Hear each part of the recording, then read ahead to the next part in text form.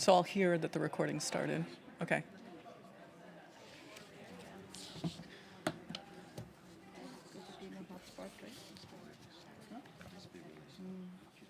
Recording in progress.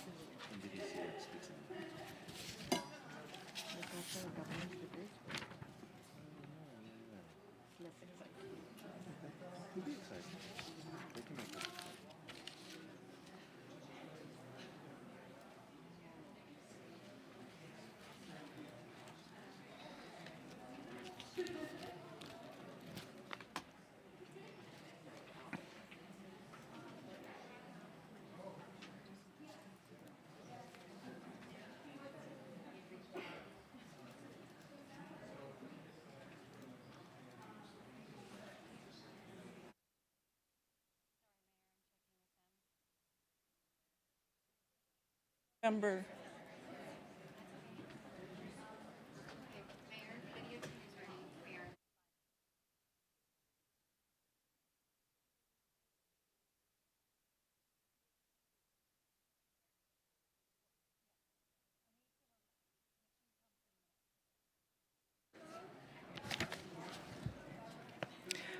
Good evening. It is 6:47. I call this February 3rd, 2026 regular meeting of the Cupertino City Council to order. If you are able to, please rise for the Pledge of Allegiance. I pledge allegiance to the flag of the United States of America and to the republic for which it stands, one nation, under God, indivisible, with liberty and justice for all. Right, thank you. Madam City Clerk, will you please call the roll? Councilmember Fruin? Here. Councilmember Mohan? Here. Councilmember Wong? Here. Vice Mayor Chow? Here. Mayor Moore? Present. Madam City Attorney, are there any closed session reports? Good evening, Council, Mayor. We did not have a closed session this evening, so nothing to report. Thank you. All right, thank you. Quick note, our next City Council meeting is moved due to holidays to Thursday. Yes, that's Thursday, February 19th, 2026, so please mark your calendars. Next, we move on to item 1, ceremonial items. This is a recognition of the STEM winners from the City of Cupertino who participated in the Santa Clara County 2025 Synopsis Championship Science Fair. This is an opportunity to congratulate our STEM winners from the Science Fair. You can read about the projects they received their awards for on the Synopsis website, but be warned that these are really technically advanced with titles like Neuropod, an Arduino-based mastoid EEG device integrating reinforcement learning for tracking neurodegenerative diseases, as an example. So we are very proud of our students, and we would like to bring Forrest Williams, board member from the Santa Clara Valley Science and Engineer Fair Association, up to speak for about 3 minutes, and then we will bring up the STEM winners for a photo. Additional members that we have in attendance are Vina Jane, board president, Sandra Medic, board member, and Catherine Jarvis, the public relations committee volunteer. And welcome, Forrest. Well, thank you. Thank you so much. On behalf of the Santa Clara Valley Science and Engineering Fair Association, I want to thank the mayor and the council members for recognizing our students. They've put a lot of work in all the projects, and it's astounding that many projects, without the recognition of the city council, they just go in a place that, oh, I did this project. But they are our future. They are working on projects that defies the imagination at this time. We talk about AI. It's just the beginning. they are using AI in the projects that they're doing today. So it is important that we encourage them. Oftentimes, we hear of bad things in the community, and everyone reacts, a lot of activity around those that are not achieving. But the individuals that are achieving are doing good things in the community, you very seldom hear about them.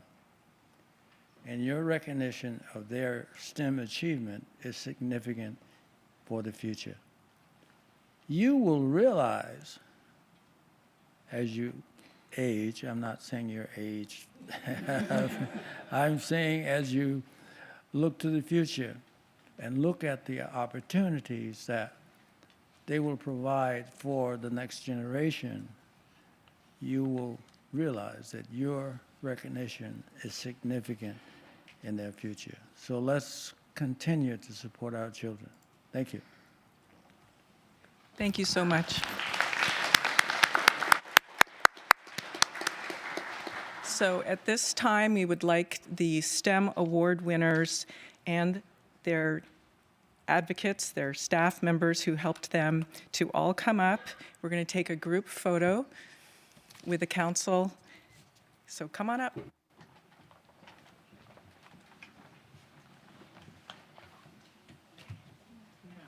What do I give? We can just hand this to Forrest, or I can hand the recording with it. Okay, and I can hold one for Yes. Forrest? This is Forrest? No, Doesn't Forrest matter. doesn't have it. It's upstairs. It's Okay, upstairs. okay. Yeah. So they're not going to hold a certificate, that'll take too long to get out. Yes, Okay. we don't do that. So we're We just don't going do to hold, we can, Or maybe the first will hold each hold a copy. that. Okay, and then Yeah. I can do it.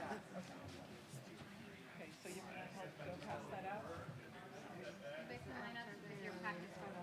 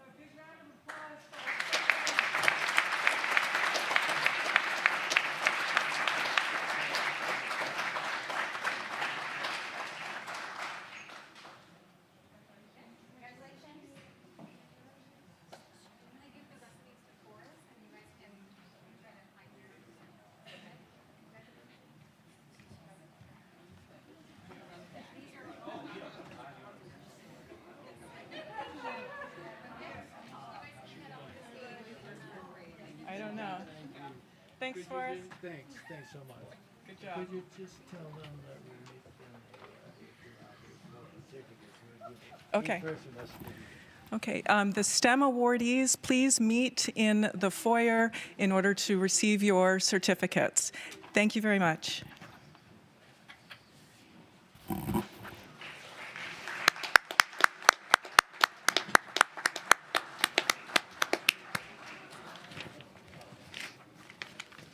Let's give them a moment to move.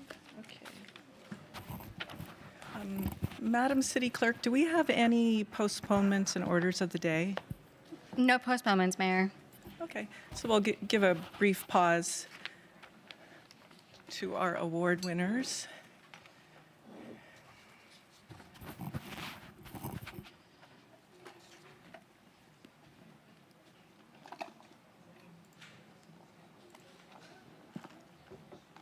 Okay, while we have a moment, if you do have a sign, please remember to keep it low so the people behind you don't have their view blocked.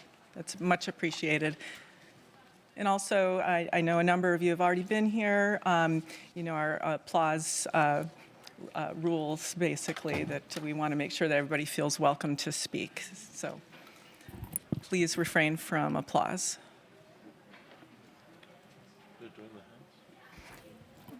Okay, so next we move on to oral communications, and I do want to mention that according to our council procedures manual, non-agenda matters, including council and staff reports, may be addressed by the public during oral communications. Madam City Clerk, will you open up oral communications and provide the instructions? Certainly. This portion of the meeting is reserved for persons wishing to address the council on any matter within the jurisdiction of the council and not on the agenda for discussion. Oral communication shall be limited to 30 minutes. Additional speakers wishing to comment on non-agenda items may be given time to speak at the end of the agenda after the city manager's report. Individual speakers are limited to 3 minutes. As necessary, the chair may further limit the time allowed to individual speakers or reschedule remaining comments to the end of the meeting on a first-come, first-heard basis with priority given to students. In most cases, state law will prohibit the council from discussing or making any decisions with respect to a matter not listed on the agenda. A council member may, however, briefly respond to statements made or questions posed by speakers. A council member may also ask questions for clarification, provide a reference for factual information, request staff to report back concerning a matter, or request that an item be added to a future city council agenda in response to public comment. Madam City Clerk, how many speaker cards do we have at this time?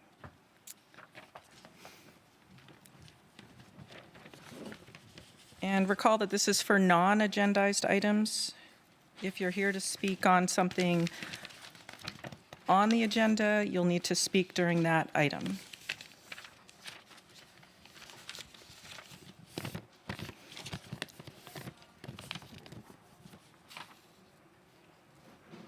Mayor, at this time, I am seeing 2 blue speaker cards for oral communications in Community Hall. And at this time, I am not seeing any raised hands remotely. Okay. So the first speaker we have for oral communications is Rhoda Fry, followed by Connie Cunningham. Welcome, Rhoda. Hi, good evening, council members. I attended a county planning commission last week, and so I wanted to give you an update as to the things I learned. One of the things that I talked about, and then it's all about the quarries. As you may know, we've had, I would say it's a public nuisance of traffic emanating from the aggregate operations at Lehigh. There's also aggregate operations at Stevens Creek Quarry. Stevens Creek Quarry has assigned truck traffic hours, but Lehigh does not. It's also, now it's known as Heidelberg Cement. And it is a public nuisance, and I believe that they are not vested. The county disagrees with me. I sent the city attorney, and I think you guys, information on why I believe that. But I really think that we need to step up our game, because the county is not going to be there to watch out for us. Pretty much the reaction was, and there were 2 speakers regarding this, was so sad, too bad. Okay? So that's my ask tonight on that. Otherwise, I have information for you. With the reclamation plan for Lehigh, we're still tracking at probably 600 trucks a day for 30 some odd years. It's not really particularly practical. I think it was like 40 million tons of truck of stuff.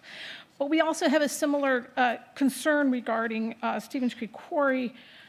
Stevens Creek Quarry, they're looking at also trucking and materials. I had in my paperwork that I sent you yeah, there it is, between 11.7 and 20.5 cubic million yards of fill. And so that's in addition to the 30 or 40 some odd from Lehigh. So we're looking at a lot of nuisance. But the thing that I found that was most alarming, and I have a little picture here, I don't know how well you can see it. Stevens Creek Quarry is surrounded on pretty much all sides, except for the road, by Heidelberg property.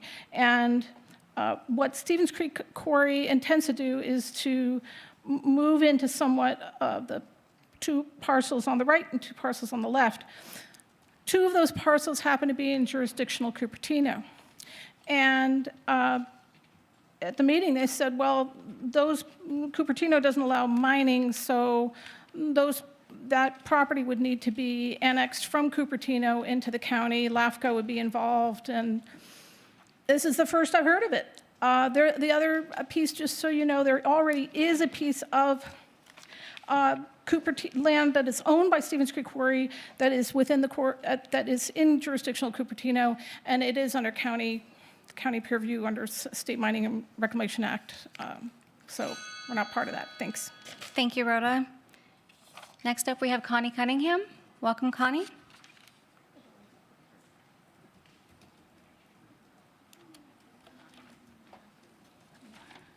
And just as a reminder to the members of the public wishing to speak under oral communications tonight, please raise your hand virtually within the next 5.5 minutes. Okay, welcome, Connie. Thank you. Honorable Mayor, Vice Mayor, council members, city manager, and all here in the audience in the room and on Zoom. My name is Connie Cunningham, Chair of the Housing Commission, speaking for myself only. It is really wonderful to have this time at council meetings to express information that is important for residents. The Mercury News today had an article today about a protest in San Jose on Monday, yesterday, under the topic Super Bowl week. It was about a protest rally against ICE immigration raids. The juxtaposition is jarring. Okay. Can you put that up on the screen? Excuse me. I have attended and been heartened by rallies and protests against ICE and expressing support to protect immigrants. But I have been afraid recently that California is going to become a target for ICE raids because overall we are a blue state. And there is the Super Bowl attracting people from all over the country. Immigrant workers and sports fans can be targeted. Fortunately, I heard about the Santa Clara County Rapid Response Network RRN training last month at our Cupertino library. It helped a lot to have the knowledge and techniques to use in this scary situation. That is my reason to be here tonight. This phone number is the one you call in Santa Clara County to alert the Rapid Response Network of something that needs their attention. 408-290-1144. Rapid Response Network offers legal defense, observation of ICE operations, and accompaniment to ICE appointments. Again, that's 408-290-1144. You can put the number in your phone. I also have a few of the yellow cards that are handed out that you could carry with you if you prefer. The Rapid Response Network, Rebecca Armendariz said, "Our community is ready. Every day, we have dozens of new allies and community members signing to speak up, to bear witness, and to protect their community from attacks. From ICE, from DHS, we're ready and we're out there." Thank you for this time to alert people if they didn't already know about this problem in our city, because we are so very close to Santa Clara. Of course, we're in Santa Clara County, but close to the Super Bowl. Thank you. Thank you, Connie. Mayor, we'll move to the virtual attendees wishing to speak under oral communications. Right now, we have 2 hands raised. We have Peggy Griffin, followed by San Rao. If anyone else would like to speak under this item, please raise your hand or submit a blue speaker card in the next 2.5 minutes. Welcome, Peggy.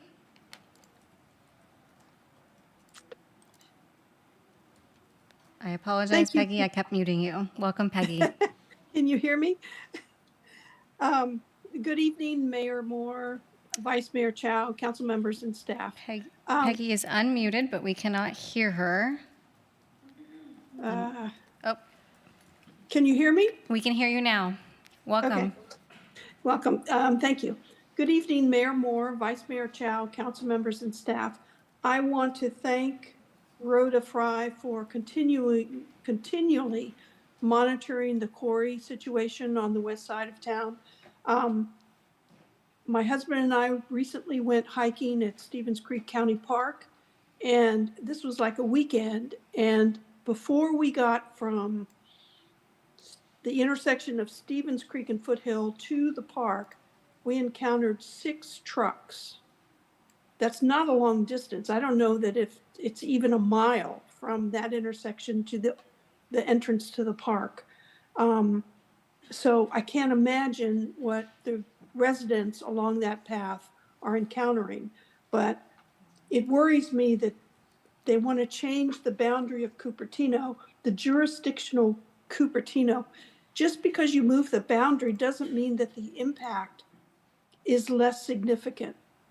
So I hope that you listen to her and do anything you can to mitigate the situation. Thank you. Thank you, Peggy. Next, we have San Rao. Welcome, San.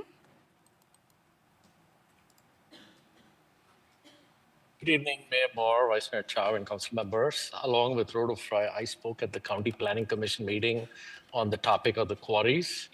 I am directly impacted along with my neighbors that live adjacent and near to the quarry. And we face not only the truck traffic, but also the unearthly hours at which the truck traffic is being run on Stevens Creek and Foothill, particularly towards Lehigh. I raised the topic with the County Planning Commission around the hours of operation. Stevens Creek Quarry runs, I believe, a conditional use permit that requires the trucks to operate after 6 or 6:30 a.m. And on weekdays only. There is no such conditions of operations for the Lehigh Quarry. I'm requesting city council members to work with the county to be able to put in place restrictions that limit the hours when trucks are operated. We'd like to not have trucks running at 3 a.m. and 4 a.m. in the morning. The trucks are also speeding increasingly on Foothill. It's a 30-mile-per-hour road on Foothill as it heads south of Stevens Creek. And it's not uncommon to find them driving 40, 45, and even to have them sort of tailgate you if you go any slower. So I urge council members to not just fulfill their duties within the city, but to engage actively with the county and apply restrictions on the quarry's hours of operations for trucks, but also to not allow for any reverse annexation of city parcels back into the county. We require that land to be protected. We have insurance problems for residents that are unable to get insurance in those areas. We cannot have the county taking on land and then going after projects in that space. It is just not feasible, nor is it feasible to expand quarry or mining operations any further. So thank you for your attention to the quarry issues and the county issues. Thank you. Thank you, San. That concludes our request to speak virtually. We did have one speaker card that was submitted after the 9-minute cutoff. Okay, all right. Thank you, Madam City Clerk. I do have a quick question for our city manager. Perhaps you have a strategy idea for what we can potentially do with regards to the quarry and the attempt to have a quarry expansion, and whether or not or how we could strategize approaching the county with regards to their belief that they have a vested right at Lehigh and don't have any hours of operation like the Stevens Creek Quarry for their truck traffic. If Do you have perhaps some suggestion whether we have an informational memo or agendize it for a study session? Yeah, I believe we can start with an info memo. I did receive the information from the member of the public raising these concerns, so I'm looking at that with staff. And, we can certainly start with an informational memo. And if there's an interest in having a study session to further discuss that, you and I can place that on an agenda at a future meeting as well. Okay, and for info memos, I still need a seconder on that. Is that correct, Madam City Attorney? If it's going to take a certain amount of hours to investigate, then I think you do. If it's less than that, then I think it can easily be requested. Well, not knowing that, may I have another council member? Second. Yeah. Thank you. Okay. Also, I'd like to request that the city send a letter to the county objecting to the changing of the property. I wonder, do they need our approval to change our border? And if they can change that property line, why don't we just request to annex the quarry? So it's impacting us. It should be under our control totally. We should definitely look into that. I would like to add, we should probably do something with LAFCO too as well. Okay, so staff has some pretty clear direction there. So, Madam City Clerk, next we move on to consent. Have there been any items pulled from consent? Mayor, we do have 2 requests from the public to speak, To speak on consent? Okay. but no council members have pulled anything. Okay, and would council wish to pull any items at this time? Okay, hearing none. Madam City Clerk, let's take the public comments now for the consent calendar. Okay, so I have 2 requests to speak under the consent calendar for Rhoda Fry for 2 different items. I believe she would.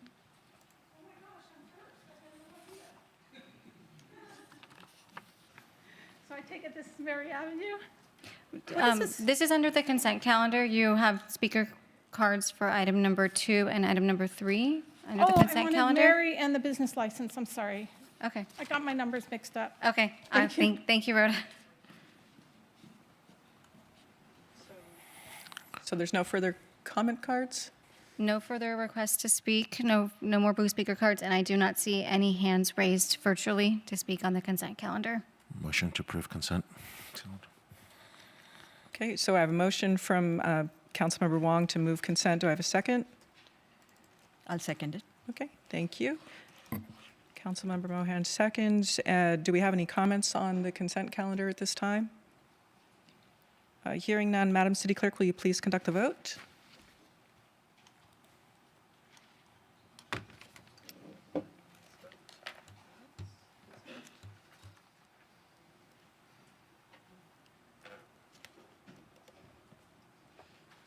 The motion carries unanimously. Great.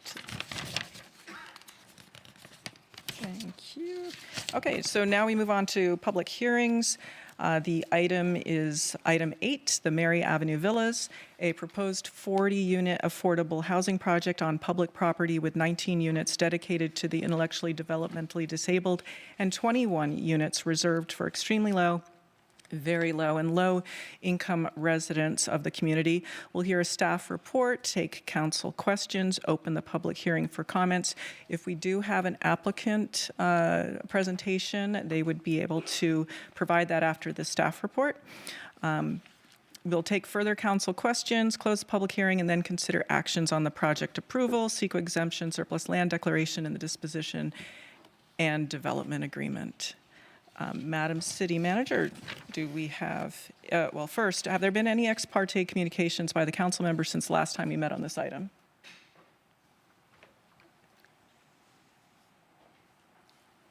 Councilmember Fruin? Yes, I've spoken with Kathy Robinson of Charities Housing. All right, thank you. So we will next have staff presentations. Madam City Manager, will you please introduce the staff? Thank you, Mayor, and thank you for the introduction of the item. As you mentioned, so this item is for the Mary Avenue development for your consideration of the development approval and the approval of the DDA. And staff from Community Development Department, John Martyr, Senior Planner, and the legal team are here to present this item. The developer is also present, and I will turn it over to Floyd to introduce the legal team. Good evening.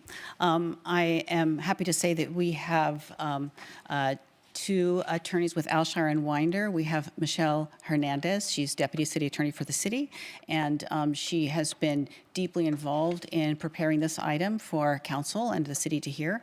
And then we have Ann Landfar, a senior partner with the firm who has focused her whole career on real estate law. And she's here to answer any specific detailed questions that we have about the development agreement, the disposition and development agreement. And before I hand it over, I just want to mention that we have made a couple of changes. One change we'll be asking on the recommended action section that the council approve the disposition and development agreement with the change to a 99-year term. And that would apply to the term for the affordability covenants, and it would also apply to the time when the city would, their right to reacquire would commence, which would be 99 years from the beginning of the project. And the other change that that I'd like to note is on one of the although all the documents describe the IDD units in terms of 19 units that will be restricted for IDD individuals. In our declaration, we included a typo which said 18, and that we'll be asking to be changed to 19 when it comes time for the City Council to vote on the item. And I will also mention that we were looking at a declaration on the exemption from the Surplus Land Act. And that item, the city attorney will be requesting to be postponed until a date in the future. Thank you very much. And with that, I hand it over to our presenters. Thank you. Good evening, Mayor, Vice Mayor, council members, and Cupertino community at large. I'm John Martier. I'm the senior planner with the City of Cupertino's plan division within the Community Development Department, and I will be one of two presenters for staff on this project. The subject has been read by the mayor already and described in further detail by the city attorney, as well as the city manager. So I will move on from this slide and just give you a very brief background onto the project. So again, as we had described in prior council meetings, whether in study session or not, this project was originally thought of during the fiscal year of 2020, 2021, and the city work program item to prioritize engaging with philanthropic organizations to develop the ELI housing for the IDD population. And moving on to the following council work program, this was narrowed down to city-owned property within the Mary Avenue right-of-way. After an RFP was sent out in 2022, the one respondent was Charities Housing. So since 2022, the city has been working with Charities Housing to develop this site in accordance with the city work program item. In July 2024, this site was added to the housing element as HE site number 10, and the general plan was amended to move this from a transportation land use designation to a very high density, specifically with this site to 50 to 65 dwelling units per acre. Charities Housing submitted this development application, ASA 2025-006, for the 100% affordable residential housing project on April 3rd, 2025. So a little bit about the project description: 40-unit, 100% affordable special needs housing project with 19 of the units specifically restricted towards the to the IDD population. At least 45%. In this case, 19. Affordability will range between 30 to 60% AMI. The project is two separate buildings, two-story. Each are going to be 2 stories with 22 parking stalls on site in between each building, with a net lot area of 0.76 acres. The parcel itself is very narrow. It's about 36 feet wide on average and about approximately a little over 800 square feet long. 800 feet long. This is the existing area of which the site will be developed.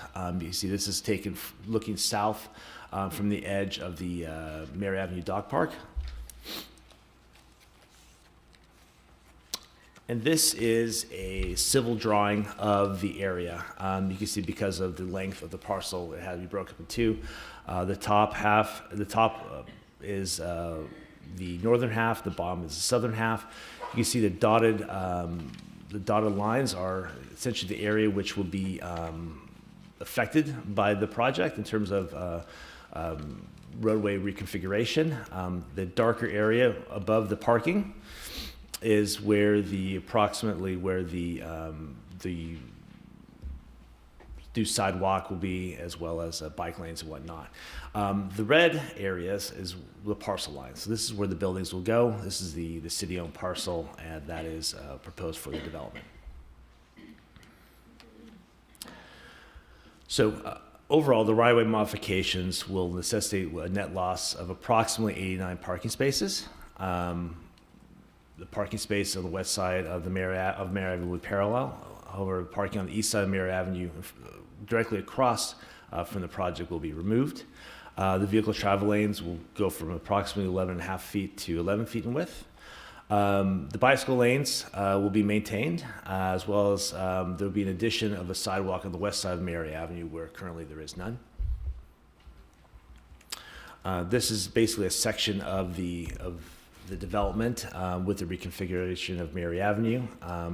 This is all on again, attached to the staff report as part of the project plans. You can see the travel lane width of 11 feet, as well as the 8-foot parking lane for parallel parking from the project, as well as the bike lane and sidewalk on the east side of Mary Avenue, with the new sidewalk 4.5 foot in width on the west side, as well as that hatched area would be approximately where the building would be. In terms of the architecture and design, this is a schematic of what I believe it would be the southern building, building 1 on the project side. We do have the applicant who will be making a presentation as well, and they'll delve deeper into the architecture and programming and site design, probably better than I can in terms of the materials used, as well as functionality of the site and the type of units that they will be including for the population that will be moving in. In terms of general plan compliance, again, as mentioned earlier, this is a housing element site and is a priority housing element site. There's multiple, as mentioned in the staff report, I won't go through each one, but there are multiple housing element policies and strategies that encourage housing for low-income and special needs communities. These are listed here on the slide, as well as in the staff report. The Charities Housing is asking for density bonus waivers and concessions. The first is, well, not necessarily a waiver, but it is a density bonus statutory parking reduction. Because it's considered a special needs or housing development, they are only required to have 0.3 parking spaces per unit, meaning that the parking spaces that would be required would be 12. They are providing 22 on site. The waivers are reduction of the front, side, and rear setbacks, as well as a private outdoor space. They're asking for waivers for the amount of vehicles that are allowed to be parked in the front and side setback. If you're curious, the municipal code only allows 6. However, in this case, pretty much all the on-site parking would be within some type of front or side setback. And also the type of bicycle parking, not necessarily the amount, but the type of bicycle parking that they are required to put on site. In this case, instead of having a Class 1 bicycle parking, which, if you don't know what Class 1 is essentially secured by parking that would have to be put inside of the building. And they're proposing Class 2, which is essentially bike racks.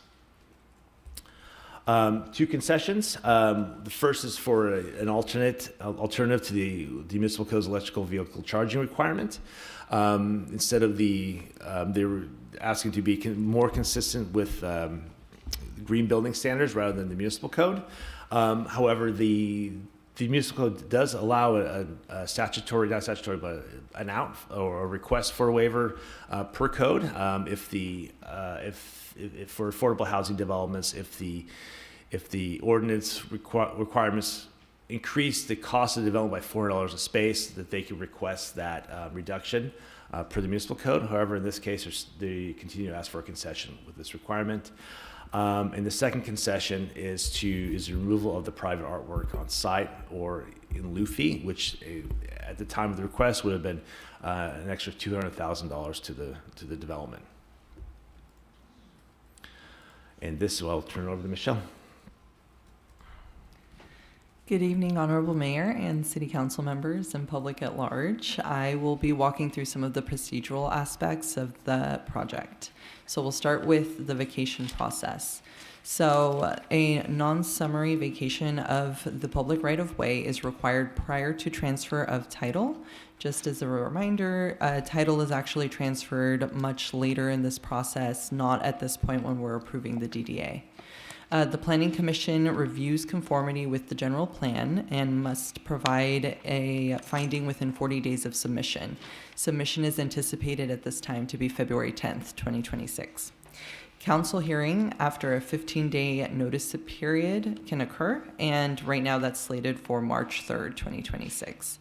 If council adopts the resolution, it will be recorded and that will complete the vacation process. Next, we have the Surplus Land Act compliance. So property must be declared surplus or exempt surplus. In this case, the project was designed from its infancy to meet certain exemptions under the Surplus Land Act. The project has been structured to meet the exemption criteria under Government Code 54221 F1F. And there are certain requirements that are listed there. Is the general summary. It's for a housing development which restricts 100% of the residential units to households of low or moderate income. Once if the council finds to approve exemption of the Surplus Land Act, notice must be provided to HCD within 30 days before disposition of the property. We will briefly review the city financing for this project. So the city will provide the following financial assistance. The city's providing the property for a total of $1. They are providing a loan under the below market rate fund in the amount of $3 million. A grant will be provided under the CDBG fund, which will total $174,567.37. A loan will be provided from city funds that are administered by the county through the PLHA program, and that will be in the amount of $908,683. Finally, the city is also waiving park development fees in the amount of $2,160,000. The project will be subject to a regulatory agreement, which, as the city attorney noted at the beginning of the presentation, will be a 99-year term. The eligibility of tenants will be limited to low, very low, or extremely low income households, and 19 units will be limited to IDD households. Priority will be given to tenants who qualify through the city's BMR program and meet the criteria already set forth through the BMR program.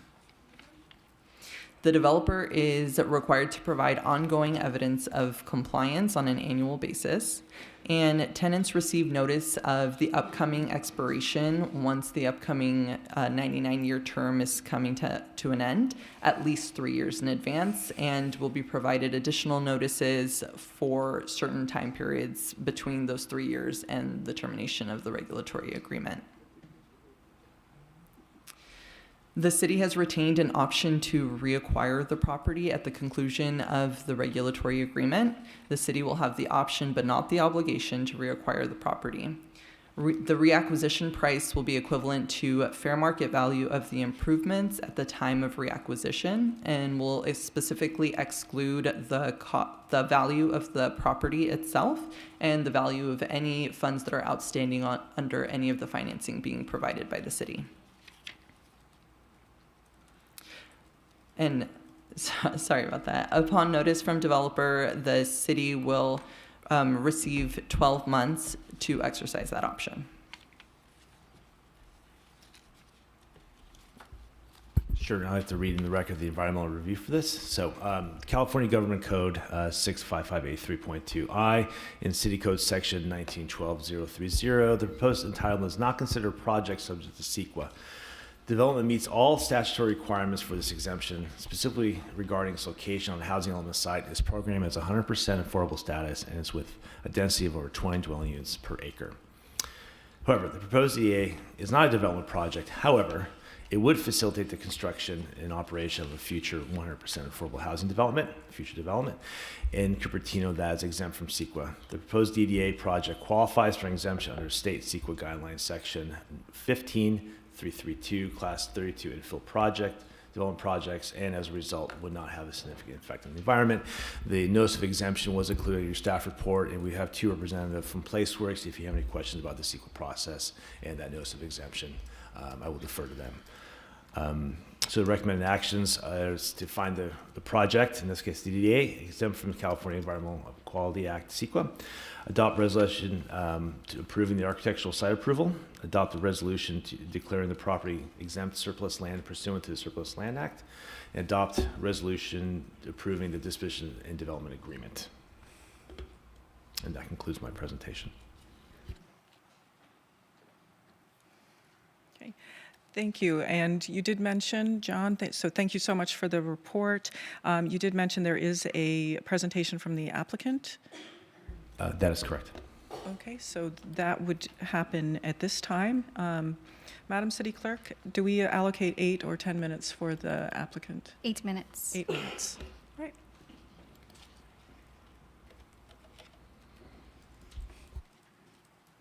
All right, welcome.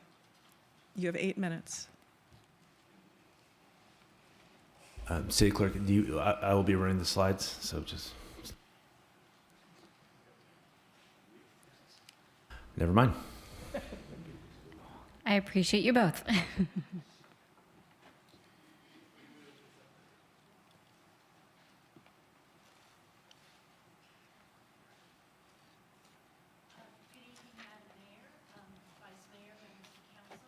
Staff. My name is Kathy Robinson. Oh, excuse me. I am the Deputy Director at Charities Housing Development Corporation. I've been here before, you many times, and I'm really pleased to be back and finally reach this plateau of having the opportunity to have our development, Mary Avenue Villas, approved by the City Council.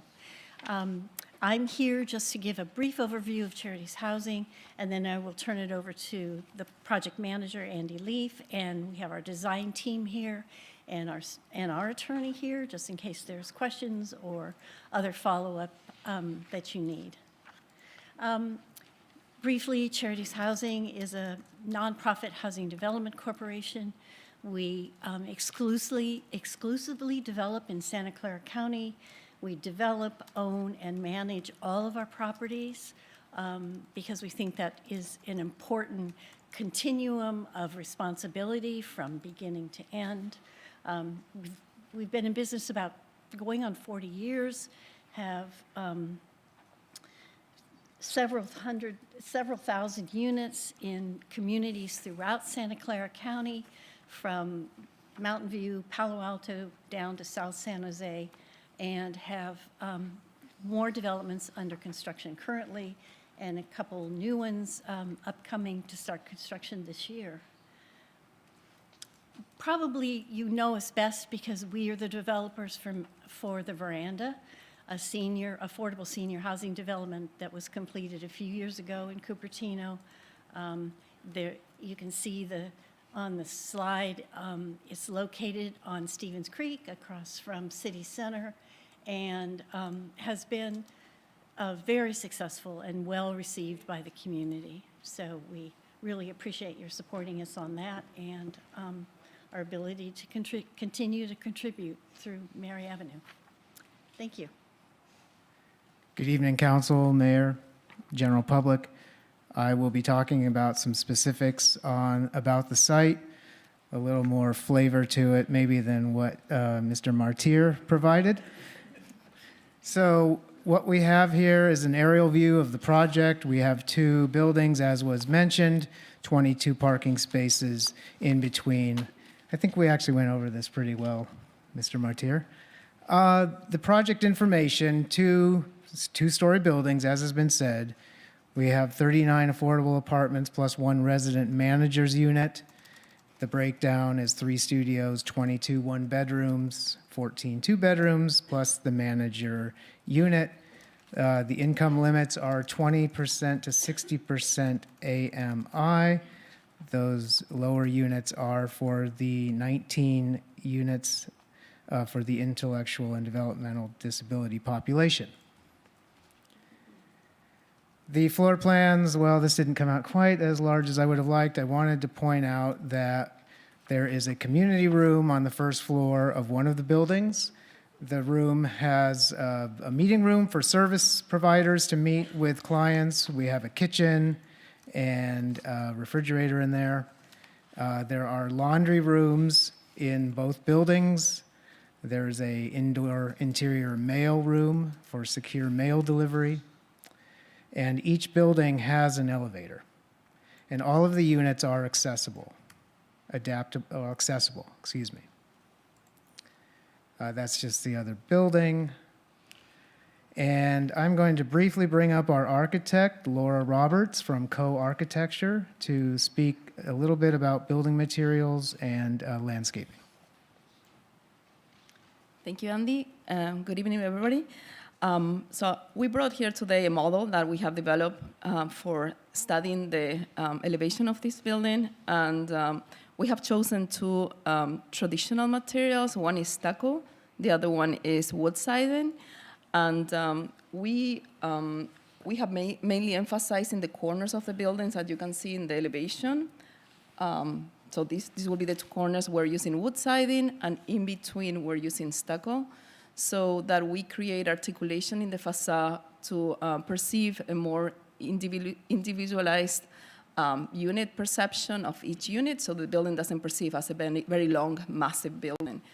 We're also using the wood siding in the center of the building, where the main entry with the elevator in the back is, so that also this kind of egress or entries of the building are emphasized with this different use of the material. There in the slides, you can also see that will be the other side of the building that I don't have here in the model. We're also using this steel, a very elegant long columns to support a system of trellis to shade the windows and create some sort of privacy and that effect of setback and privacy from the main street, as this is such a narrow site. The next slide, please. And the landscape also that we have selected is mainly trees that are in line with what the city arborist recommends. We have ginkgos bilboa around the Mary Avenue. We also have the Marina strawberry trees in the site, and also we're using the Saratoga berry laurel to screen the sound wall behind the parking lot. That's pretty much what I have. We also have brought a materials board. If you guys want to look at that, I can pass that along. Thank you. Oh, thank you, Laura. Moving right along, we had 3 community meetings. We've had study sessions here, and we have heard community concerns. We believe we have responded as best we can with the development to meet these concerns. We do have protected bike lanes on both sides of Mary Avenue. We can add additional protection on the east side, which already exists, with some bollards, but that can be beefed up. The project will complete sidewalk on the west side of Mary Avenue, completing from Stevens Creek to the 280 pedestrian overpass. The number of units on the site, as was mentioned, we're at the lowest end of the density allowed. And we have heard about a concern about delivery vans. We have 2 spaces are dedicated for loading spaces during the day. At night, they can be repurposed for resident parking. Environmental concerns, we have done completed soil studies, submitted that to the county. That will, of course, be a requirement of the project to handle that before construction or during construction. The project will remove a small amount of lead-contaminated soil. The indoor air quality is ensured with construction methods and HVAC filtration, and noise will be addressed with the windows being rated. And we may have run out of time to talk about services, but we have a lot of great services through Housing Choices Coalition. Thank you. Thank you. Now we will have council clarifying questions. We'll start with 5 minutes in the order of Councilmember Wong, Councilmember Mohan, Councilmember Fruin, Vice Mayor, and then myself until our questions are completed, and that will then be followed by public comment. So, Councilmember Wong, do you have any clarifying questions at this time? I do. To the city attorney, please. Yes. So a definition of a non-summary general vacation of the right-of-way is a formal multi-month administrative process used to permanently abandon public streets, alleys, or easements that are no longer necessary. Unlike summary procedures, this requires public hearing, notices, and city council approval, ensures that the area is not needed for future public use, such as transportation, and does not impair access to private property. Do we believe that we've met these requirements?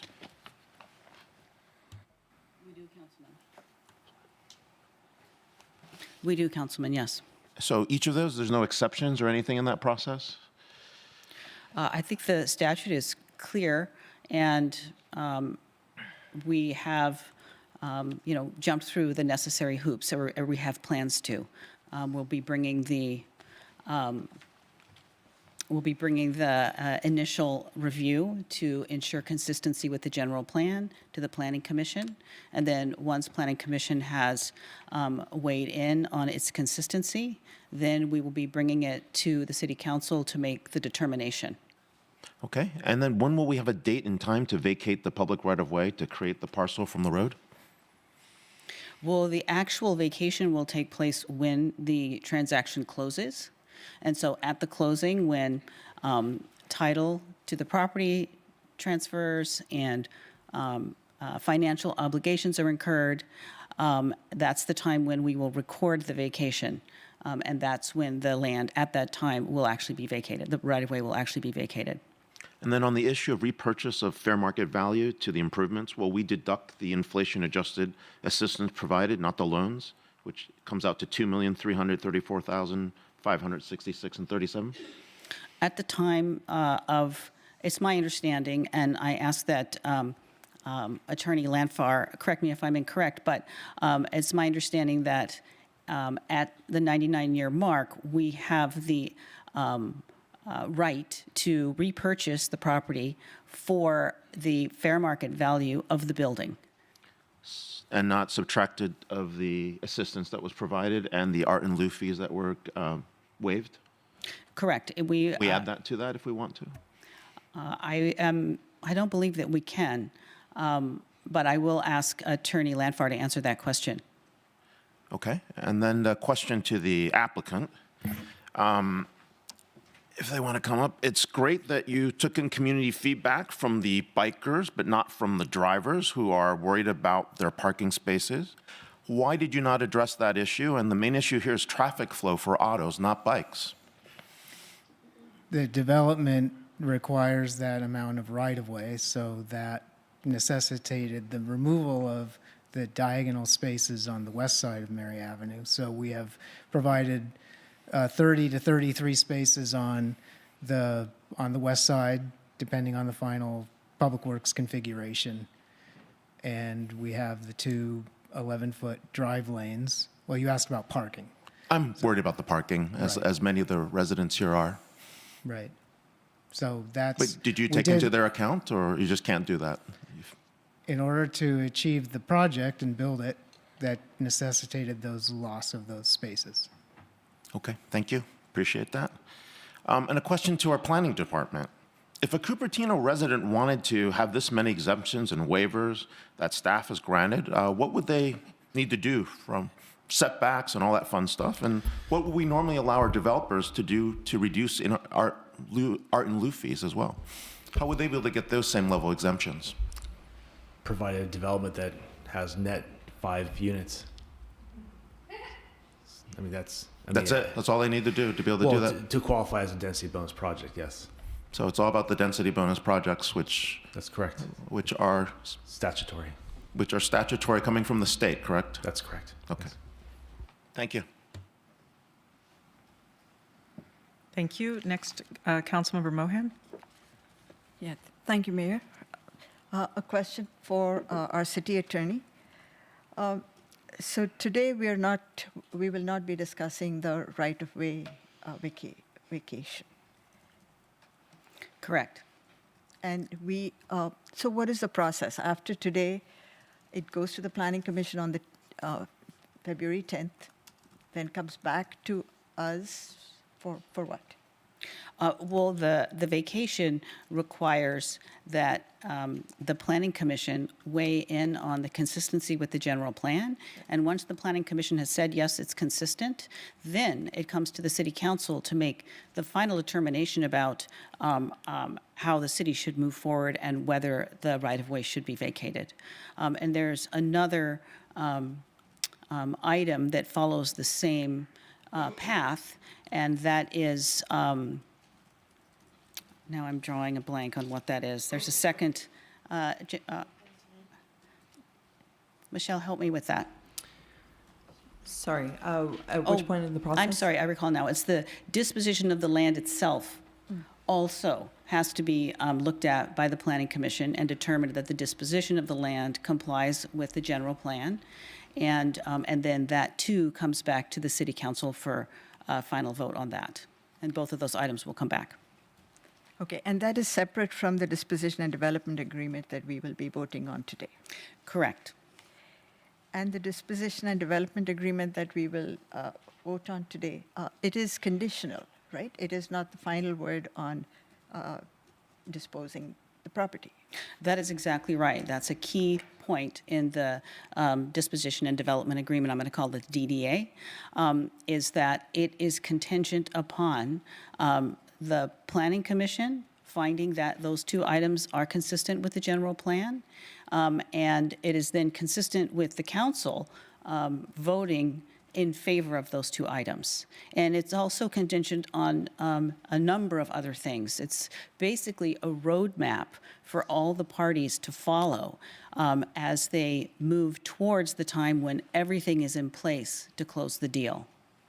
Without the DDA, parties are sort of working on things independently, and it's not clear that everybody's in agreement that we should be expending resources organizing the deal. So you sign the DTA, everybody understands what the roadmap is, then you go down the road, and these items we're talking about are part of going down the road until everything is complete and ready, and then you close the deal, and everything is recorded, and it's a done deal. And then the developer moves into the planning and construction process.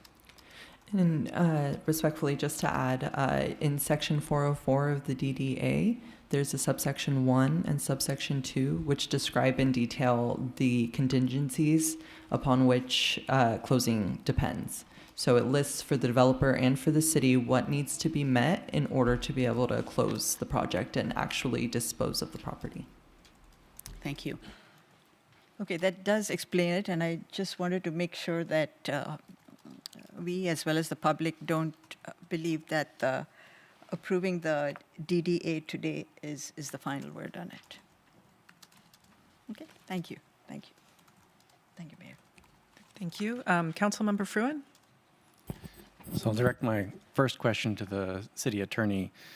There's a letter in the record from an attorney with strategy law. It's rather lengthy. Have you reviewed it? I have. Okay.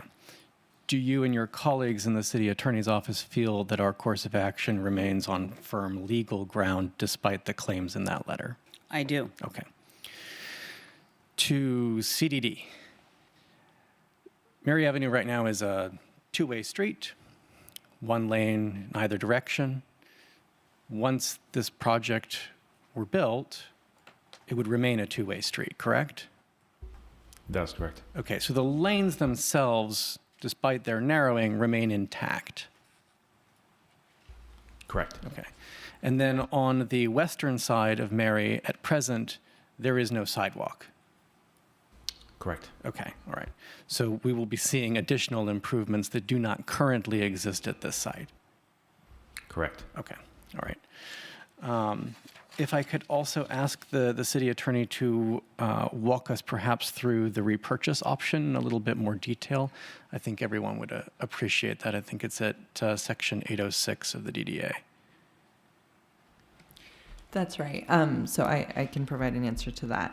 Essentially, when the regulatory agreement terminates, the developer will provide notice to the city that the city has an option to reacquire the property. As written, if the developer takes, let's say, 4 months after termination of the regulatory agreement, that time tolls. So the city will continue to have a 12-month option once it does receive notice. And should the city choose, it doesn't have the obligation to reacquire the property, but should it choose to, then the reacquisition price would be the fair market value of improvements made to the property less the value attributable to the land, which would be determined by an MAI appraisal. And once the reacquisition price has been agreed to between the parties, then that price would also be, from that price would also be subtracted any outstanding amounts under the loans that are being provided by the city and the amount of the grant that's being provided by the city. And essentially, if the city chooses not to reacquire the property, depending on what the council chooses to do at that time, they can renegotiate the regulatory agreement as well and extend as needed. And that would be a discussion on other options. Got it. But suffice it to say, there's a lot of process that has to occur there, including notice to the city before the property could be validly sold. Correct. Okay, all right. So it's not like Charities, after a near century of owning it and using it, can just haul off and once the deed restriction expires, sell it at a profit without involving us. Correct. Okay, all right. I will reserve the rest of my time. Thank you. Thank you. Vice Mayor? Okay, thank you. I want to first start with some history of the project. So the parcel was created back in 2020, right? Where there was no land. So the city council back in 2020 created the parcel. I heard that the public has been advocating that for at least 10 years before that. Correction, I think it's 2023. The parcel was created. It was recorded with the county. But it was put on I think a staff report says it was put on the work program of the city council. That is correct, back in yes. 2020. Yes, that is correct, yes. So just for the record, I think this was started back, first mentioned by the former mayor, Stephen Scharf, in his State of the City address in 2019, that this is a project he would like to see happen. And in 2020, on the city council was Darcy Paul and Stephen Scharf, John Whaley, myself, and I think Rod Sings. And then we put it on the work program so we can start to really look into how this might be possible.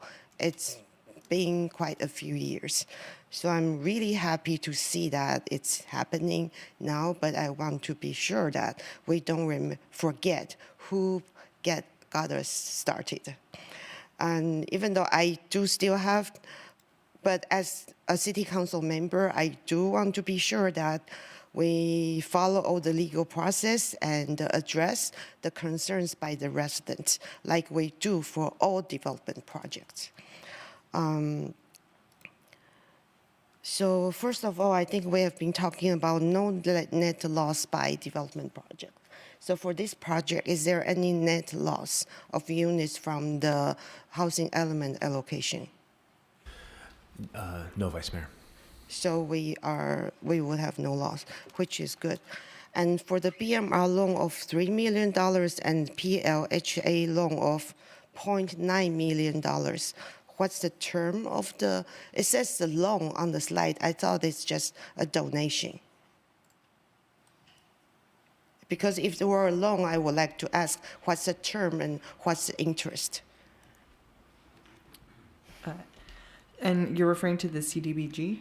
The CDBG, I thought it's just a funding donation from the city. It's not a loan. That's right. The CDBG is a grant that will be subject to a grant Because agreement. the slide says it's a loan. So that got me confused. I see. That might have been an error on the slide. And then the PLHA is also a grant funding. No. So the Where? PLHA is a loan. It's a loan from That's city a loan. funds that will be administered by the county. And then there is a BMR loan that will be provided. Oh, the BMR, that's a BMR loan. Correct. Okay, so And- that's a loan. Correct. But the CT, how much? So the CDBG money is a grant. That's also $3 million, right? No. Oh. The CDBG amount is approximately, sorry, let me just pull that up.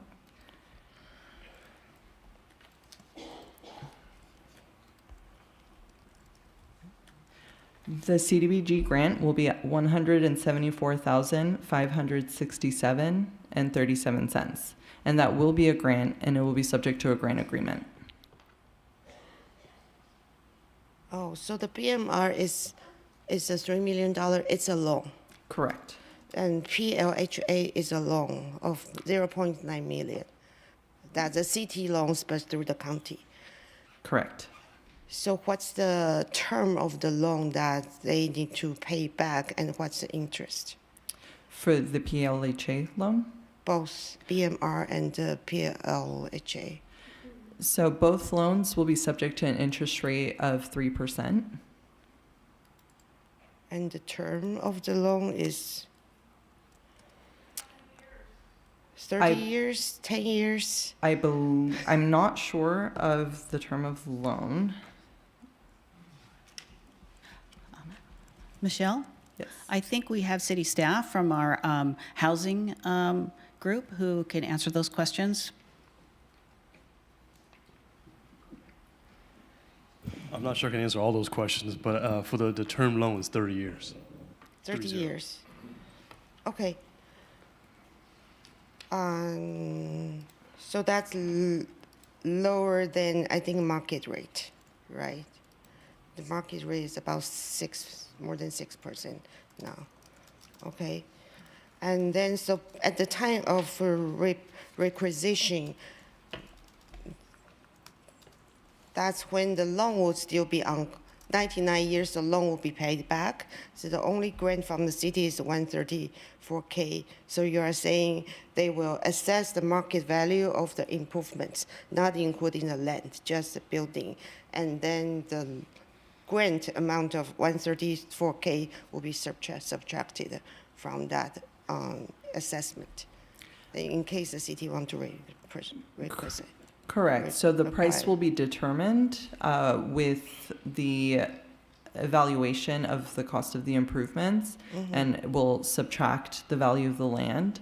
Once that price is determined, then from that will be subtracted the amount of the grant.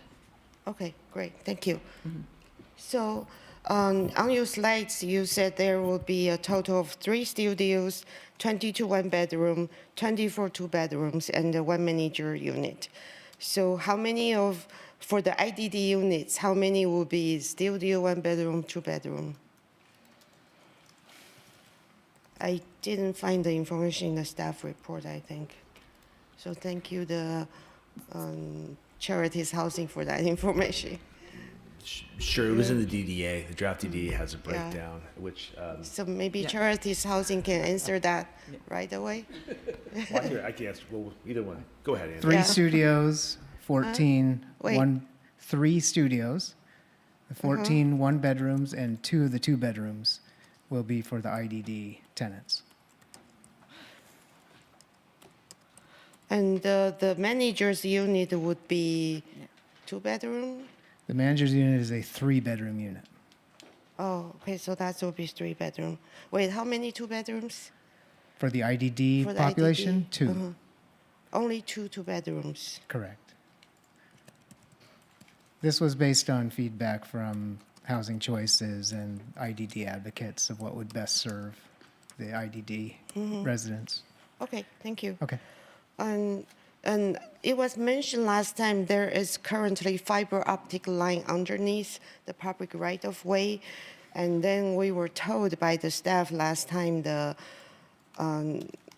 easement will need to be relocated and the developer will incur the cost of relocating that. So is that included in the agreement?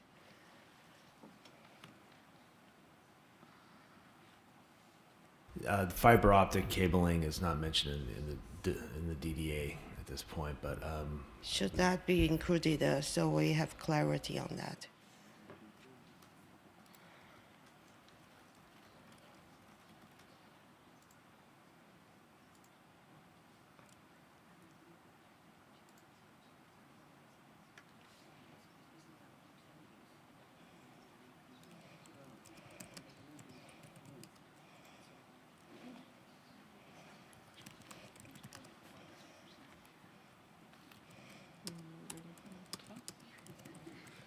Hello, Council. Chad Mosley, Director of Public Works.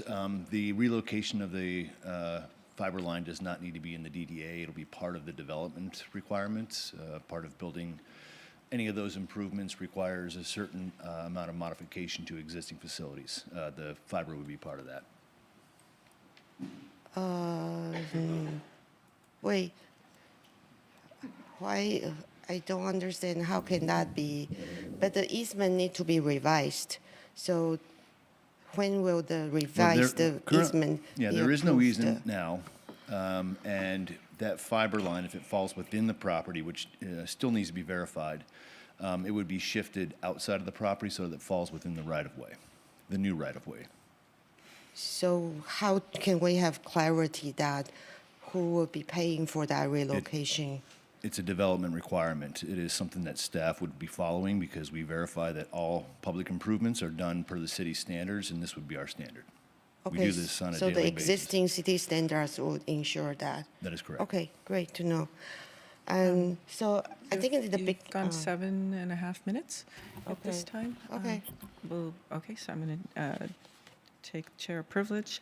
With regards to all the utilities, if you had a water line that's within that property, the developer is going to be responsible for moving that as well, correct? Okay, thank you. And the environmental cleanup, we already discussed this because there is some lead there. We saw with the Mary Avenue Dog Park.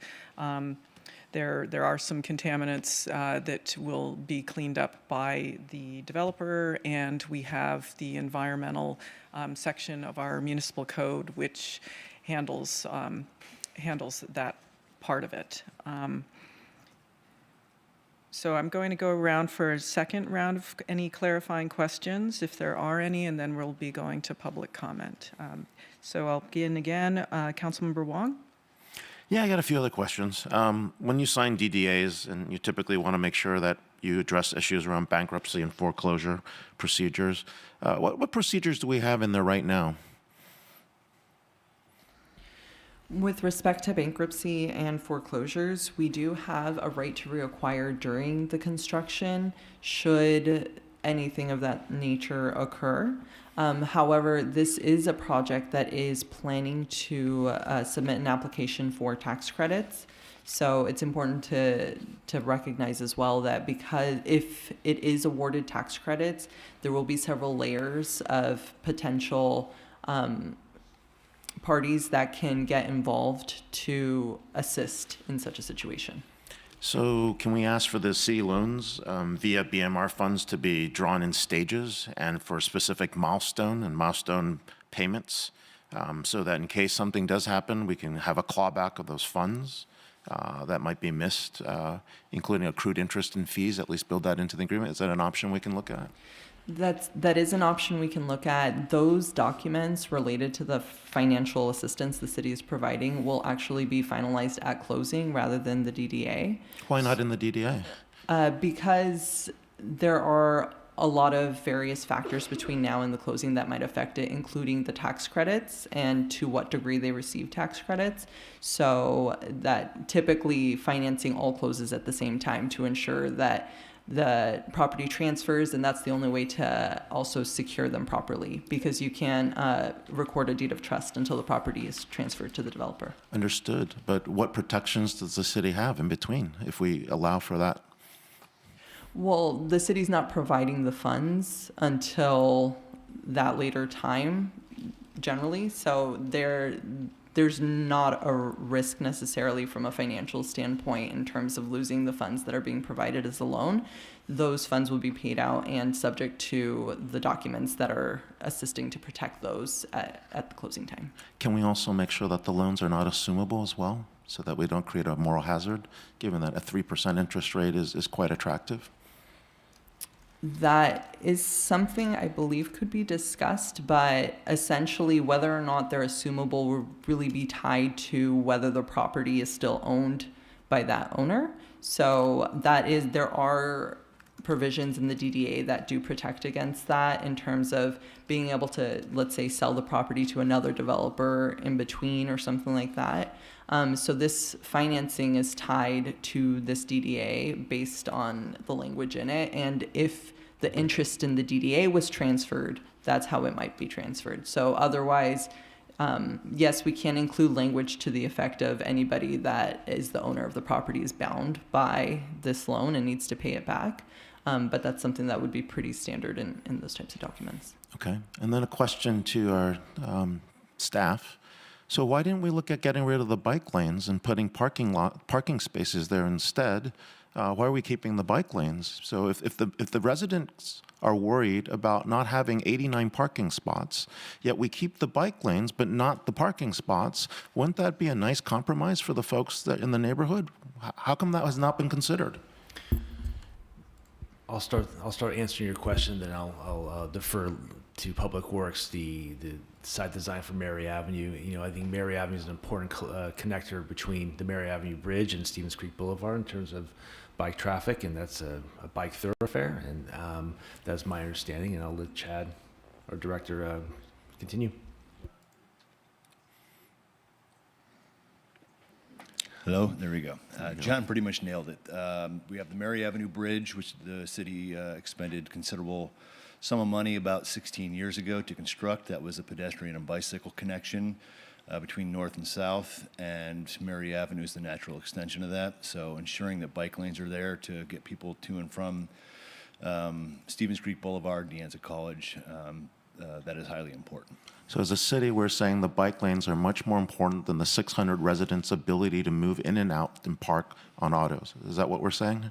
What I'm saying is Mary Avenue has been designated a bike route, and we're ensuring the bike routes remain. Is there anything we can do to change that as a compromise if we need to get to that point? At this point in time, if we find that there's major parking issues, that's something we could look at in the future. But at this point in time, we're not foreseeing that issue.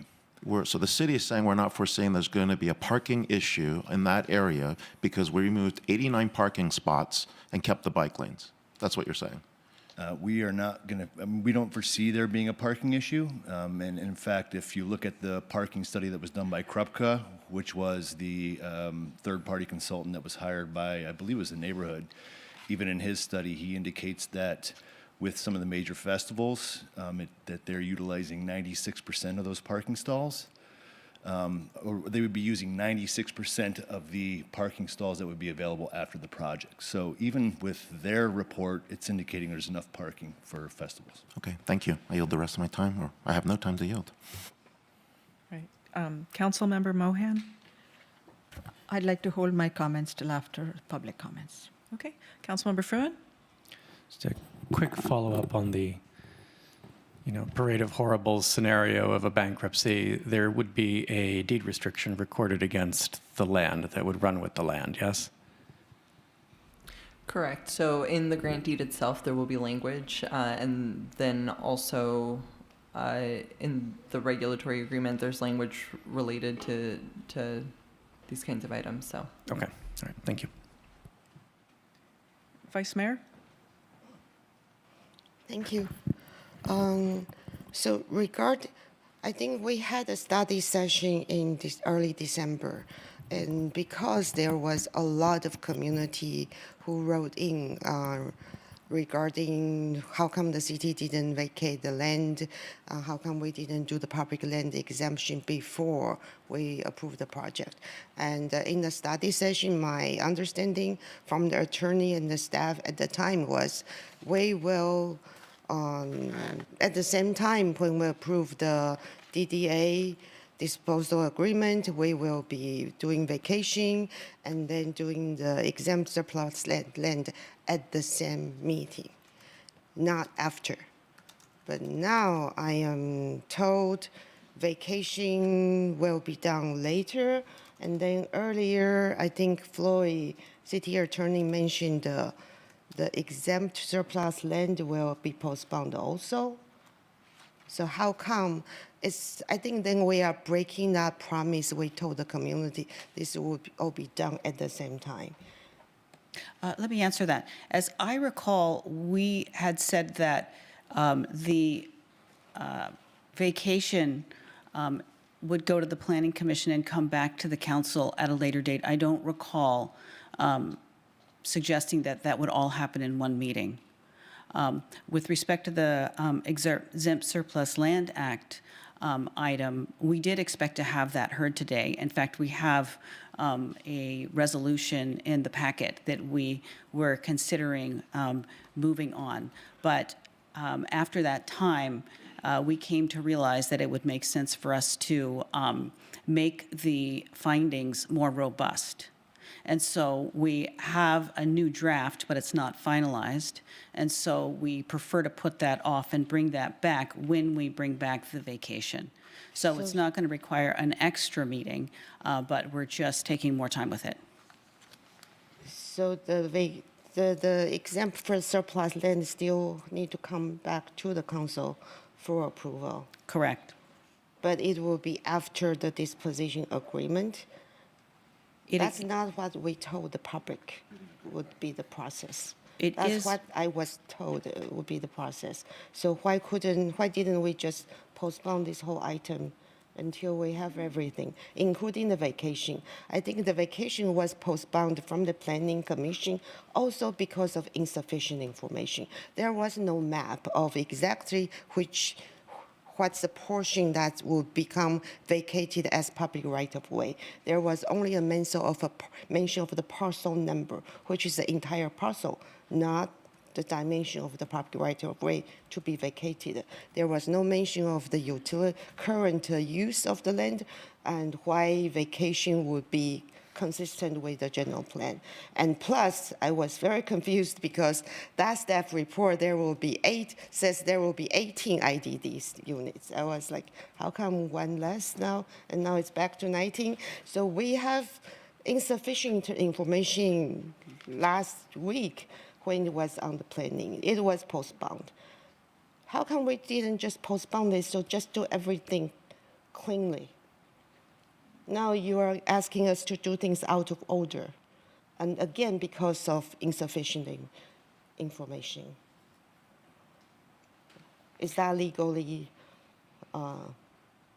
maybe it's permissible, but it's not very clean, right? It's certainly legally permissible. And I do hear what you're saying, but I will suggest that it's a very complicated deal. And we turned to the drafting of all the documents only about 4 weeks ago after we got through other meetings that needed to be held before we moved into that phase.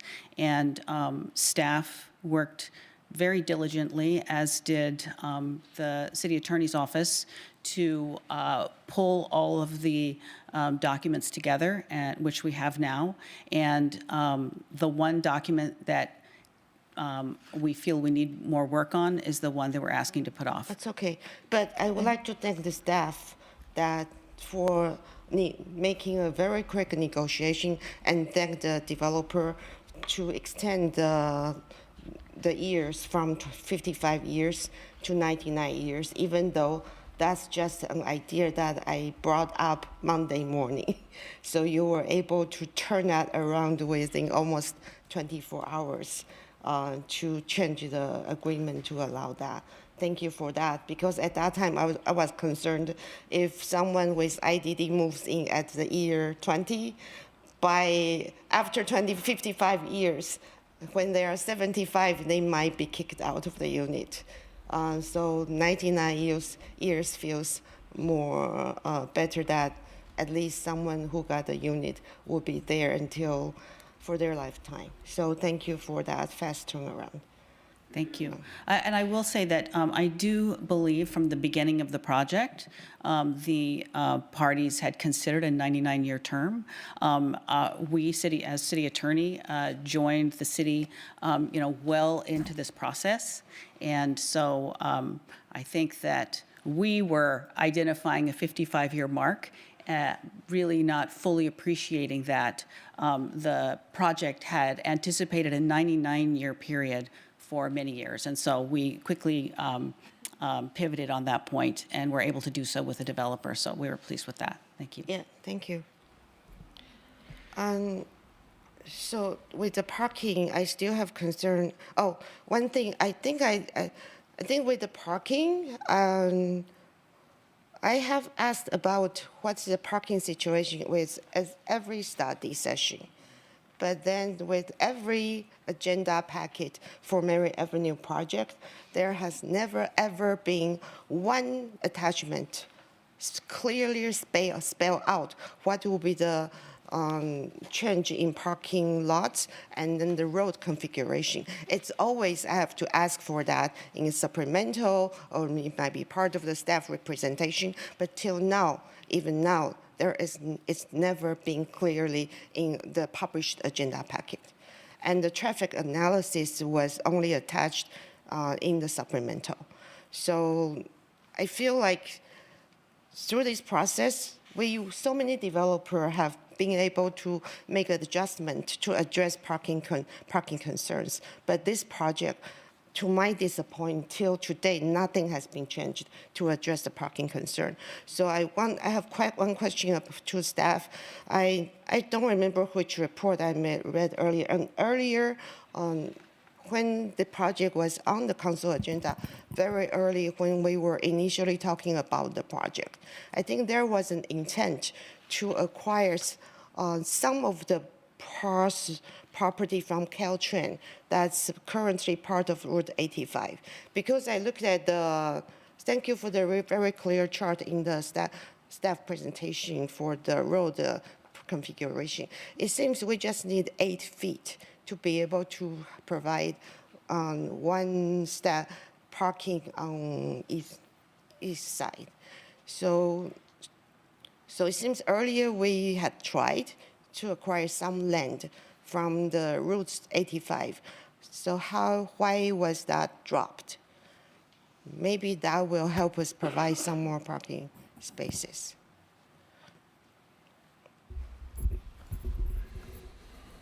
I'm trying to think of the best way to answer that. I think just working with Caltrans would be difficult at this point in terms of having them move a building onto their property or even close to that property. I think that logistically, with the sound wall there. Not at this point. I think it was dropped early on. So was there ever a conversation about that? To possibly have a portion of? I kind of remember in one of the staff report that was mentioned as something to pursue. You don't remember? I don't recall pursuing the Caltrans for that. Okay. Yeah, despite all the traffic study, I think with West Festivals, we now still rely on the De Anza College to provide parking, and they are going to start charging for parking starting sometime this year. And we don't know, even if they might promise they might provide free for this year or next year, and they might start charging when they need funding. So then the parking will be used, not sufficient on Mary Avenue. Thank you, And, Vice yeah. Mayor. We're still on clarifying questions, Okay. so if you have a clarifying question, please ask. Okay. Okay. Madam City Clerk, how many speaker cards do we have at this time? We have 22 blue speaker cards, which includes a few groups in person in Community Hall. At this time, I am seeing 6 hands raised, approximately 94 minutes, Mayor. Okay, so we have already heard this item several times now, and I found that the 90 seconds and the 5 minutes, 1 minute a person for a group, that worked pretty efficiently. So we are going to move to public comments. We will have 90 seconds per individual. If you are a group, up to 5, you will each receive 1 minute, so up to 5 minutes for a group of 5. All right, Madam City Clerk, will you please open the public comments? Yes, as a reminder, members of the public wishing to speak regarding this item shall submit a request to speak or raise their hand virtually within the first 9 minutes of the start of public comment or before public comment period is closed, whichever comes first. I am going to call the 2 groups up first. The first group I have is Maddie Forte and Barry and Eric's Romans, thank you. So 3 people in the group, so you'll have 3 minutes. Thank you. I need the handheld microphone though. Oh. Thank you so much. Right, Thank and you, as a friendly reminder, we would prefer that you do not applaud after comments so that everyone feels welcome within the room to speak. Thank you. Hello, my name is Maddie Forte, and I'm an independent living skills case manager. Tonight I am back with my 2 clients, Ann Barry and Eric's Ramans. We're going to start with Eric's. So, Eric's, how do you think the council members should vote on Mary Avenue? Say that again. How do you think the council members should vote on Mary Avenue?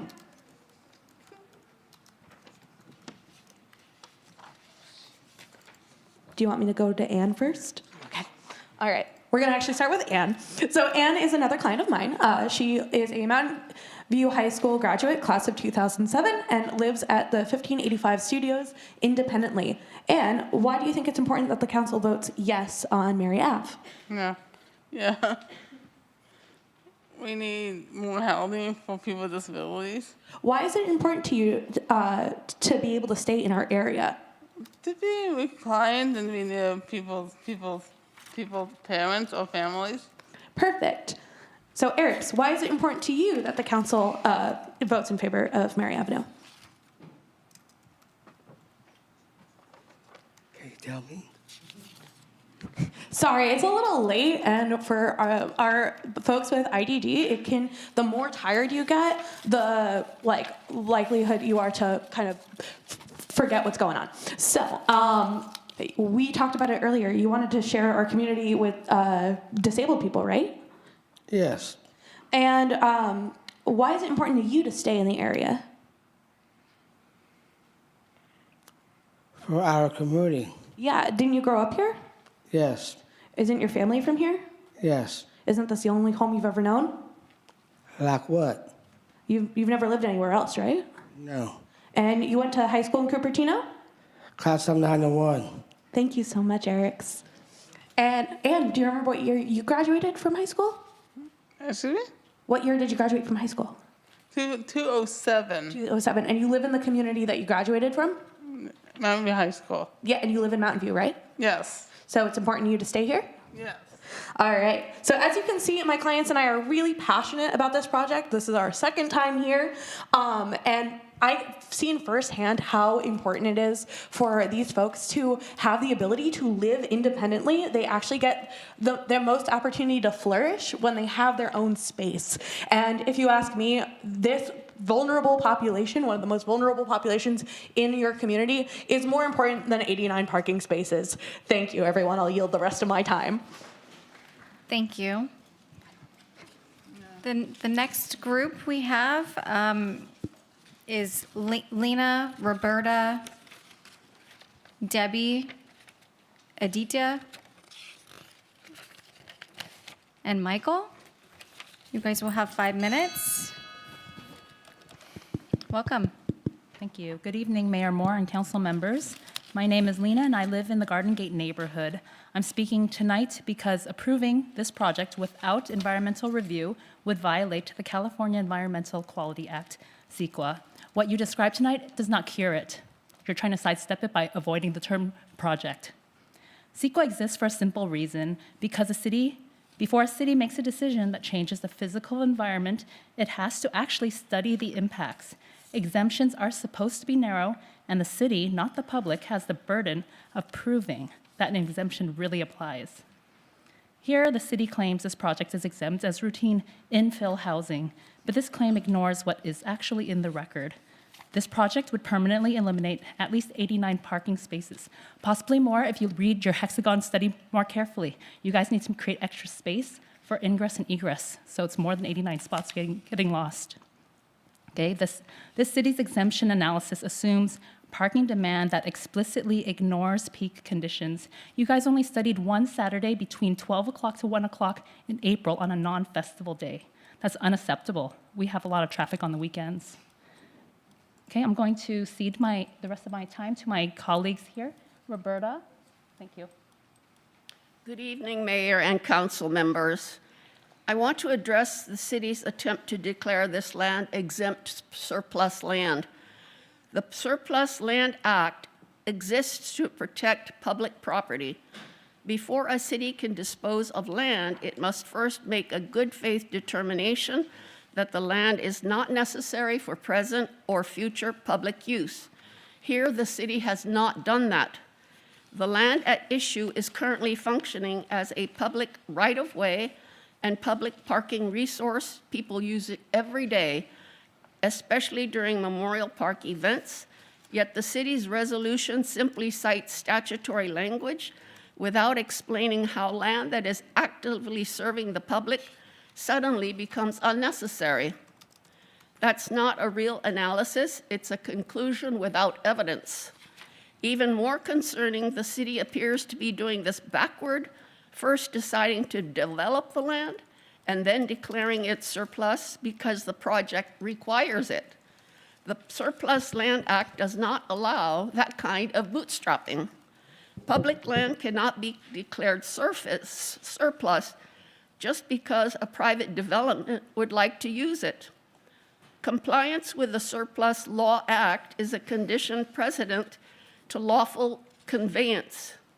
Because the city has not made the required findings supported by evidence, the proposed disposition of this land is invalid. The city needs to pause, follow the statute, and make a genuine determination about public need before moving forward. Thank you. Thank you. Oh, sorry. It's clearly not a very good evening. Due process is being steamrolled. Some of the council members pointed it out. It seems like the staff is not working for the city is working for the staff.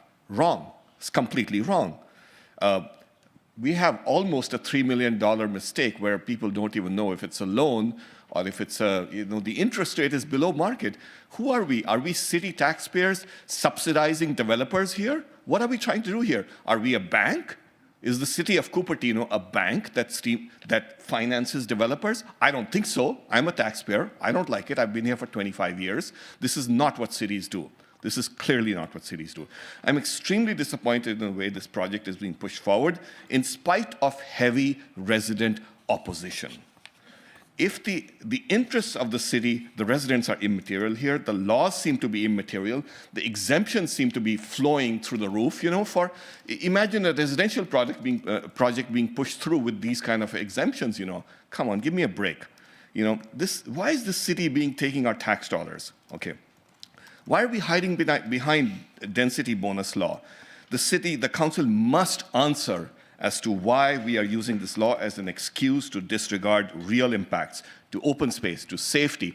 My daughter was here, standing behind for 3 hours at the last city council meeting. What has happened? Mayor Chow was the mayor, I think, at that time, and she's questioning the attorney, and she's just shrugging it off and saying, oh, we're going to do something. I was there. My daughter stood here, and we are taking our own very children and are ignoring their rights completely. Thank you. I That will is your thank time. you when something good happens out of this. Thank you. Next up, I'm going to ask, due to the number of requests to speak tonight, if you guys can line up in an order to get this going. Next up, we have George Zhu, followed by Paul Krupka, followed by Hadia Fain, followed by Michael Chu. Welcome, George. You'll have 90 seconds. Hello, members of City Council. Good evening, ladies and gentlemen. I'm here to express my serious concerns of this, the danger and the safety threat that this project is bringing to the cyclists and the pedestrians of Mary Avenue. As you may know, can I have the projector? As you may know, this project is located on a bike lane that is connecting the Mary Avenue Bridge to all the way to the Dianza College. But even though the projects have claimed to solve this problem, it actually has not. What we have seen here is that we have 50% narrower bike lanes at the intersection. It is actually creating a very dangerous traffic merge points of all the cyclists, pedestrians, and cars all into the same place. Furthermore, it increases the chance of congestion collision because it opens up cars and entry points to an already very congested intersection. And what we have seen from the past is that this area or this exact location of the proposal is located on the City of Cupertino collisions heat map as a place that has multiple occurrence of traffic accidents in the past. So I'd also like adding a sidewalk to this project is not actually improvement. So we cannot Thank you, George. compromise the That lives is your time. of the pedestrians. And Thank you, George. Welcome, Paul. Good evening, Mayor Moore and council members. I'm Paul Krupka, owner of Krupka Consulting. I appreciate the opportunity to highlight my comments on the transportation study for the Mary Avenue Villas project that are contained in my letter that I submitted to you. The parking evaluation does not address the parking conditions on Mary Avenue during a major festival at Memorial Park when the street is effectively inundated with festival parking. In fact, I know of no formal study of this critical issue. This is insufficient given that 6 major festivals and numerous other events are held at Memorial Park each year, and affected residents have voiced significant concerns to city staff and officials about the project's impact in this light. Additional study is required to provide findings that inform the reader, city staff, other review agencies, and decision makers about the project's impact on parking and potential improvements to address it. A major festival at Memorial Park has a dramatic impact on parking conditions on Mary Avenue without the project. The project impact, reduction in parking supply, creates an unsustainable deficiency that affects residents and visitors alike. Further study and development of alternative improvements are necessary to enable a fully formed decision on the project. In conclusion, the project creates an unsustainable deficiency that requires further study, and I would like to thank you for your time. Thank you, Paul. Next up, we have Hadia Bain, followed by Michael Chu, followed by Jennifer Lucas, followed by Lisa Zugo. Welcome, Hadia. Thank you. Hadia Fain, Vice President of Marketing and Development for Life Services Alternatives. I'm just going to talk to you tonight because I think there's a lot of feelings in this room, and I want to make sure that I'm clear. Cupertino, originally founded on Ohlone land, annexed from San Jose because of fear of taxation. And here we are today, Cupertino. And all of you stand as individuals and representatives of maybe a group of people that wouldn't have let you in their home all those years back way when. I'm really proud of where we come.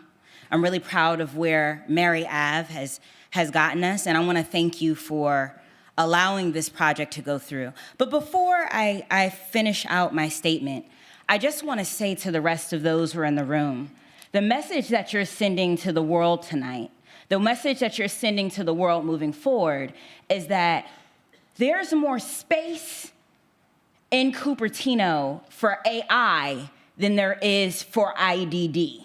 There is a huge closed loop in the center of your city that says you're not welcome. And I think it's time to push for a change. I want to thank you. Thank you for allowing Mary Avenue to go forward. Thank you for the work that's already being done. And I want this circus, this one-ring circus to stop. Thank you. Thank you, Hadia. Next up, we have Michael Chu. Welcome, Michael. Good evening, council members. I'm a Cupertino resident who lives near the Mary Avenue project. I came here tonight not to repeat everything we've already said about safety and traffic, but to talk about trust and representation. Over the past few months, many of us have written in, signed petitions, come to meetings, and stood at this podium. We've taken time away from our families and our work to share real concerns from people who actually live in this neighborhood. Yet, from where we sit, it feels like our input has little to no impact on your decision or your direction. That is deeply disappointing. You're supposed to look out for the interests of existing residents. When we keep showing up and nothing seems to change, it sends a message that our voices do not really matter, that the agenda was set long before we walked in the door. I struggled whether to even come up here and speak tonight, but I decided to come up anyways because I want you to look at the people you're affecting and understand how this process feels from our side. We're not outsiders dropping in for a single issue. We're your neighbors. We're raising kids here, bike on the streets, living with daily impacts of every decision that you make. But it feels like you're telling us that our lived experience doesn't count. I hope I'm wrong. I hope you'll prove me wrong. Your actions will show us whether our voices as existing residents truly matter or it's just a box-checking exercise. I'll leave it at that. We'll see. Thank you. Thank you, Michael. Next up, we have Jennifer Lucas, followed by Lisa Zugel, followed by Stephen Kwan. Welcome, Jennifer. Thank you. Good evening, Mayor, Vice Mayor, and City Council members. My name is Jennifer Lucas. I'm the manager of the Central Coast Office of the California State Council on Developmental Disabilities.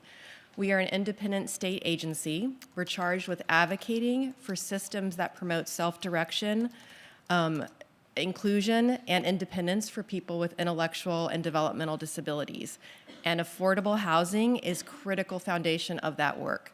A couple of weeks ago, we heard a strong and unified message from the disability community asking that the Mary Avenue Villas project be allowed to move forward and to become a reality. We heard from people with intellectual and developmental disabilities who shared how much they want and value what many of us take for granted, a house of our own, a place of our own near our families. In California, we have the Lanterman Act, a unique civil rights law. No other state has anything like that. It was created the regional center system. It guarantees services and supports to people with developmental disabilities so they can be part of their communities. And regional centers, which are created by the Lanterman Act, don't pay for housing, unfortunately. They pay for the services and supports that help people live and thrive in the communities.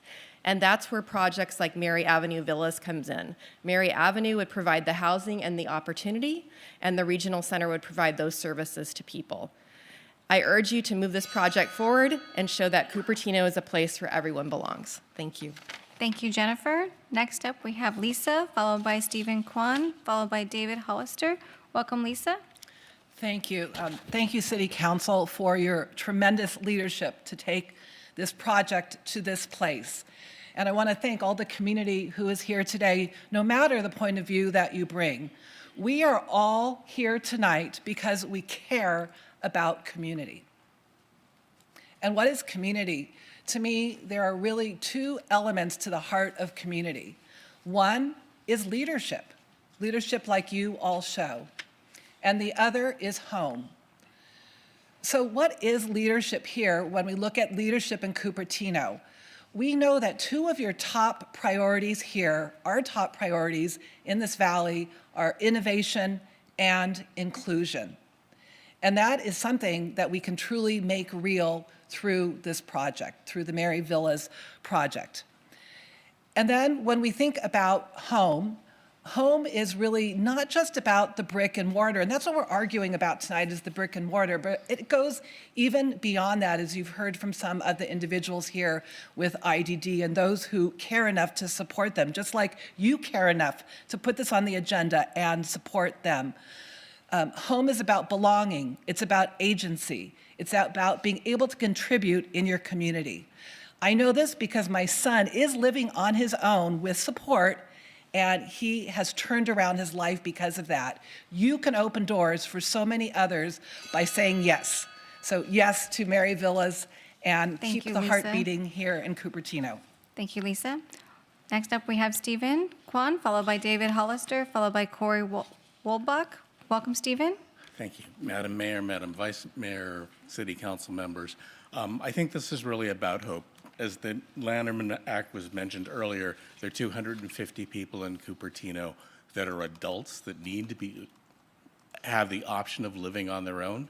And so with that, there are going to be at least 30 more this year because that's how many will graduate, at least in the Monte Vista class, because they had to turn away kids from the DESP program and put them over in Lynbrook, because that's what happened to my friend.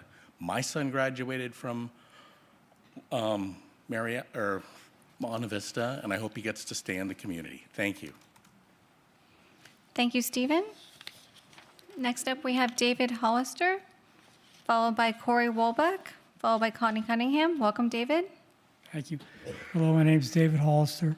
I'm a homeowner at Casa de Anza, and I oppose this project. We have a lot of parking spaces, including 28 space detached parking for overflow guests, guests at our parties that we often have at the pool house.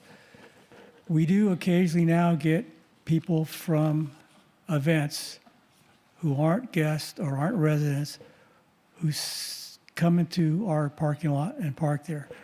We're going to lose 89 spaces right next door to Casa de Anza.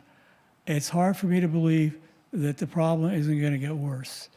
We have, in the last 10 years, talked about ways to try and isolate that parking lot so these outsiders won't park there, but we decided it wouldn't be worth it, and it'd be too police state-like.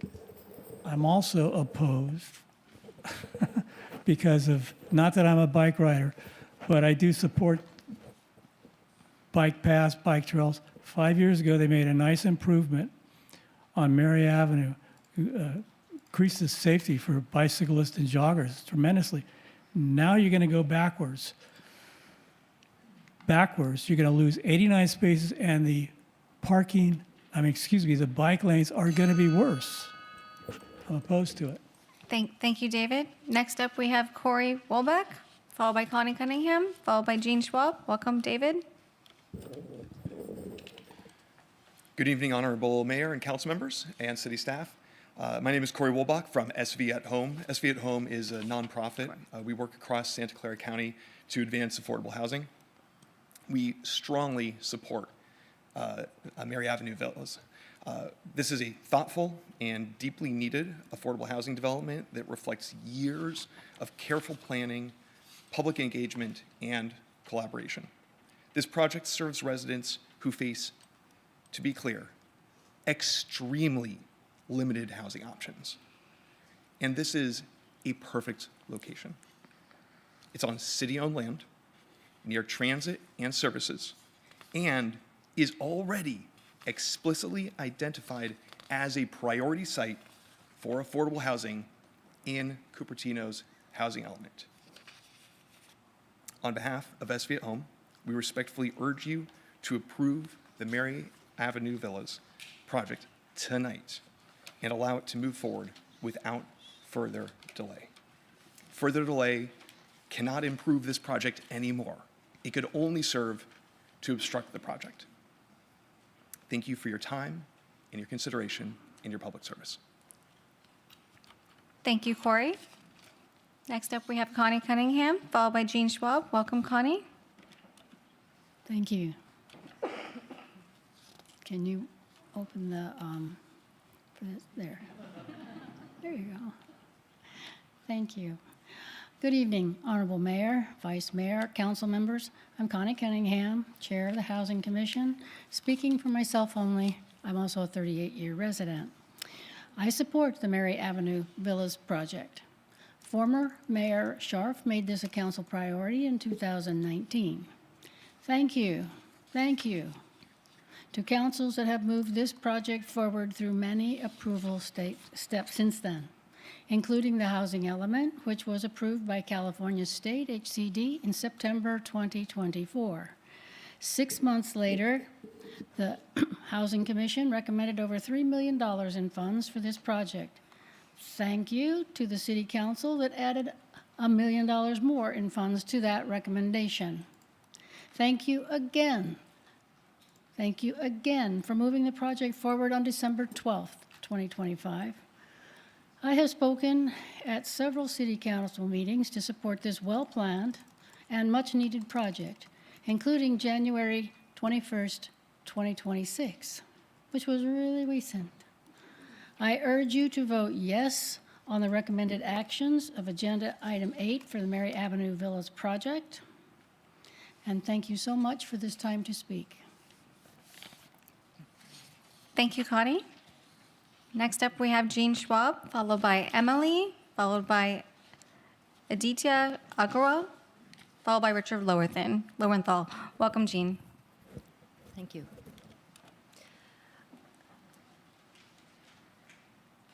Can you hear me? Yeah, thank you. I had a lot more that I wanted to say today, but without the limited time, I will tell you just a little bit.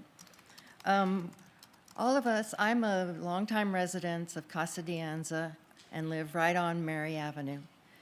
For many years,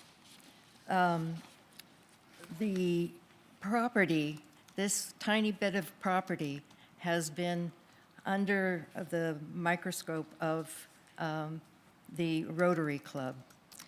From the beginning, the project was promoted by Rotary of Cupertino. 3 of 5 council members, or 2, I'm not quite sure how many, are active members of the Rotary Club, which shows a definite bias for this project. Mary Avenue's tiny strip of land has long been a target of the Rotary Club's desire to build on it. There have been previous projects. In the past, Mary Avenue had a 3rd traffic lane, and 5 years ago, Mary Avenue was torn apart. The city took away the 3rd lane and realigned the street to provide safe bike lanes buffered by parking spaces.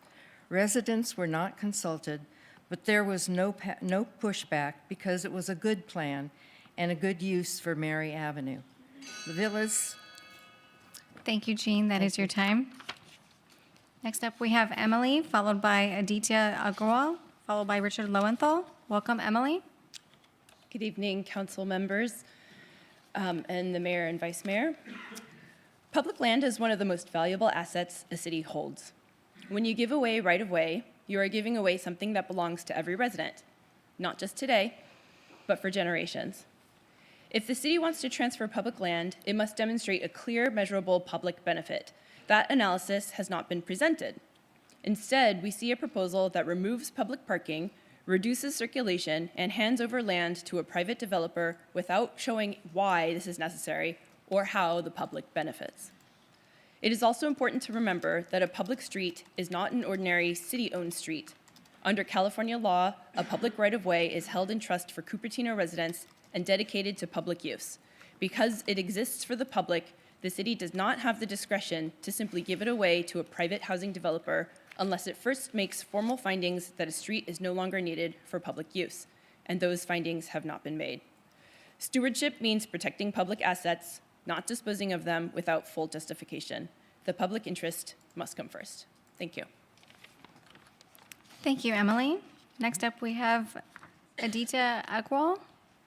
Is there? Aditya, welcome. Hi, this is Nataraj. I'm proxying for Aditya. Okay. Yeah. Honorable council members, and thank you for the opportunity. The question I have is, have you looked at other options? For example, Westport and then the Walco, there are new developments coming in. I mean, the city could help broker a deal for the wonderful folks here to actually get some housing. I mean, have you exhausted that possibility or just given up, right? And you want to start something new. So you want to exhaust all possibilities and then move forward with other solutions. That's my request. Thank you. Thank you. Next up, we have Richard Lowenthal, followed by Rhoda Fry, followed by Anita Loosbrink. Welcome, Richard. Thank you very much, Madam Mayor and the council member. Thanks for having me tonight. I'm a 43-year resident of Cupertino. So it was quite a long time. So I've run several of the festivals at Memorial Park, and I've used that parking space. It is not nearly as valuable as housing for people. Occasional use of those parking spaces is very occasional. It's a few days a year. It's nothing like providing homes for people that can walk to Memorial Park, can walk to the senior center, can walk to De Anza College, and can have a place to live. There's just no comparison. As far as safety is concerned, getting that road narrower will make it safer. I was involved in building the Mary Avenue pedestrian bridge. That was to make a safe way to get people up to De Anza College, because most of the people coming from De Anza College were coming from that side, from Sunnyvale and outside the city, and so we wanted a safe place. But that road is too fast to be safe. So I'm welcoming sidewalks. That'll help. I'm welcoming it be a bit narrower. I think that'll help with safety. And above all, providing good housing for people is just more important than the occasional inconvenience of a few parking spaces. Thanks very much. Thank you, Richard. Next up, we have Rhoda Fry, followed by Anita Loosbrink, followed by Patricia Hahn. Welcome, Rhoda.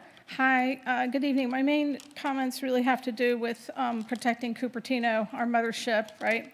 I was really alarmed when I looked at the agenda that you're voting on a project that could be sold to a for-profit in 55 years. Like, who knew after all of these hearings? And it's inconsistent with General Plan 99. I understand that's been changed, that's great, but that's not what's back there.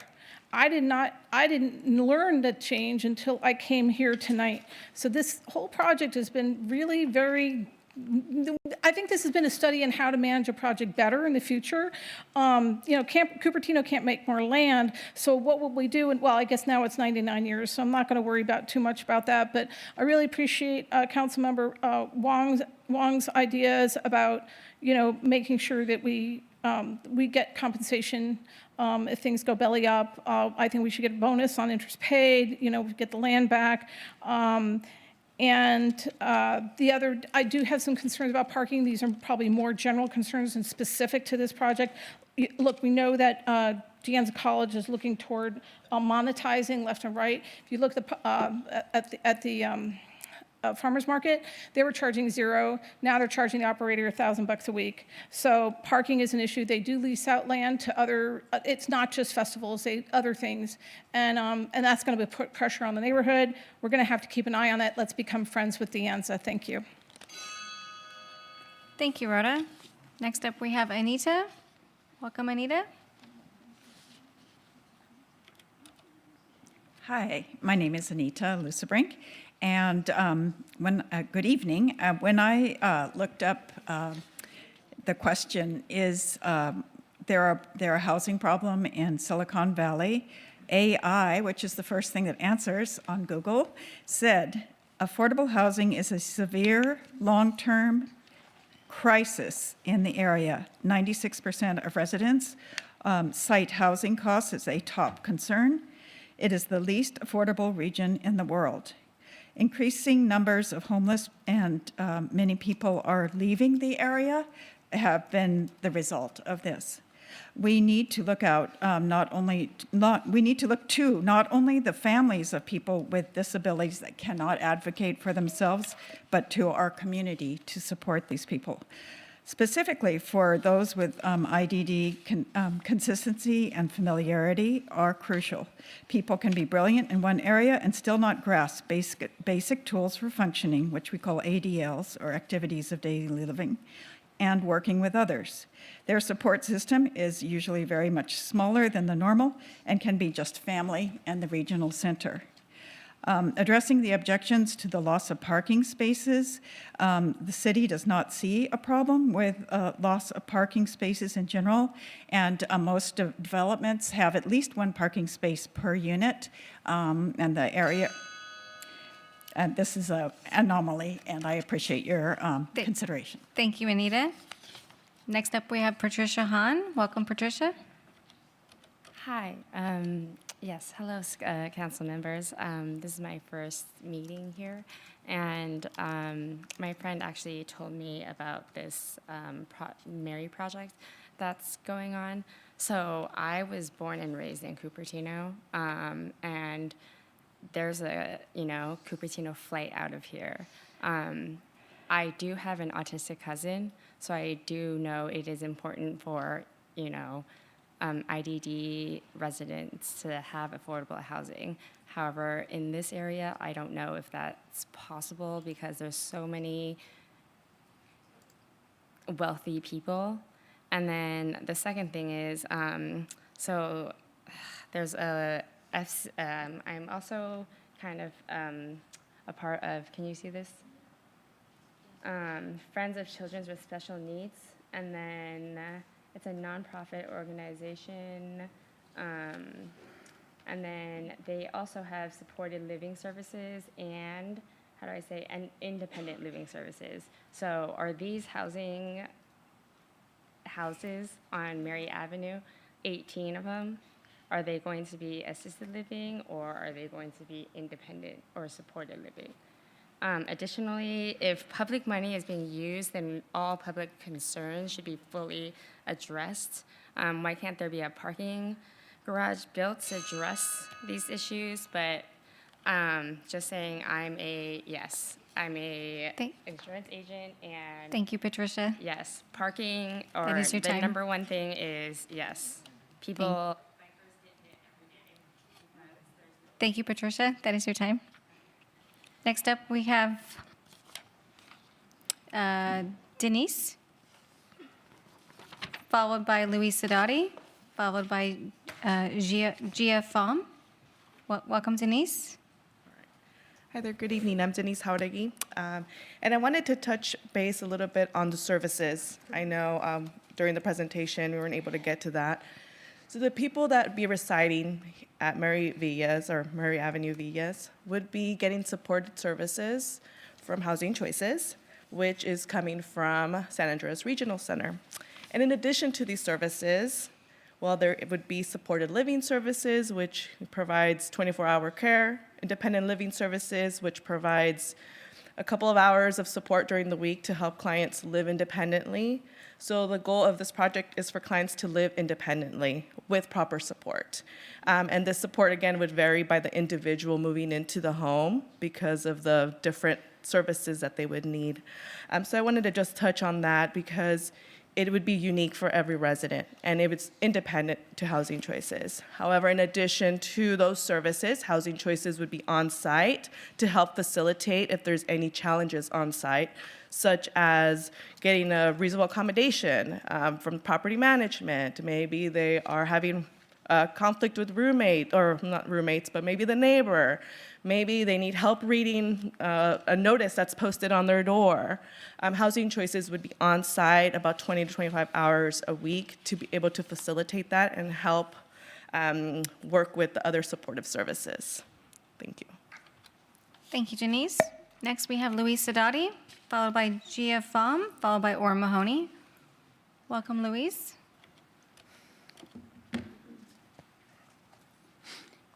Thank you for the opportunity to speak tonight. I wanted to say thank you to the City Council and staff for working proactively to meet the housing element requirements by HUD, which requires below market housing, which this project would help meet. Removing this Mary Avenue project would put Cupertino in jeopardy of more builders' remedies coming and really changing our community with no input from the City Council or city. There have been over 100 speakers representing the greater community that came in the previous City Council meeting that spoke in support of the housing for IDD community at Mary Avenue. The Mary Avenue project has been reviewed and discussed over 15 to 20 years. The project discussions over these years have included input and analysis of the traffic, including cars, pedestrians, and bikes, parking, architecture, funding, et cetera, et cetera.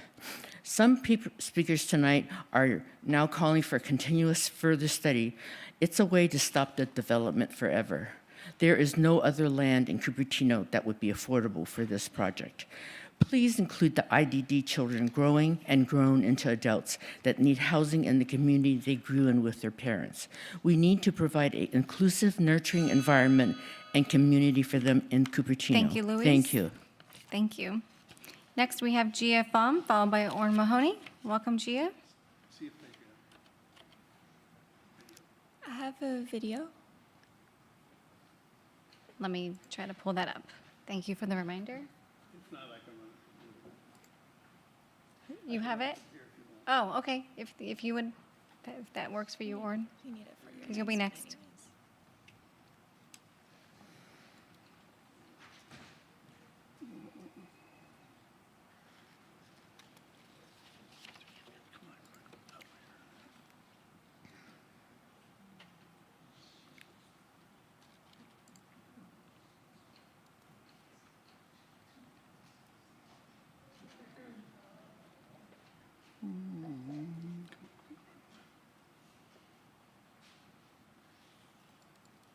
You put it in here. Did I put it there? Check the US. Check the. No, it's not. I put it on. Where'd I put it? Might need a bio break or something. Why don't you do it? Go do it. I can try. Let's see here. I forget where I put it. Oh, I know. Okay.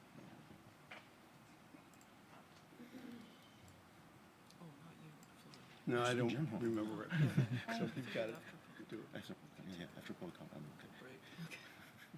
So video, I do see that I'm sharing it. Yeah, if you can play it. Is this, It's not broadcast.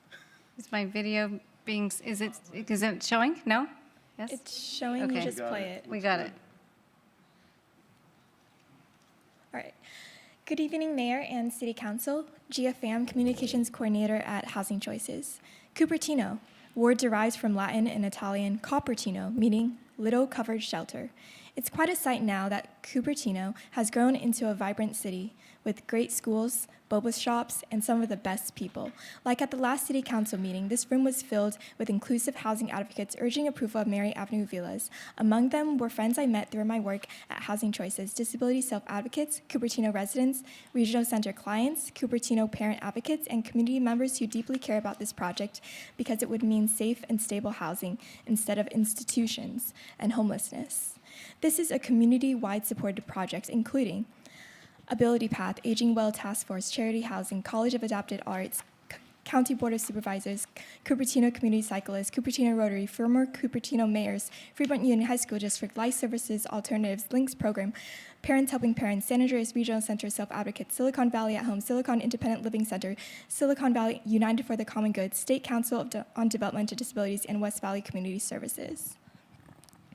Thank you to City Council and staff who have helped bring Mary Avenue this far and prioritizing Mary Avenue in the housing element.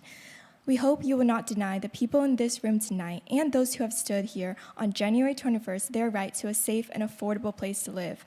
Cupertino, little covered shelter. Mary Avenue may be little, but it carries mighty value, providing not just shelter, but services, community, and inclusion. Thank you, Gia.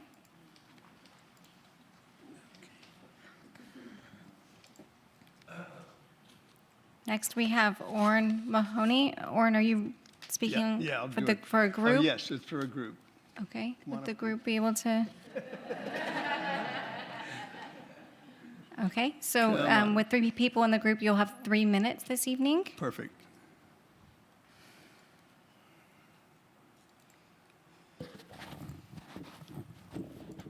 Okay, so there's been a lot of talk about how long this project's been here. Vice Mayor Chow called it. It happened in 2019. Whoops, wrong slide.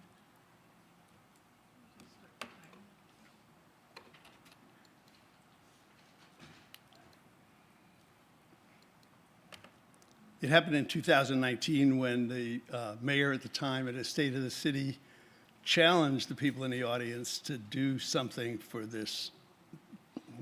I still don't have the right thing. Yes, challenged us to, what I've got on here is not showing up there, sorry. That's the problem.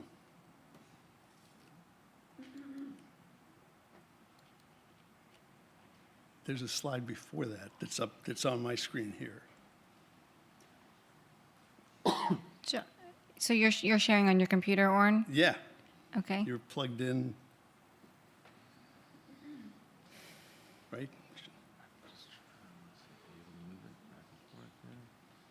So when I say from the beginning, yeah. You playing it? Let's do that. Oh, I should play it, yeah. Slideshow.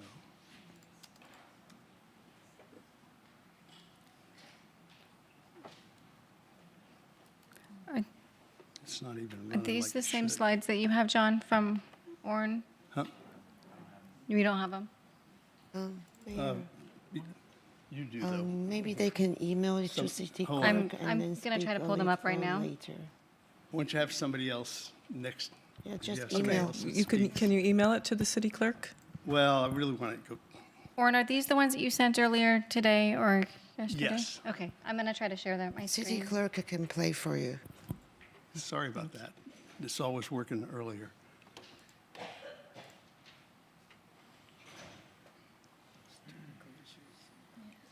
Okay.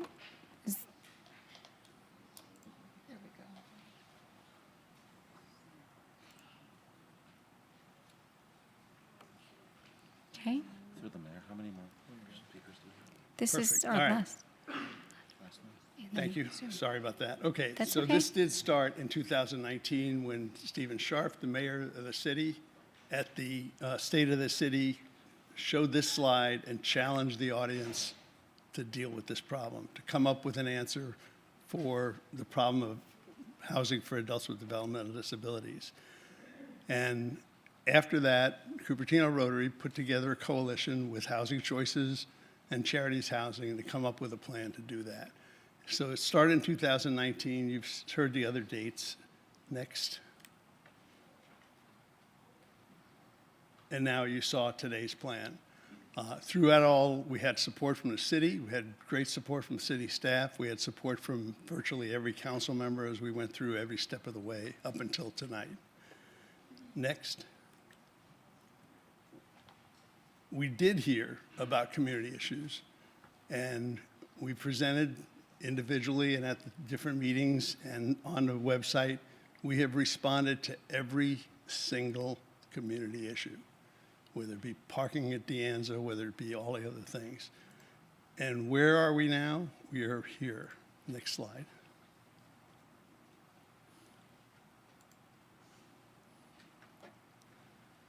This is where we are. On one side, we have IDD housing that's needed, you know all that. It's a critical housing element site. It's the only one that's the extremely low income. It'll be the first one that you can approve that actually meets every letter of the housing element. So something's going to get built here anyway, even if our project is. There will be safer traffic speeds. There's an added sidewalk, site remediation, all the things you're talking about. What's the trade-off? 89 unused parking spaces. Next slide. Unused by the traffic and parking study.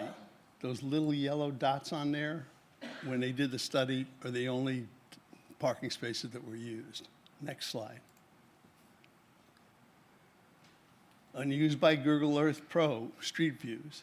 This is right down Mary Avenue when Google Earth did their thing. Next slide.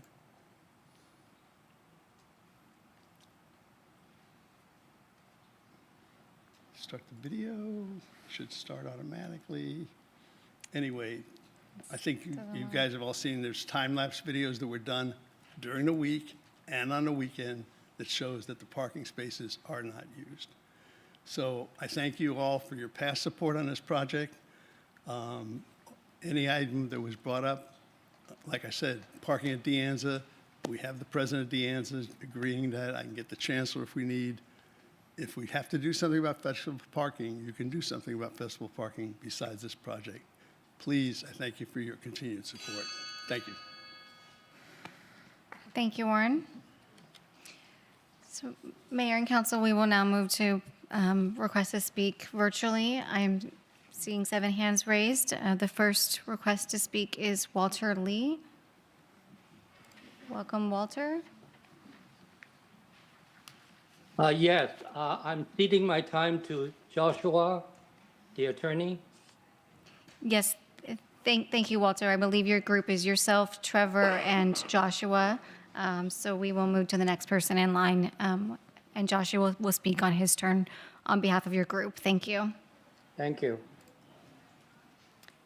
Next, we have Trevor Long.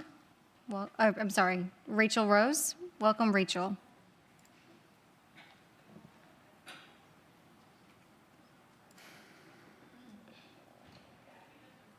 Hi, I would also like to cede my time to Joshua.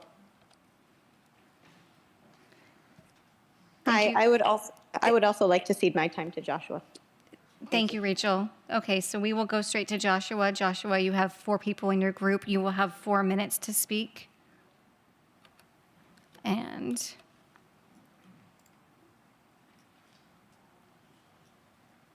welcome, Thank you. Joshua. Welcome, Joshua. Thank you. Good evening, Mayor and council members. My name is Joshua Safran from Strategy Law LLP. I'm the attorney representing the Garden Gate Coalition for Mary Avenue Safety, coalition of neighboring residents and community members who will be adversely affected by the Mary Avenue Villas project, but who care deeply about the broader community and the city's future. To be clear, our arguments are not arguments against housing in general or against housing for people with disabilities in particular.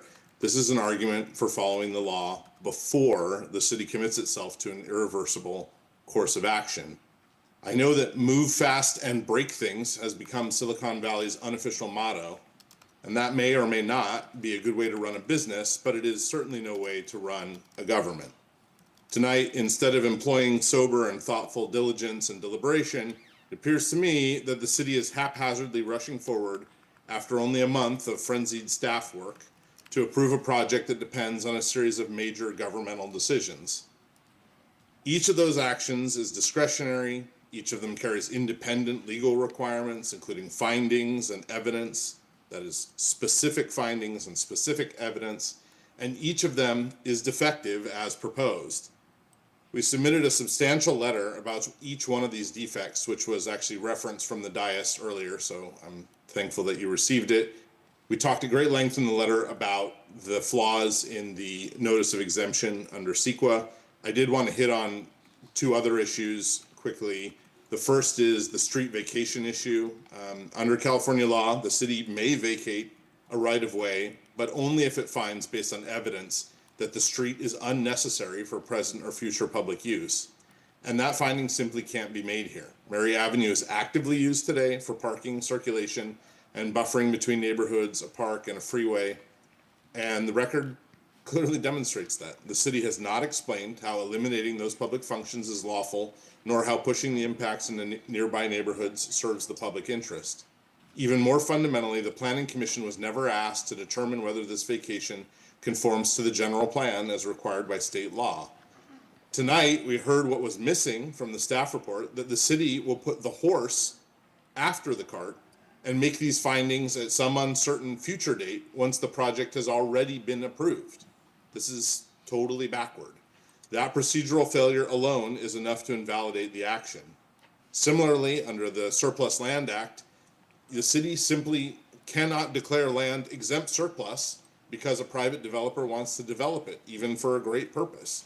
The law requires a good faith determination that the land is not needed for public use, and land currently functioning as a public street and as public parking does not magically become unnecessary simply because a developer needs it for their project. The city's resolution recites the statute but performs no analysis. That is simply not compliance with the law. We again now heard tonight that the findings in the proposed resolution are conceded to be too weak and will similarly be kicked down the road so that additional after the fact findings can be souped up to match the project that was already approved. All of that is to say, all of these contribute to the city's failure to make the necessary findings to support the exemption under CEQA. And so the ask tonight is not dramatic. It's not to deny this project or anything like that. It's simply, let's take the direction from Vice Mayor Chow and Councilmember Wang, who nailed this issue. Slow down, continue the matter, set aside the notice of exemption, do the work, perform the required analysis, make the findings that the law demands for each of these decisions, and only then decide whether and how this project should move forward. Moving fast here will not create housing. It will create losses. Thank you, Joshua. That is your time. Next, we have Trevor Lang, but I believe, Trevor, you were part of that group that just spoke. If so, please lower your hand, and we will move on to Sean Fong next. Welcome, Sean.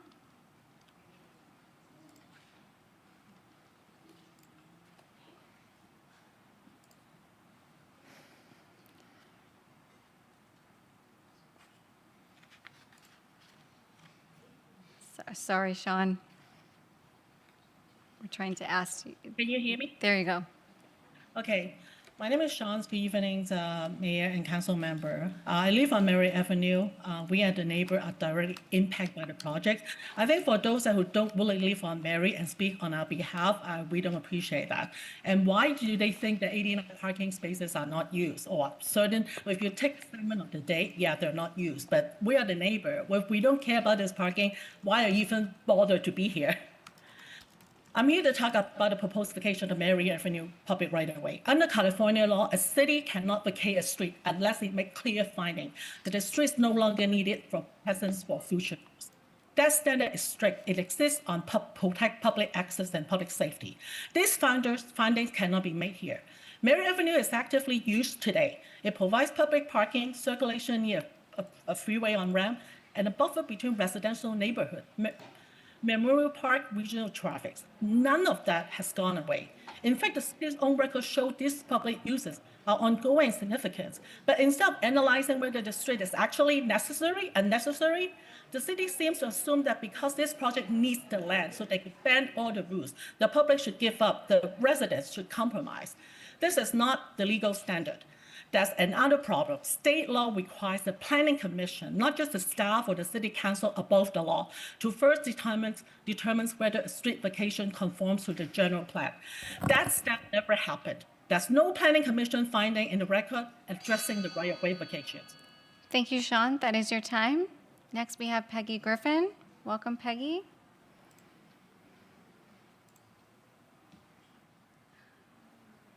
Thank you. Could you put up my slide, please, Lauren? Yes, let me get on that.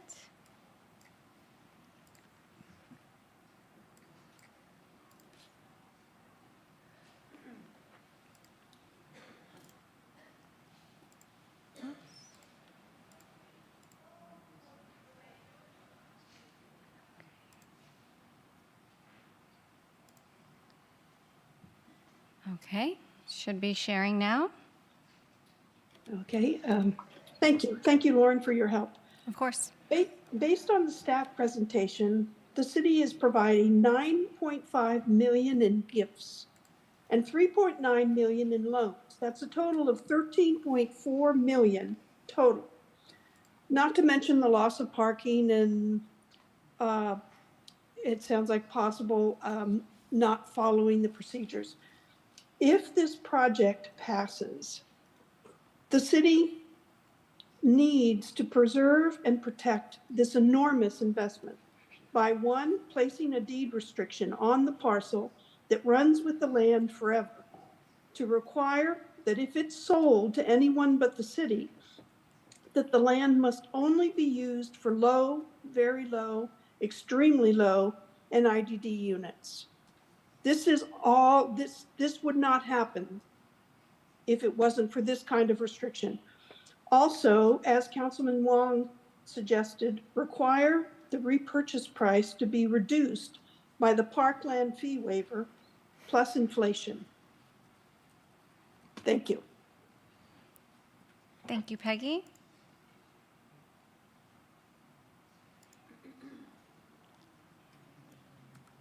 Next, we have Eleni Mathiakis. Welcome, Eleni.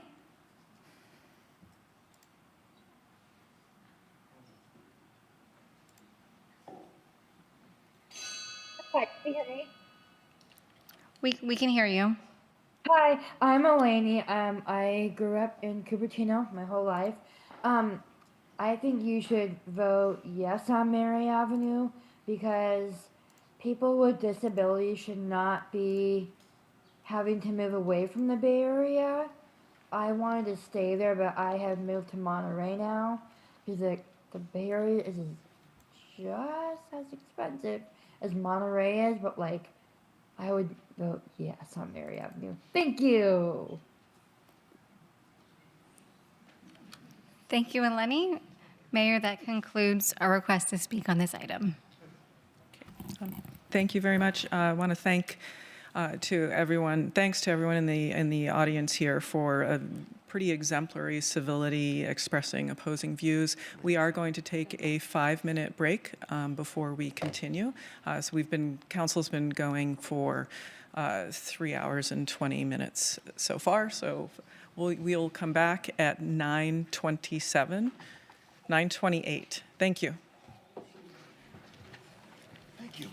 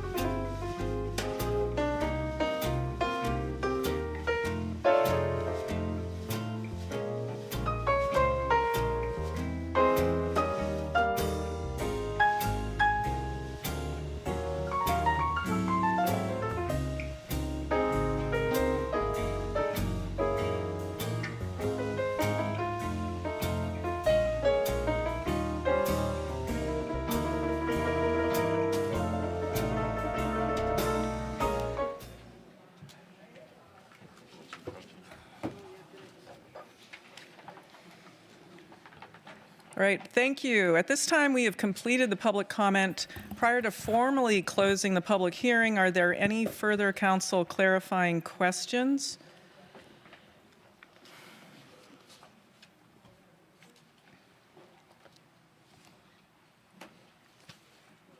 Are you raising your hand? Oh, yeah. Okay. Vice Mayor? Okay. So I guess I'll make. Oh, pardon. Yeah. Pardon, this is for clarifying questions, and then I'm going to be closing the public hearing. Mhm. And then you, Make my comments later, right? right, if you, So specifically for questions. Yes. I think there was a question of these, are these going to be an independent or assisted living? So these units are going to be, 19 of the units will be independent IDD. And so they will, many of them said, services will be provided to help them to live independently. And they actually do that. I visited a Sunnyvale site that was operated by Housing Choices. So it was really good services that they provide. And there was a question about whether the city explored other locations such as Westport and Valco. I think those are not city-owned land, and we do have below market rate senior housing at Westport. And with Valco, even though initially they were going to provide 50% of below market rate, I think it was down to 30%, and the newest version likely will be only 10% of below market rate, and then the city cannot ask them to support any IDD units. And I think the most important question I have is regarding the criteria for applicants, which I, in fact, asked in the supplemental, but I want to clarify. I think a lot of public comments from the last meeting and this meeting emphasize we want people who grew up in Cupertino to get these units. But I learned from the supplemental that we cannot set an additional requirement for these units to prioritize long-time residents of Cupertino. I was told by the staff, so I'm answering my own question because it was already answered by staff, that the current city, they have to follow the current city BMR prioritization requirement, where we do have points for residents, but it's the same point for anyone who lived in Cupertino maybe 6 months, 1 year, or 20 years. It's the same point. So I wish that's something we can change, and so that we can use a prioritization system that favor long-time residents for Cupertino. And then I think there were questions about CEQA exemption. That some of the residents think the reasons for CEQA exemption is not sufficient. So could the staff maybe clarify that? Sure. So we do have PlaceWorks on call if needed, but I can start with the response to that. So there's two parts to this environmental review. The architectural site approval is not subject to CEQA because of it's a housing element site. It's providing a certain number of units under 50, as well as the affordability levels are above 20%. However, for the Excuse me, it's not subject to CEQA, or Correct. it's exempt from CEQA? It's not subject to CEQA. Subject. Yeah. So not subject to CEQA at Right, the all? ASA. That's correct. Okay. Then, yeah. Sorry. John Flynn, Finance. I spent a lot of time with the housing. And sites that are at least 20 units per acre in density and provide at least 20% low income, not just moderate housing. This is 100% very low, and the density's 50 units per acre. They are exempt from CEQA, and essentially CEQA doesn't apply because it is not a discretionary approval. It's not. It's exempt from CEQA, not subject to CEQA. Both. The ASA would be both. The DDA would not. The categorical exemption, the Class 32, applies to the DDA. Mm-hmm. The architecture and site approval for So this that project. means even if the land is polluted, even if it's not inhabitable, it's exempt from CEQA. We can build whatever condition it's in. It is not a discretionary project, the permit. So that is correct. The permit itself is not a discretionary project. That's the state law. That is the state would law allow and- us to exempt CEQA even on a heavily polluted land to build housing. Yeah, fortunately, this is not heavily polluted land, but it's not a Fortunately, discretionary act. CEQA only applies to discretionary acts. Mhm. And that permit is not discretionary because of the attributes of the project. Okay. And then I think there was some question about the parking analysis that the city only studied traffic analysis only studied on one Saturday. Is that true? The parking was studied just with, I think, during a 3-day period, but the traffic analysis is based upon the type of project that it is, and so what they estimated was that the daily trip increase would be 164 trips a day, and with even a further limited number at peak times. So have we looked into the impact for senior center parking, which has a large event room? It wouldn't be part of this review. That wasn't, the parking impact from senior center was not included. No, it was not included in this. Okay. So someone mentioned that more than 89 spots might be lost due to egress. I wasn't very sure on that. I think it's one of the residents. So That's just want correct. to confirm, would that be true? Sure. So the staff report did identify that the traffic impact analysis did mention that could be some site visibility issues with depending if the driveways are one-way or two-way. So this project has been conditioned to be further reviewed by Public Works staff to see if there's ways to identify certain ingress, egress directions to limit the reduction of off-site parking as part of the project. So we might lose more parking space, more than 89. Correct, between 3 to 6. Okay, thank you. Good to know. And Peggy asked if there could be deed restriction that the land be restricted to low or extreme low in units in case it's ever resold. Would there be any type of deed restriction on this land, which is actually a gift from the city?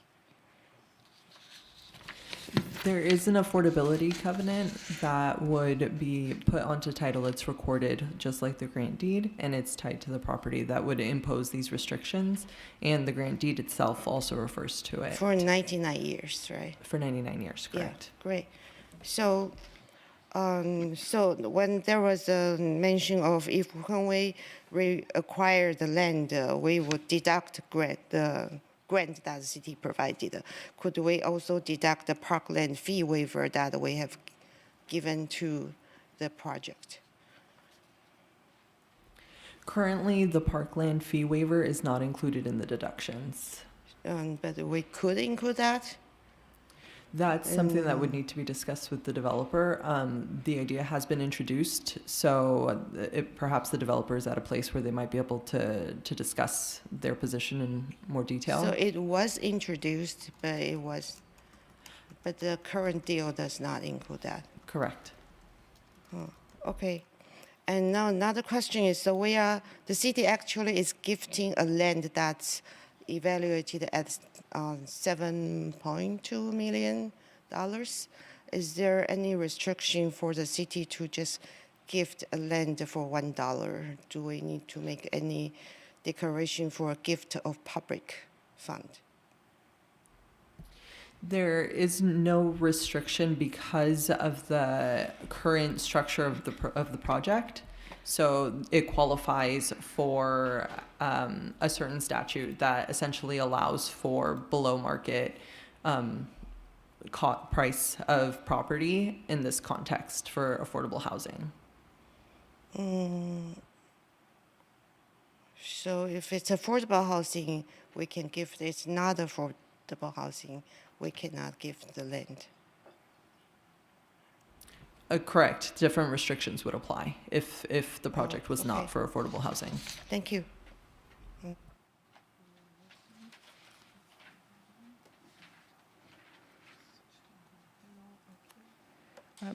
Next, we have Councilmember Wong, then Councilmember Fruin. I have two quick questions. One is the DDA, is that the tighter of the agreements, the one that's more enforceable? And is that where we should put most of our restrictions in? Or is there another legal instrument we should be using that's to our lawyers?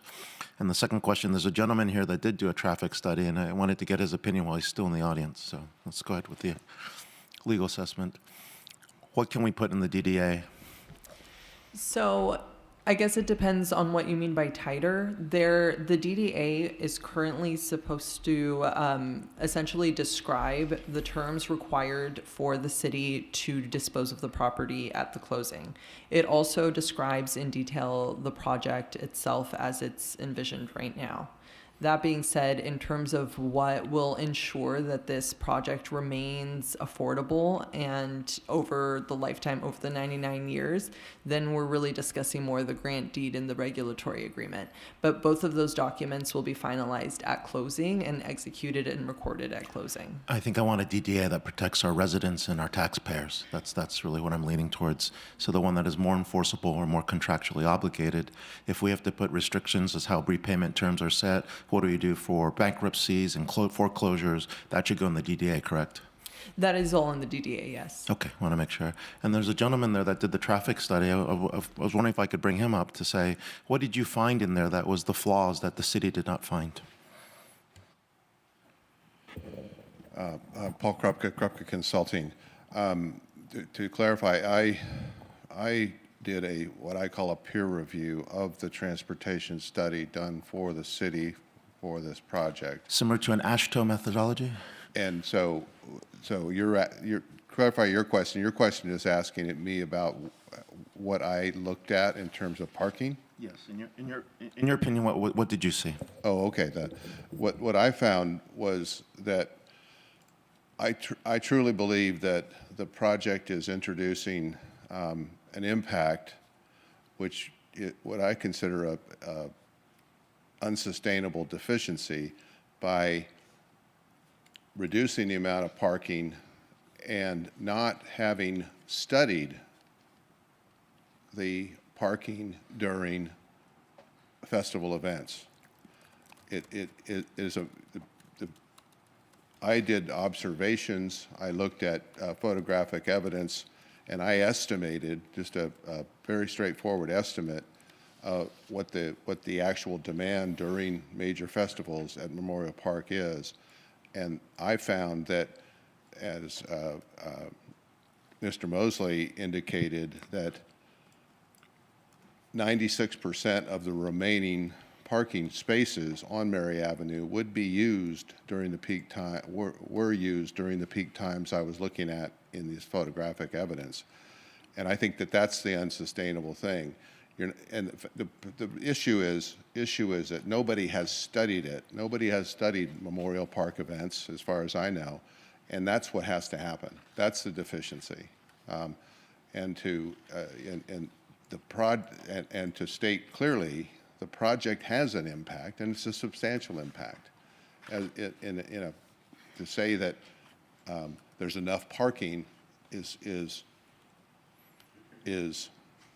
okay, but that evaluation that I did was really just an estimate of a point in time during festivals, and it didn't have anything to do with the actual number and frequency and size of festivals. So in your best estimate, we need to do a parking study that's befit of what is at peak and what is during festivals in order for this to say, to meet the requirements of a Surplus Land Act, correct? Well, to really put a pin in it, yes, that's what I believe is the issue. It needs to be studied, and it needs to be brought forward as as a response to a significant impact. Appreciate your time. Thank you. You're welcome. Councilmember Fruin? If I could get Director Mosley up for at least a couple questions.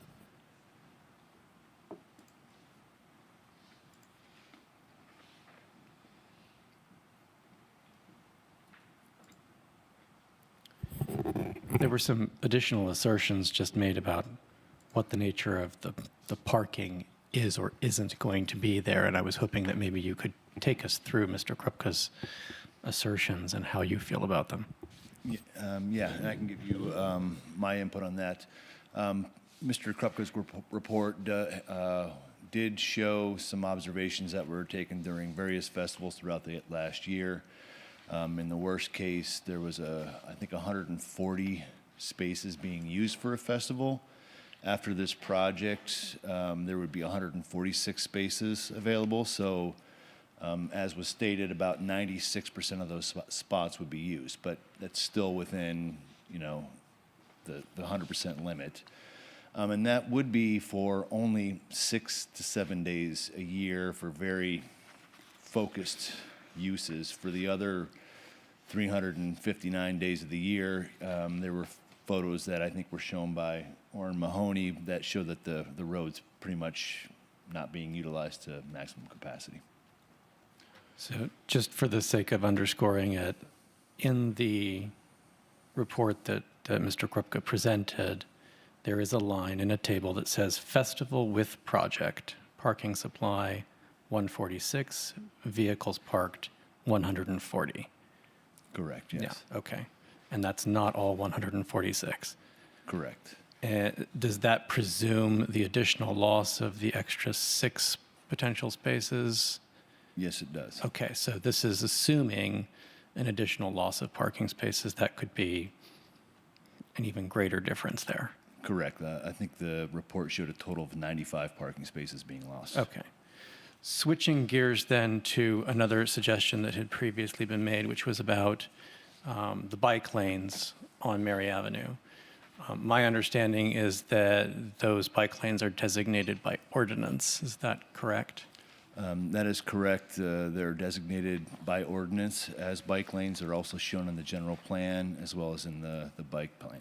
Okay, so presumably we would need to amend the general plan or change the ordinances, and rather I should say both, in order to be able to remove bike lanes as part of this project. I would recommend that, yes. Okay, yeah. So it's not something that's before us today. No. Yeah, thank you.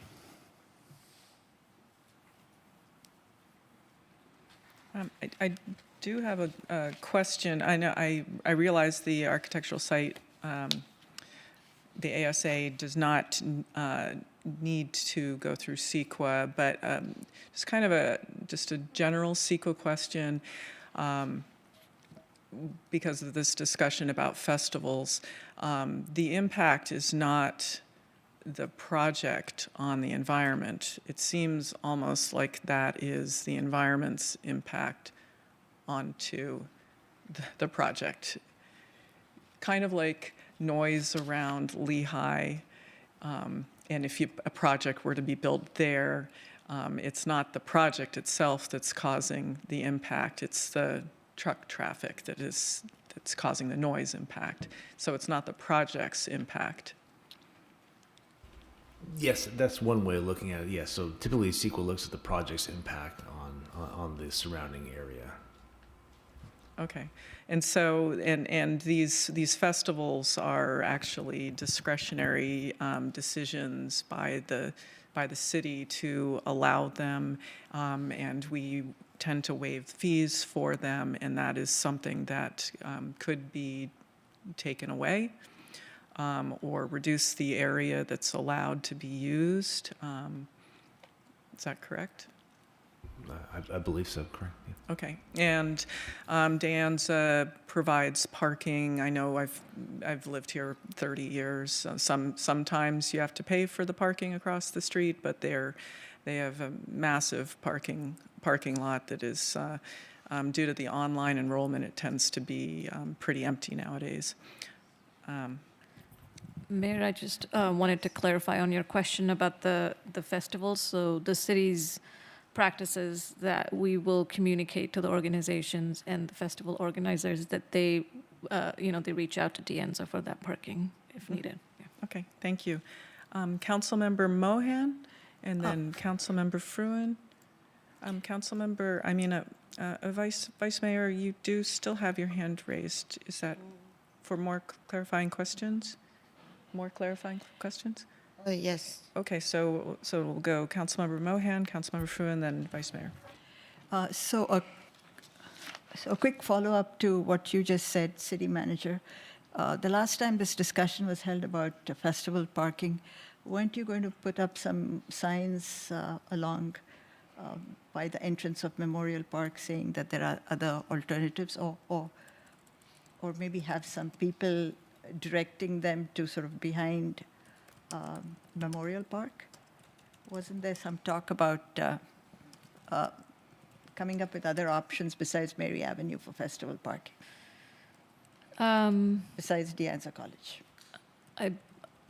I'll have to check in with the park staff, but yeah, usually we are working closely with the organizers to make sure that, that the organizers know that there are other options for parking.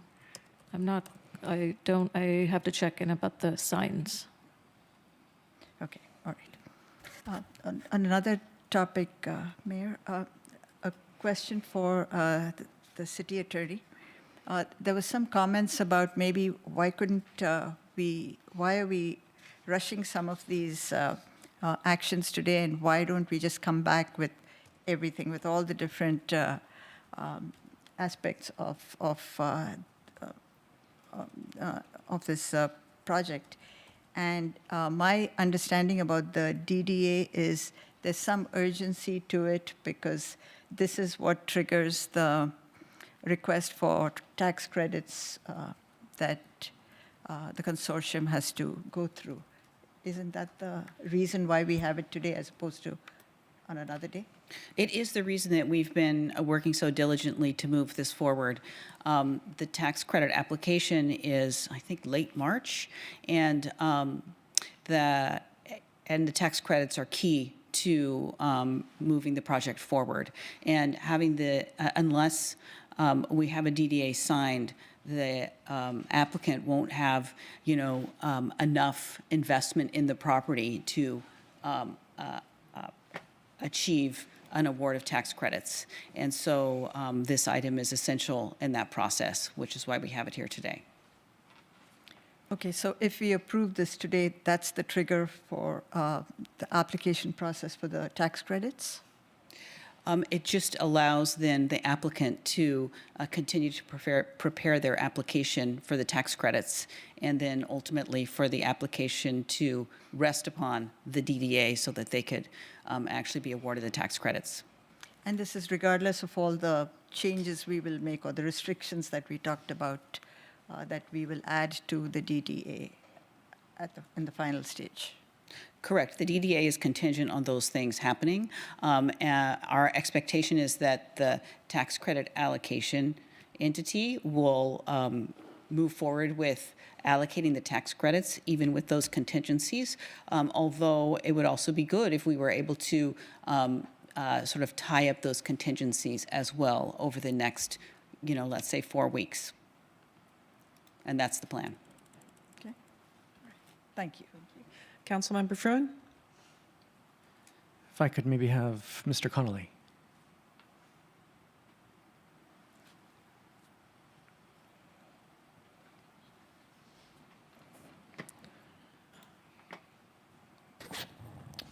There was some discussion back and forth about, a hypothetical under CEQA and for CEQA exempt projects or projects to which CEQA does not attach because they're ministerial, as to whether or not you'd be able to have a project on such a site. And I just wanted to make sure that you were adequately distinguishing between issuing an entitlement versus what someone can ultimately build, because the ultimate building will be conditioned in all sorts of ways, yes? Oh, of course, they would all run with the permit. I don't know how many total conditions, but it would be subject to, and certainly Chapter 17 of the Municipal Code, which covers a lot of the items that would typically be found in CEQA. Those are going to be standard conditions of the project. And I think to some of the other questions related to, lead, for instance, things like this, and I think the mayor touched on that many of the things people see as environmental issues, they in fact exist, but they're not caused by the project. Yeah. The project's not putting lead in the soil. The project is not creating a parking issue, which parking is not a CEQA issue at all anyway, but festivals in Memorial Park are already happening. That's an existing condition. That's not triggered by this project. So. All right, thank you. Much appreciated. Thank you. I just want to refresh people's memories about the development of the Apple Park campus, that there was a very large street vacation that happened for that project, which removed the through traffic in that location. So we do have a precedent. The city vacated the public street to allow Apple to incorporate that land into its secure, unified 50-acre site. It's actually larger. So it's like they have like 176 acres there. Okay, and Vice Mayor Chow. Oh, thank you. So I think we have a new revised Memorial Park master plan and concept that the council has already approved, which would intensify the use of Memorial Park, such as adding 8 pickleball fields. So what's the demand, increase in demand on parking for the intensified Memorial Park plan? Because that will create more demand for parking, especially for pickleball. Even with the current 4 pickleball courts, I think we already have a large demand on parking. So do we have any data on that? Vice Mayor, if I may, I don't believe we have that data available today, but there is. Because if we are declaring the land on part of the public street, especially the parking, as exempt public land, we need to be sure we actually don't need it with all, even with the city plan for Memorial Park. Just briefly Yeah. about the Memorial Park plan. There is adequate parking for day-to-day use at Memorial Park. That is envisioned in the current plan. There is some additional parking, I think, that was being included down on Anton Way. But generally, day-to-day use for parking at Memorial Park, even with intensification with that specific plan, is adequate. But the pickleball tend to not only have players, they have a lot of people waiting to play. So usually there is a lot more demand on parking. And we currently have, I think, 8 pickleball courts at the existing, and the proposed would just be 8 pickleball courts in a different location, if I recall. But there should be adequate parking. So how much would be the demand on parking from 8 pickleball courts? I don't know the numbers. I just know that that was looked at with the Memorial Park specific plan. There was concern about parking. Then for when you evaluate the parking for festivals, which specific festival was included in that 3-day study? I know Diwali was one of them. Which is a very tiny one. I think my understanding is it's that's one of only the larger occupy ones. the field that's at Quinlan. The largest one is Cherry Blossom. I believe the think. largest is Cherry Blossom, and the other 2 festivals are Diwali and the Fall Festival, if I recall, are like the large ones. And Diwali was one of the festivals that was reviewed. I don't know that the Cherry Blossom was So reviewed. do we have any idea how many total parking space would be necessary for these like Cherry Blossom? I don't know for Cherry Blossom, but again, based on the observations for Diwali, it was 140. I know it's Vice Mayor, 148 spaces used. Pardon me, Vice Mayor. Through the city attorney, are these questions germane to this particular project? I must say they do appear to be sort of beyond the scope of what we're discussing tonight. Thank you. Vice Mayor, can you try to focus in on this particular project? I'm trying to decide whether the public land should be exempt, should be vacated. The public land parcel should be vacated. Do we have existing public use? Do we have parking demand that actually need the land, which is on the agenda? Try to focus in on this particular project and those changes that will happen to Memorial Park, whether it's exempt from But CEQA or not. It they- will have studies in the future should In some the future, development when happen we lose the land, there. we don't have land for parking. Thank you, through the chair. Thank you. So please continue. Okay, thank you.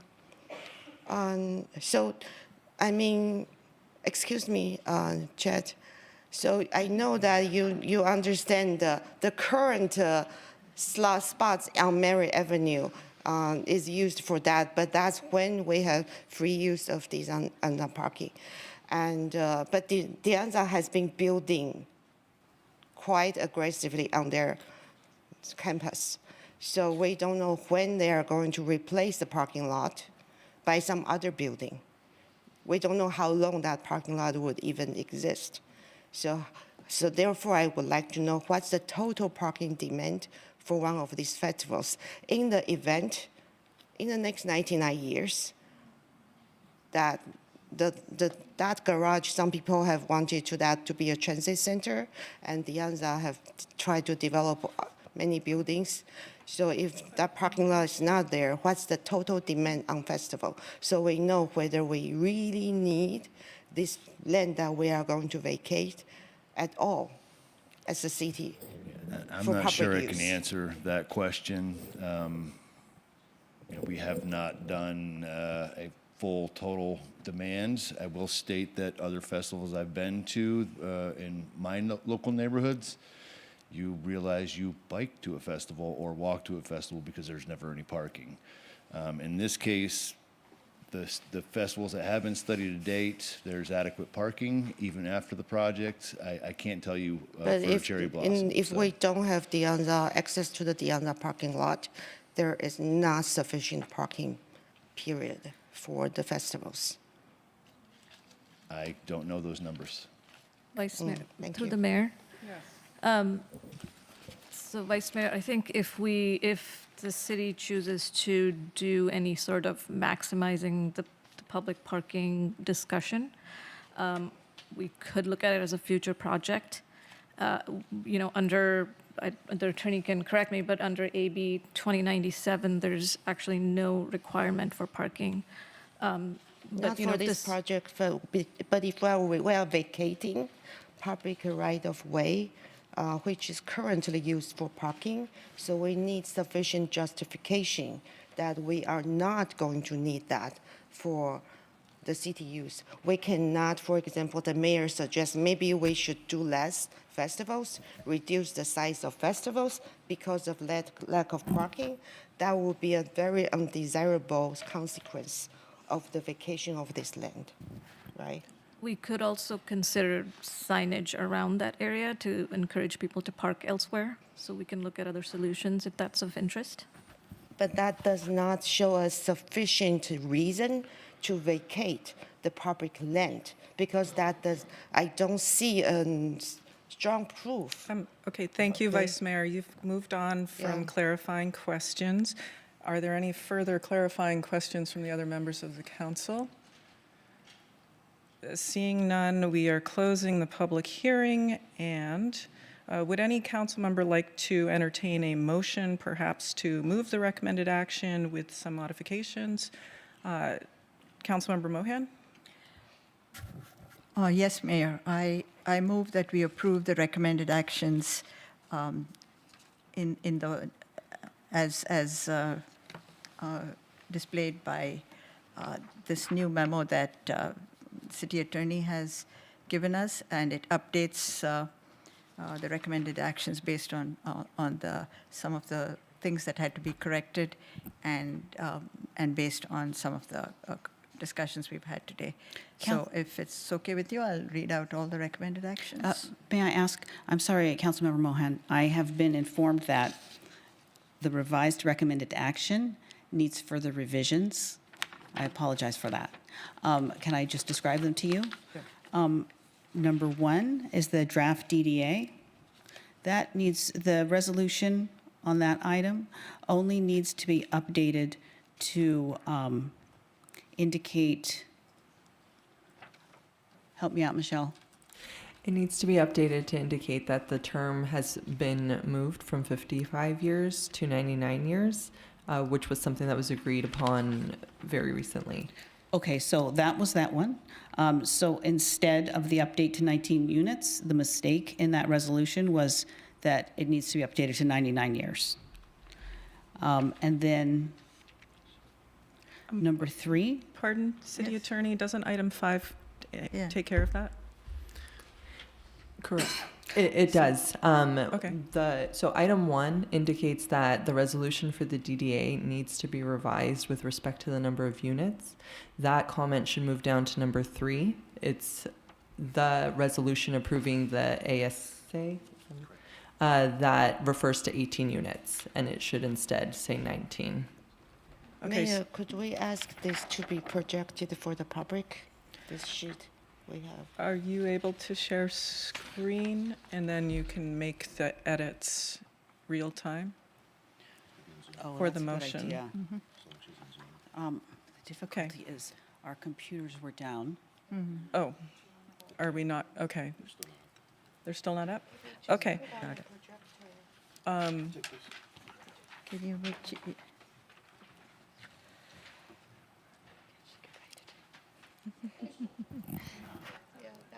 Okay. Okay. With this, Michelle, do you want to write the changes? And I do have a question for you. On the actual resolution approving the DDA, we know the DDA needs to be updated to 99 years. On the actual resolution, do we also need to update the resolution itself to 90? Yes. Correct. Okay. Not yet.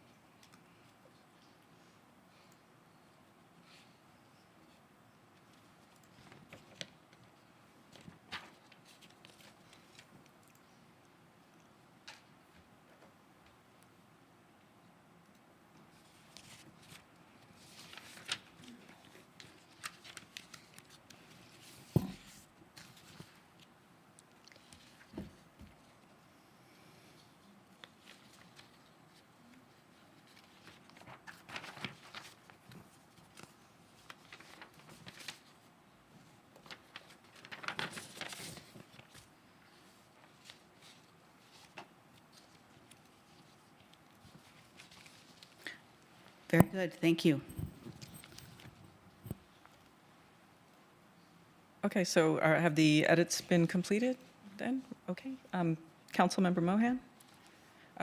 Could we have the projection turned back on?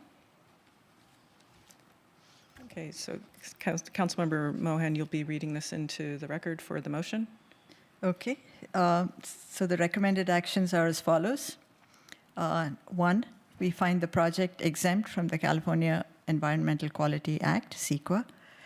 2, adopt resolution number 26-016, approving architectural and site approval permit, ASA 2025-006, attachment A. And this includes an update to reflect 19 units as opposed to 18 for the IDD population. Item number 3, postpone adoption of resolution number 26-017, declaring the property exempt surplus land pursuant to the Surplus Land Act, which is in attachment B. And number 4, adopt resolution number 26-018, approving the disposition and development agreement, DDA, which is attachment C, subject to 1, increasing the term of affordability restrictions from 55 years to 99 years, and 2, revising the date upon which the city may exercise its right to reacquire the property from 55 years from the date the DDA closes to 99 years, and direct staff to revise the DDA and all ancillary documents to reflect these changes and circulate for execution. Do we have a second? Second. Okay. So we have a second from Councilmember Fruin. Do we have comments from the members of the City Council? And please keep them brief. We are a bit over time already. Okay. Councilmember Wong? Yeah, I'll be as brief as I can. Look, we're working against our residents and doing it with $9 million of taxpayer dollars. We need to remember we represent our taxpayers, the people who live here today. Once we give away the land, it's gone for a long time. It's 99 years. In good consciousness, we need to do more due diligence. This is a rush job.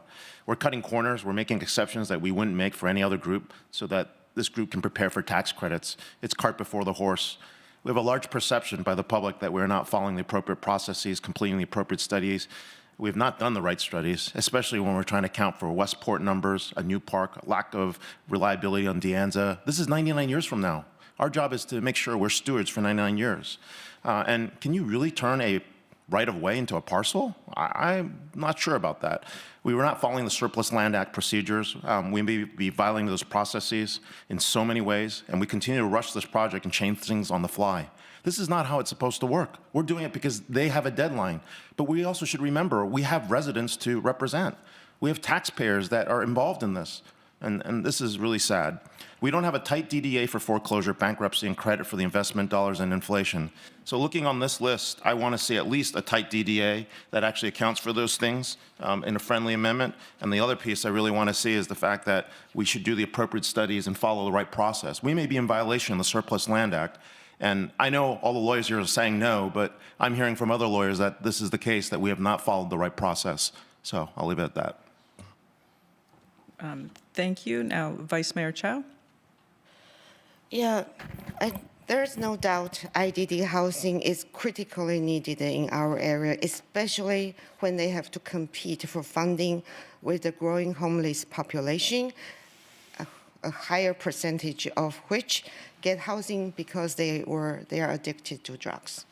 And IDD is a population that must be prioritized in all BMR housing queues and all BMR housing funding. This is a population that has no other option but rely on public assistance. We must support them, and especially CUSD is known for their autism program and special need program. Many parents, families move to the area for the very nice program, and then we do want to keep their kids in the area. And I visited the Bay Area Housing Corporation's senior IDD housing that they operate back in 2019. For example, there are 4 duplexes right in Cupertino on Foothill. The address is 10506. 10506 because someone asked me and didn't believe me. So that houses 12 developmentally disabled individuals with 4 caretaker families. And that's a nice operation. I visited their single family homes. They are not located in Cupertino. I've dreamed to have that kind of housing in Cupertino where a single family home is turned into independent living for IDD. So I have dreamed of having this project realized since 2019 because I've seen how great independent living would be, or even mildly assisted independent living would be great for the population. No doubt. It's needed. However, as city council member, I also have an obligation to ensure we follow the law and we address all the concerns of our residents. And today, even from our city attorney has admitted the current version of the public land exempt that resolution is insufficient, and they have to come back with another version. And as we have pointed out, we don't have sufficient reason to claim today the land that we are vacating or exempting today is not going to be needed for the city for public use. When we did that, created the parcel in 2019, the situation was different because we had expected 2 levels of public parking, underground parking in Westport. It's when the state did not force the city to accept no parking on projects. And now the situation is different. So I really, really want this project to come true, but I think we need to hold the city not only to the higher standard, we need to hold the city to a minimum standard. And I don't think we are in a position today to approve the DDA because we did not have the competency check from the Planning Commission for vacation and for exemption. So I'm proposing a substitute motion to postpone this so that we have a clean process, that we approve the DDA when we have a clean resolution for vacation and for exempt public land. Thank you. So the motion is to postpone this until the Planning Commission has done what they need to do, and then we have a clean reason that's legally supported by for our reasons for vacation and exemption. So I do want to provide some corrections to some impressions individuals might have of the funding for this particular project. The $3 million in BMR funds, those are developer impact fees. The developers paid those to the city. The CDBG grant funding, that's federal funds. If staff needs to correct me on any of these items, please do. And the PLHA loan is from the county. So none of these funds are coming out of our general fund. Is that correct? That's correct. Okay, thank you. Okay, so we have a substitute motion. Second. And seconded by Councilmember Wong. Do we have any discussion from the rest of the council members? Otherwise, we'll, Madam City Clerk, will you please conduct the vote?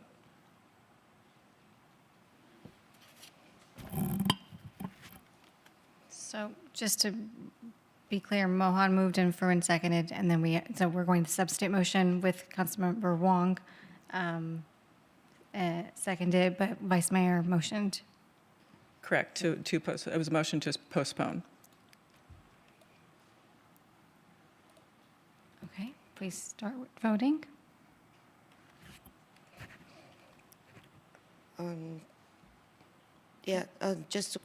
Could you read my motion that you have jotted down? I have that you move to postpone consideration of this matter until the Planning Commission has completed its review and taken all required actions so that the record reflects a clear, legally supported basis for any decision regarding vacation and exemption of public land. Yeah, thank you. Does that summarize it? Yeah.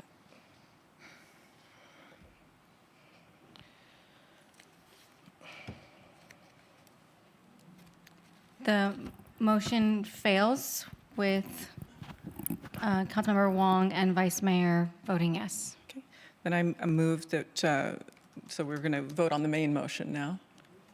Okay? I would like to say something since we haven't had the opportunity to Please do. speak.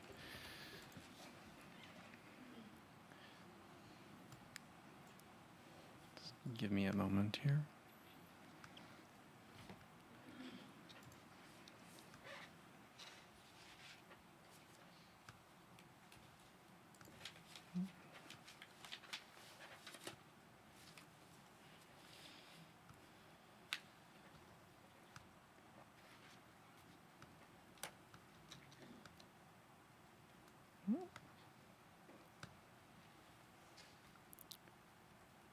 While you're getting ready for that, Thank you. there was a mention about heat map and collisions. Cupertino has a collision dashboard, and I've looked at each one of the collisions there. Looks like some people are hitting parked cars, and the accidents were vehicular. So that. I appreciate staff has all this information available, and it's important to look into the details when this has happened before, when people have presented arguments and pulled the map. You have to actually go and dig in to see what those collisions, what those accidents actually were, and it's very helpful. Thank you for that, Madam Mayor. You actually took one of the comments I was going to make. So I will go back to something that's actually bothering me a great deal about part of this discourse.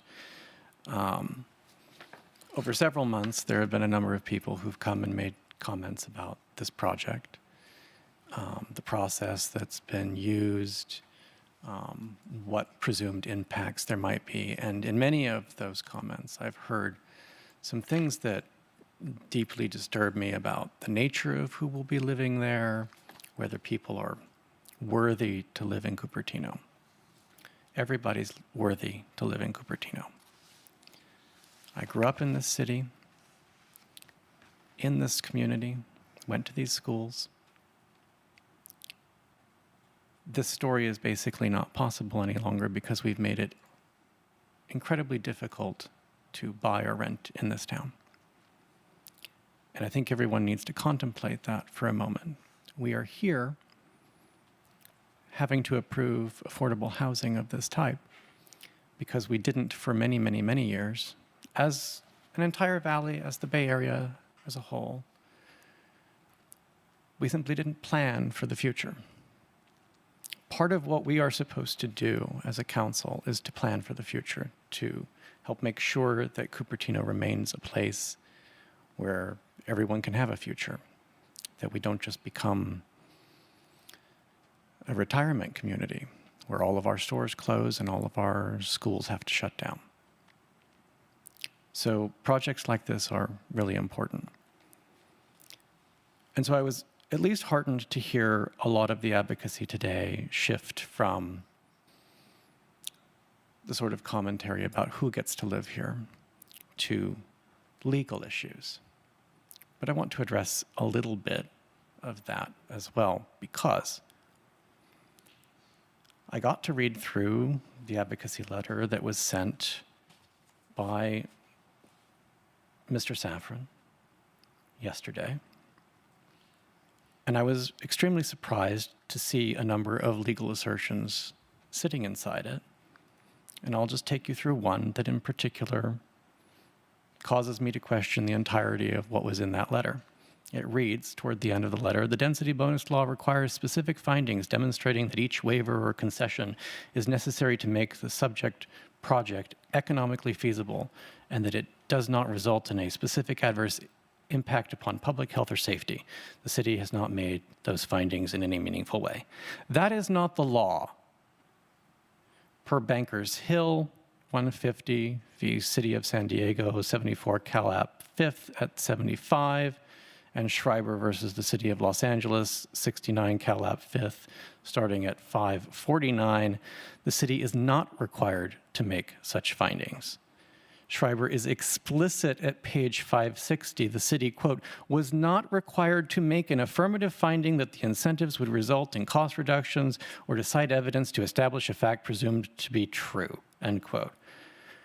What happens instead under the DBL is that the burden of evidence shifts. It is the city, if it wants to deny a waiver or a concession, that must make findings based on the required quantum of evidence in the record. That is not what is happening here.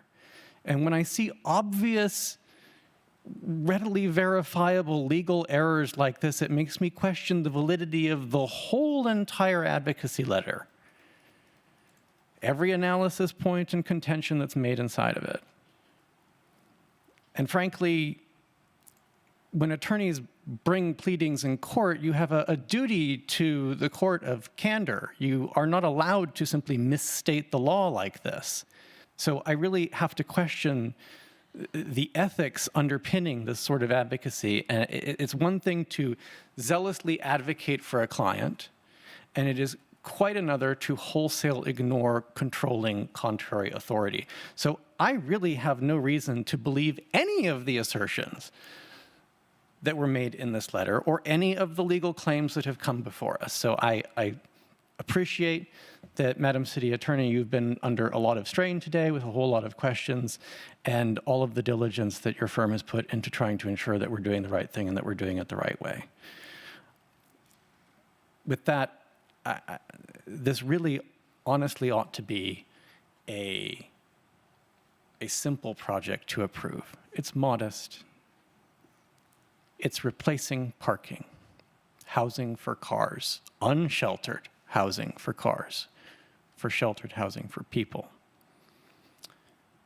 And so I would simply ask for the folks who have opposed this project so far, once it's there, once it's built, it will be populated with people who will be part of this community. Go and meet them. You might be finding that you've made your new best friend. Thank you. Great. Thank you, Councilmember Fruin. This project, will be really brief here. I do have a question for our city attorney about the 10:30 time. So I probably will be asking to suspend the rules because I do want to get to the next item. And I think that this has gone on very, very long, a lot longer than we expected. We should do that now, and we should vote on that. Okay, so I move that we extend the time to hear the next item. Extend the time to hear the next item, which is item 9, and I believe we'll need to suspend the rules since it will begin after 10:30. Correct. And if you want to hear anything else on the agenda, you should say that now. But if that's the last item, yes. That's the last item, so I would like a second, and then we will take a vote right before 10:30. Second. Okay, thank you, Councilmember Fruin. Madam City Clerk, will you please conduct the vote? Mayor, can I make a comment? Because I'm going to abstain, I would like to state the reason. You're going to abstain from this vote to hear item 9? No. Oh, not this one. This is the vote Okay, to sorry. extend. Okay. Okay, please vote.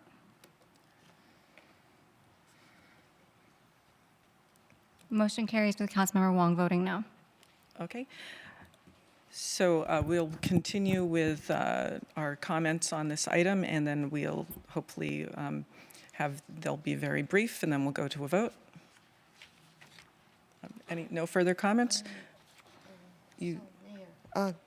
So first, can I propose a friendly amendment that we, in addition to this, that we bring back to try to revise our BMR menu so that we prioritize long-time Cupertino residents over short-term residents.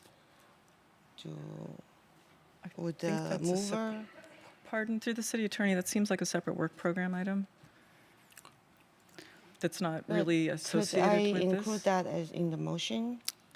That does seem to be a separate work program item, the BMR manual. Okay, that's fine. But doesn't it tie back to the DDA and the restrictions we want in the DDA? Through the chair. So the BMR manual is cited in the Cupertino Municipal Code, and it's then adopted by resolution. I think we're getting far afield of this particular item when you're trying to dig in and change the BMR manual. I do think there are, because of the 99 years in the housing element, I think it does need to be looked at. That's a separate item. That's a future agenda item. I don't believe it fits with this one. Can I just state my reason to abstain? Yes, please. Okay. So I really, really want to vote yes on the project because I've been expecting this since 2019, and I really think this is critically needed. But as the attorney has even pointed out, we don't have the sufficient legal reasons today to exempt this land to claim this as surplus public land. And we have future uses. I do I have not seen any adjustment to help us provide more parking ever since the start of the year. And other developers have done that. So I do at least want to be sure we are following all the clean rules. So I am abstaining because I want to vote yes. I don't want to vote no, but I don't think I can vote yes on the condition that we have today. Okay, thank you, Vice Mayor. I do see a final hand raised, Councilmember Wong, and then I'll keep it short. vote. I'll keep it Thank you. short. So, Mayor, you believe in process. You believe in doing things the right way. You believe in planning.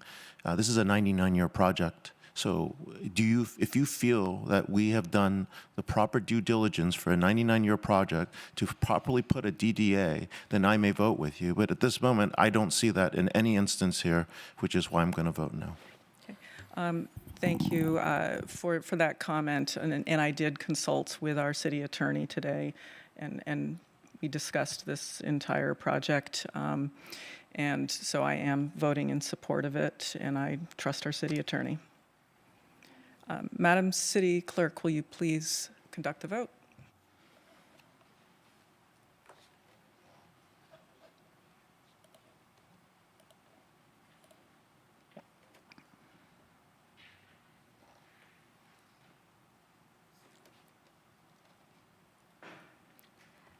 The motion carries with Councilmember Wong voting no and Vice Mayor abstaining. Great. Thank you very much, everyone. We are moving on to item 9, the transition of the business license administration to HDL companies and consideration of a business license amnesty program. We'll receive a staff report on the transition and then provide direction on whether to offer an amnesty program, and if so, which of the proposed options to use. Madam City Manager, do we have a staff report? Thank you, Mayor. And as Jonathan is setting up, I'll just provide a short introduction. So this item is, it provides a report on the transition of the business license administration to HDL companies.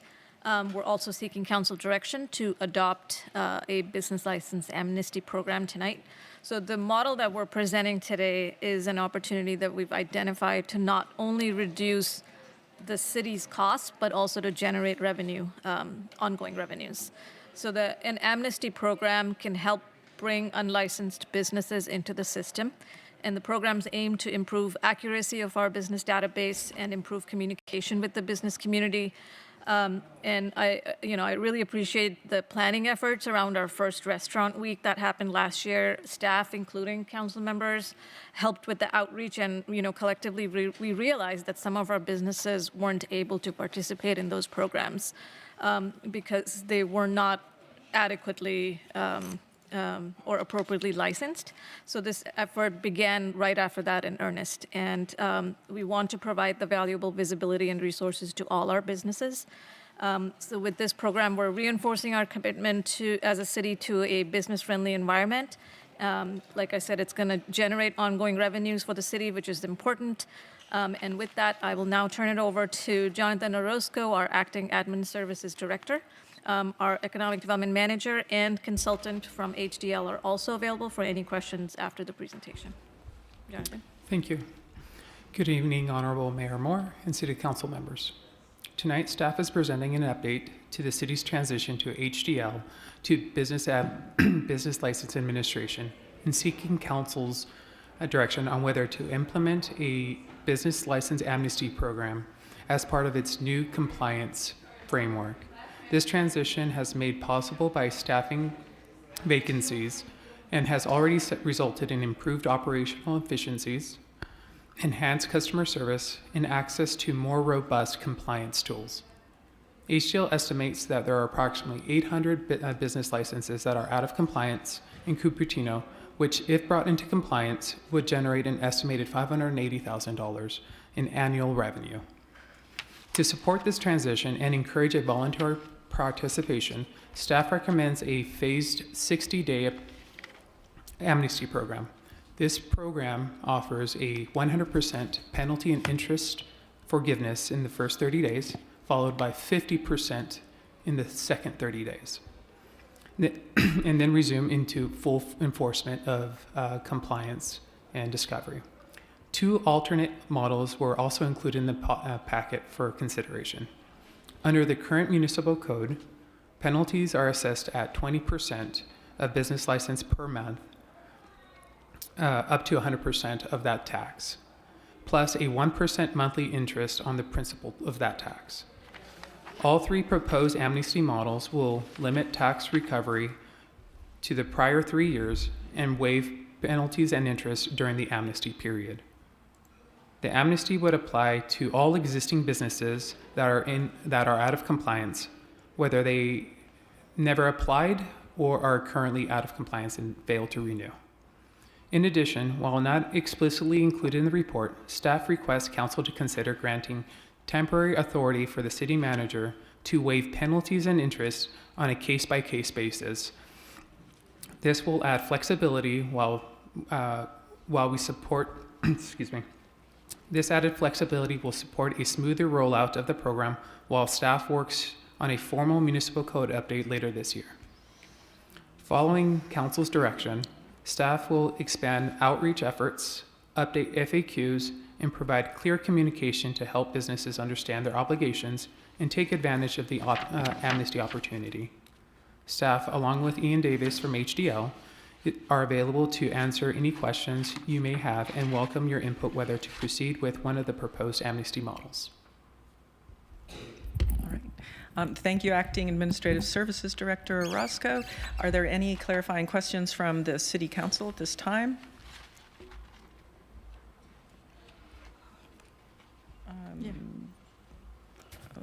Okay, everybody. So, Councilmember Wong. I think the only question is why can't we do this ourselves and why do we have to contract it out to HDL? Previously, the city administered business license in-house. The cost was approximately close to $300,000. The program that HDL is offering would be much less. So with that, they bring economies of scale to the city that would grant the efficiencies the city just does not have the ability to perform. In addition to that, the city doesn't have the resources for the compliance and discovery aspect. And this is actually one of the main reasons we pursued HDL, because the city was somewhere between 60 to 70% compliant, which would be common for other cities that don't have that compliance and discovery division within its business license. So with HDL, we received those economies as well as the increase in revenue from their discovery and compliance division. Thank you. I do want to add that we will have over 4,000 businesses once we decide on how to handle this. Councilmember Fruin.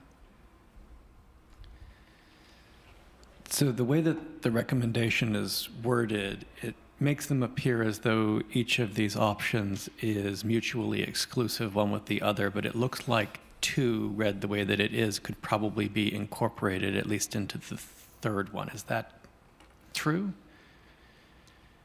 I'm sorry, can you restate? So the second one would be to provide ongoing amnesty upon discovery for newly identified unlicensed businesses. And that feels like it would work fine with the option in 3 or the option in 1. The city has the option to essentially marry both of them. So currently we can have the amnesty program run for 30 or the 60 days as proposed on options 1 and 2, and then thereafter provide that amnesty window once HDL identifies any non-compliant business. Okay, so it's really options 1 and 3 that are mutually exclusive? Correct. Okay, all right. And then in addition to that, there was some request for additional authority to the city manager to be able to make certain penalty determinations on a case-by-case basis, but I don't see that captured in the recommended action. So what would you need from us? Do we have to make a motion that specifically includes that? That is correct. Okay. Councilmember Mohan? I have worked in other organizations where HDL has administered the business license program, and they are the experts. I was just surprised that we hadn't done this earlier. But it's not just a matter of capturing the businesses and the amount of fee and so on. There's a enforcement aspect to it, which I don't know how you've been able to do it all these years. So I am completely in approval of going with HDL to have this program outsourced. But you said something, Jonathan, that you would also, as staff, you'd be doing some outreach among businesses. And so I just want to make sure that the responsibilities are clear and sort of separate. If you're going to be doing it, then is HDL going to be doing it? Or do you have staff working now on business licenses? Or will you eliminate that function as part of city operations? A couple questions. So the first is the heavy lifting will be performed by the city's economic development and communications divisions, who will be reaching out to the business community through various channels. And then in terms of staffing, due to the vacancies that we in finance had a little over a year ago, what we did was repurpose one of the vacancies to assist with CIP related functions.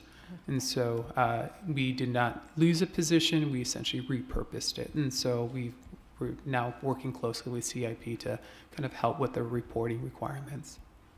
And if I may add to that, through the mayor, so we're hoping the outreach is more coordinated with HDL support. We're talking with CDD staff, so when someone's, a business is getting their permits, that it gets identified if they don't have a business license. And then with our economic development manager, I think it's going to be more robust and coordinated with the support of HDL. It results in cost savings for the city, as we mentioned, and hopefully we can bring in more revenue that way. Is he the only person working on this? Or do you have other staff members besides Daniel? Yes, we have other members of the city manager's team that help with outreach, but primarily is the economic development. Yeah. Thank you. Vice Mayor?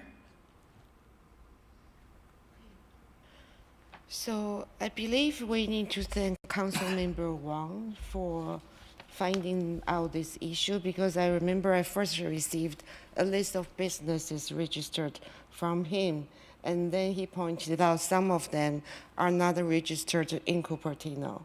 So then we started to try to clean up. So thank you for that. And I have a question about, between 2 and 3, in terms of business discovery. So 2 proposes reoccurring discovery, and what is the other thing? If we don't do reoccurring, what does that mean? So what the option 2 would... So if we just go strictly with option 3 without reoccurring discovery, what does that mean? So How that would we find? Sorry. So that would mean after the amnesty period ends, which is this total of 60 days, HDL's discovery efforts will continue after that. So let's say we discover another 100 businesses, making up numbers here.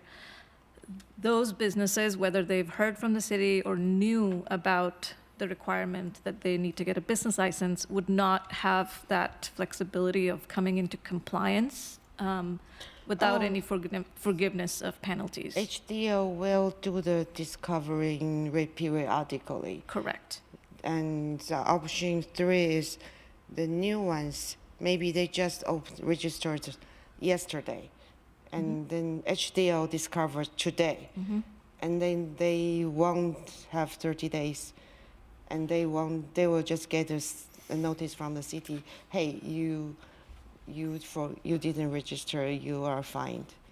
something like that. Yeah, so if option 2 is not incorporated in the final recommendation or final direction that council provides, then in the future, after any amnesty program is over, those businesses will have to just come into compliance and will not have that courtesy window. But how would they be notified they need to register? Would they get no notification? They are supposed to just know? No, they're not. Well, they're supposed to not just automatically know. So we're looking into ways through the outreach, through improving our websites, through working with CDD staff. So there's a lot of different, there's a kind of a multi-pronged approach we're taking. So we'll make sure businesses are aware. But most people are not. Any outreach by the city, we will miss people. So those people are not going to know that they need to register. And HDO, once they discover, they will not get 30 days. I mean, they won't even get a notice from the city except a late notice. Yes, that's Doesn't the seem to be question fair. is Yeah. if they're getting a late notice at that point, are we giving them that courtesy 30-day window to come into Okay. compliance? Yeah, thank you. If I I do may. think that 30-day window makes sense. Yeah. So the option 2 is more geared towards licenses that have never, or applicants, or sort of businesses that have never submitted an application. So as HDL is cross-referencing their data, our existing database to other databases and identifying those licenses. I those understand businesses. that. So they would grant those licenses a brief window, whether it's 30 days, 60 days, whatever council chooses to adopt. The HDL would work with them and give them that official notice. You have 30 days to come into compliance, otherwise Yeah. you're going to be assessed Yeah, I not just the understand that. previous taxes, but also penalties. That's okay. So what would be the notification method? Through email or through letter? They have options, so one through email or through an actual letter. So similar to their the renewal process, they'll reach out via email multiple times if they have one on file, and then lastly a letter before their license expires. So they'll use. So the lastly, through letter, because we have heard from businesses is a lot of this email get ignored and they don't know if they are really from the city, and so they trust a letter, especially on text things. So it seems if we are sending a formal notice that you have 30 days to comply, it should start with a written notice that's an official letter, and the email is kind of a courtesy reminder, unless they specifically opted out of letters. So currently, as far as the renewal But process. they have no way to opt out because they haven't registered. Maybe I can look to Ian if you're available to see what the discovery and compliance looks like after an amnesty program, as far as communicating with those newly discovered businesses. Of course, yeah. And can you guys hear me? Yes. Yes. Perfect.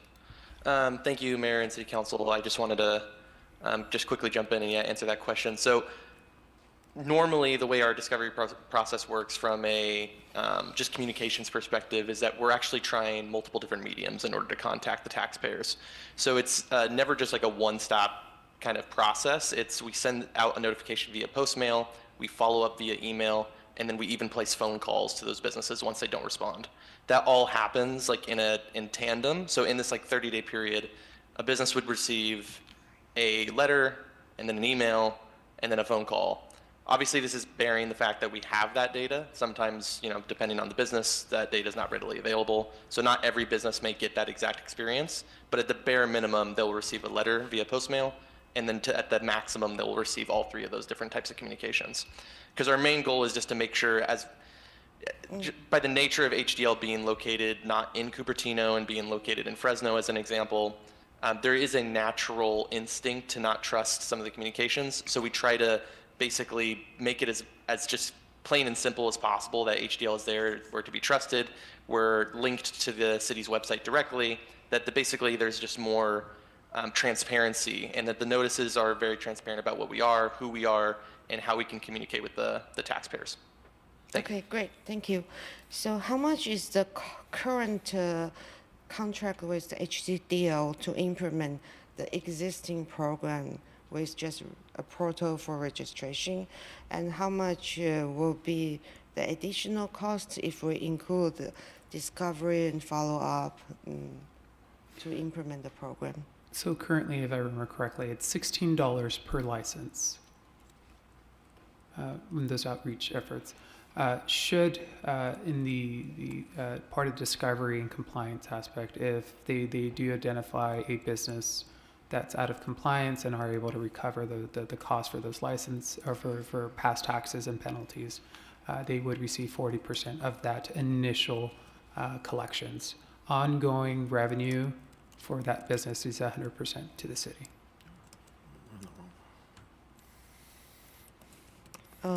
Wait, $16 is for anyone who register, or $16 is only for the new ones they have discovered? That's for all compliance or all renewals. All renewals. So if a new business that's just registering today, for example, get online, HDO gets $16 for The that administration. registration. Okay. Okay, thank you. Thank you. Councilmember Wong? Yeah, I have a quick question. So on the ones that are for our, for option number 2, right? Does that also include businesses that just discovered that they needed to do that? Like if someone voluntarily complies and just says, oh, wait, I saw a sign that says, hey, I need to go do that. Because if we do the outreach right, does HDL get the money for doing that compliance, or do we get it for our outreach? Like who gets attribution? So the initial outreach would be, because the city's initiating that outreach, that would be 100% to the city, and the Cupertino would receive both the current license back tax as well as any back taxes. Okay. And so the ongoing amnesty for discovered businesses, there's the HDL component and there's our own component for our own outreach, right? We do separate that. So for the second option, that would be their efforts for reaching out to the out of compliant businesses, and they would receive 40% of that. So on a 2x2 grid, HDL discovered, city initiated, right, on one side, versus businesses in compliance versus newly discovered businesses. How does that look? So if we're sorry about I'm the a 2x2 visual person, yeah. Sorry about the 2x2. Do the visual. Do the box. Yeah. So the use case I'm looking at is really city initiated, right, and new business. How does that? Do we have different options for all these? I think So if I may, I think it would be up to councils to provide that direction. If you want to have this blanket ongoing amnesty upon discovery, whether it's through city outreach or HDL, I think that can be part of that recommendation. No, I just want to make sure that if we discover it, we don't have to pay the administration fee on the first stop. That's all. That's what I really Yes. wanted to make sure. And the second thing, given that I would guess that we have a very entrepreneurial audience in our neighborhoods. We have people that are doing consulting, we have people that are painting, we have people doing Etsy, we have all these things that are happening in the neighborhood. People have their own daycare, tutoring, like there's a lot of businesses being run out of the city. I would bet you 99% of these people didn't even know that they need a business license, right? And that's why I'm not even sure a 90-day period is enough, or how we actually do the outreach. But I mean, anyone figuring out suddenly they might owe, I don't know, $1,000, $500, whatever the $181 fee is, right? They're going to be in shock. And so I think that's really the main thing. We do need to collect revenue. I'm not against that. I just think that 99% of the people that have these businesses, like even kids that have startups that are generating ticket swaps and arbitrage on sneakers, like they don't even know they got to pay this tax. So whatever we do, I want to make sure we're gentle with it, but also in a way that is conducive, because they know what the business fee is getting us, which are some of the programs that Daniel's working on. That's all. Madam City Attorney, it looks like we're going to go past 11. So do we need to have a motion to extend past 11 in order to complete this item? We do, yes. Okay, I'm making that motion. Do I have a second? Second. Thank you. Madam City Clerk, will you please conduct the vote?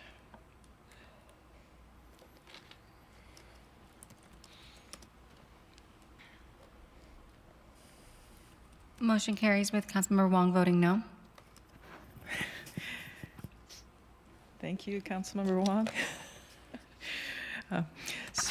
Okay, I'm not seeing any more questions, clarifying questions from the City Council. We're going to go to members of the, oh, you have another question? Oh, yeah, I have more question. So it's unclear, the staff report didn't say what exactly a business needs to pay annually. I think it's $75. But there is something about square footage in the municipal code, and there's something about micro business making under 1,000 or under 5,000. Could you clarify? And then if we are going back only 3 years, which is good, but then we are also charging interest and some penalty. I would like to know dollar amount. What's the max a business will be expected to pay 3 years plus penalty, what that look like? So I have some idea. It doesn't have to be exactly accurate, just ballpark. Okay, let me start off with, as far as that 1,000 or small business, if a business generates less than $1,000 in gross receipts, they are exempt from having to apply and receive a business license. If they generate between 1,000 to 5,000, they qualify for a small business license, which I believe right now it's right around $94. Anything after that, it would be the full rate. The general What's business the full rate? in the general business cost is $185, and so of which $4 relates to SB 1186, which is a state cost, and so that goes directly to the state. Okay, any further questions? No, 3-year estimate with penalty. Let's assume there's a $1,000 license because of the square footage and whatnot. If it's 1 year, that license, and this is assuming penalties and interest, so the penalties will be up to 100%, so it would be an additional $1,000, and interest on that $1,000 would be $120, 1% per month for each month.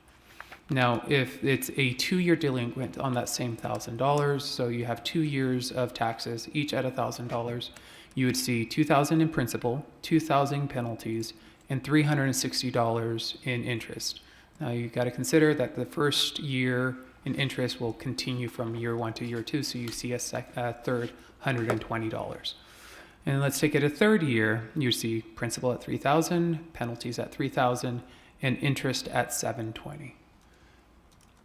But this is all hypothetical, right? So, yeah, hypothetically, if a business is supposed to pay 1,000 a year, the 3-year penalty would be how much? 3,000, because the penalty is 3,000. up to 100%. So 3,000 would be 3,000 plus 3,000 penalty. The only bit that would be forgiven is the penalty of the $3,000. The city would still pursue to collect the $3,000 of tax. But if they are not, they didn't get the amnesty, so they would pay 3,000 for the business license plus 3,000 penalty. Correct. If they are 3 years at the max, yes. This. Okay, and then if it's or 2 years, what would be the total? Principal would be $2,000, penalty would be $2,000, interest would be $360. So the penalty plus interest is how much? $2,360. 2,000. And if I may, it's been the city's practice. Interest has been a touchy subject, but once we approve an amnesty program, should the council move this direction, or once we go into a full discovery process, interest will be included as part of the penalties and interest calculation that HDO will be collecting on behalf of the city. So for the businesses that's making under 1,000, they are exempt.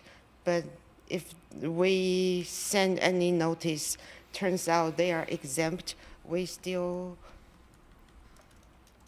wait. If they register, the city has to pay $16 for someone who doesn't pay anything. So we would be negative $16 for a micro business that make under 1,000. Is that correct? I'm sorry, can you rephrase that?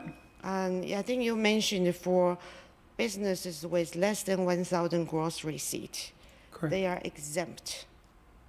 So they don't pay, they pay $0. So they shouldn't even register to begin with, right? So if they register, the city will pay $16 for their registration when they pay $0. In that hypothetical, yes. Which I think my son just did. Okay. Okay. And but then when HDL make this discovery, they don't know how much those people make. So if HDL discover 100 business that's actually micro, they will send on this notification to them, and then they will try and register, and then we will pay $16 for them and find out, oh, they don't need to register. Ian, what is the likelihood that we would actually send a notice to a small business that makes less than $1,000? So do we know that? Can we? Oh, okay, Ian. Yeah, quickly, I can just kind of answer both from a likelihood perspective, which is it's pretty low. I mean, our main focus is going to be businesses who are more public.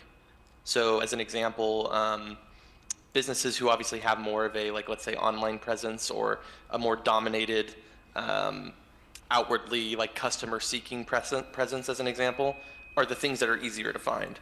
And then obviously via the way that our contract is set up, where we have the desire to have contingency fees, and we're there to try to find as much revenue for the city, to try to basically find the biggest accounts, right? That we're trying to fill the biggest gap for your revenue, the goals in your revenue. Do you have data on the gross receipts of those businesses? So in some cases we do. So for an example, we have sales tax records, right? So that would be an example where we would have a portion of someone's So you gross can receipts. screen out those micro, small garage startups.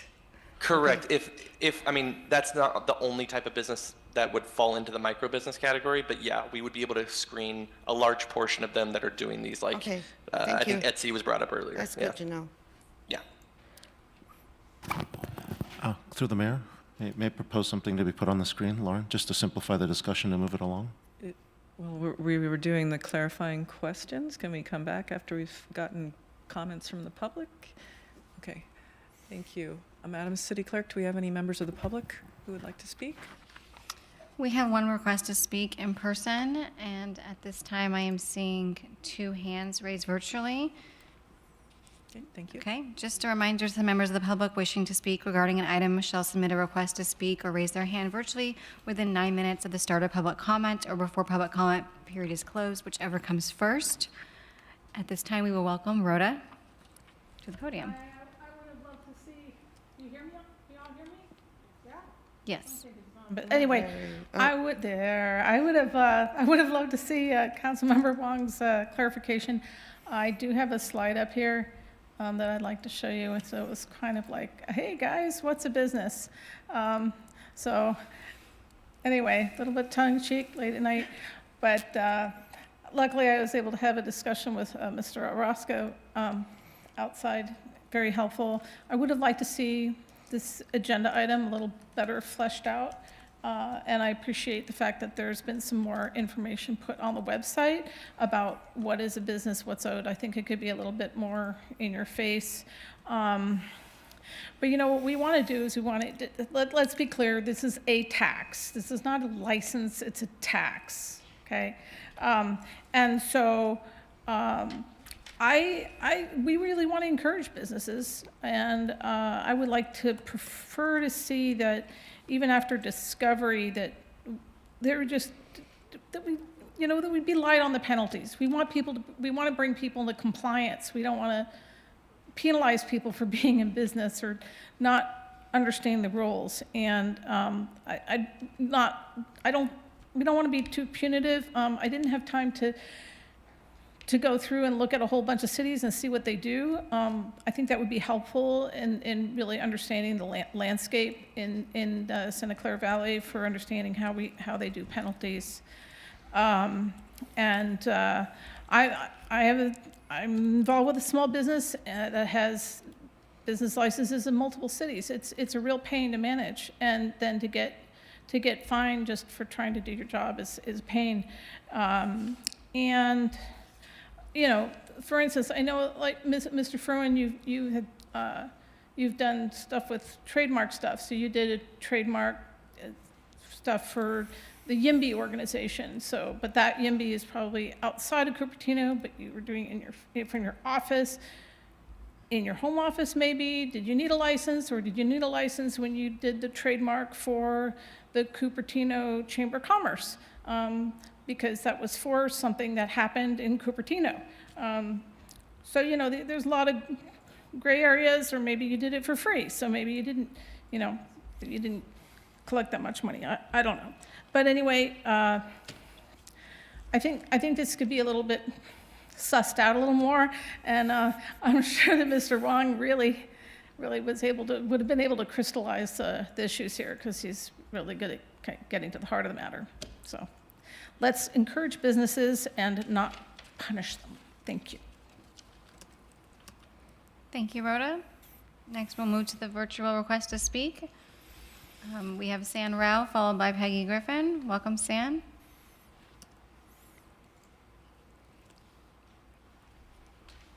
Good evening, Mayor, Vice Mayor, and Council members. I'm speaking on behalf of myself only as a resident. I am strongly opposed to this change that you're proposing, and I ask that you reject this at 11 p.m. tonight.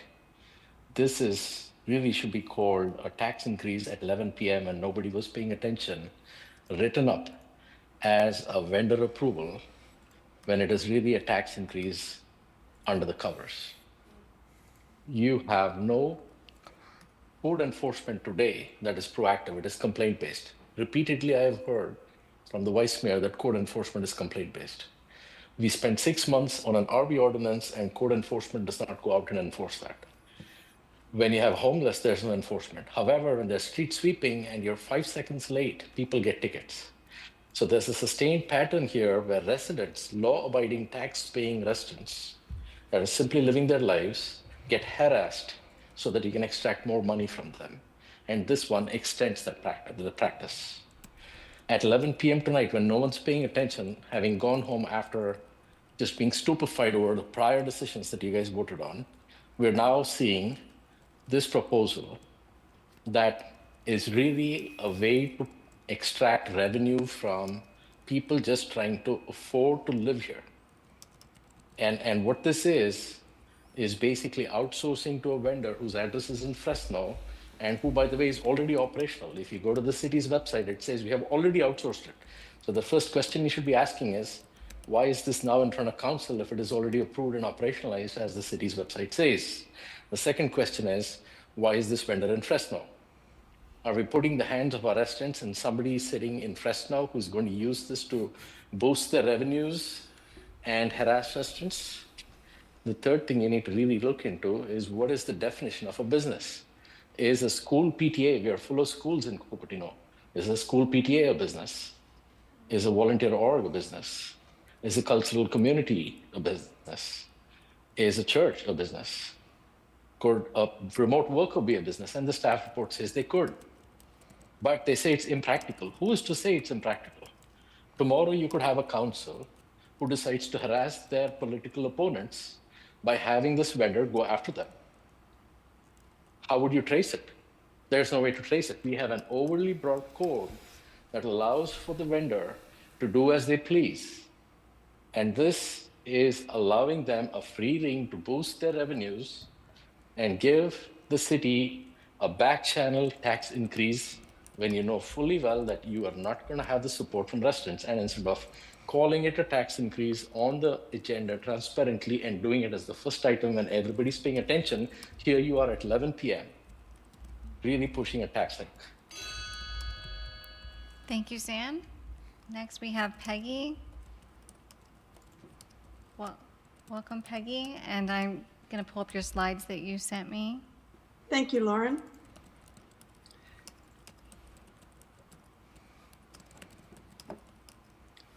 Good evening, council members and staff. I'm going to go quickly through these slides because I have more to say.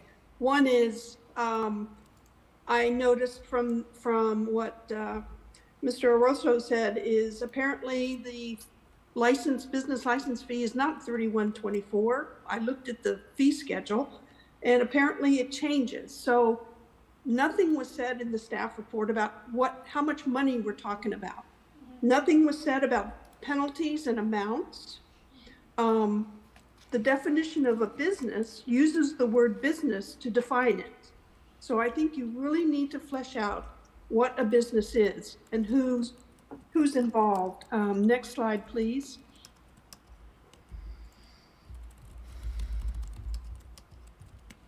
Next page, please. Nonprofits. Please exempt the nonprofits, the churches, the school booster clubs, the AYSO, the sports clubs, the Cupertino Symphonic Band.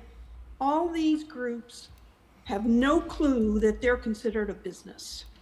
And I think this is outside the scope of what you're looking at and shouldn't even deal with it. Next slide, please.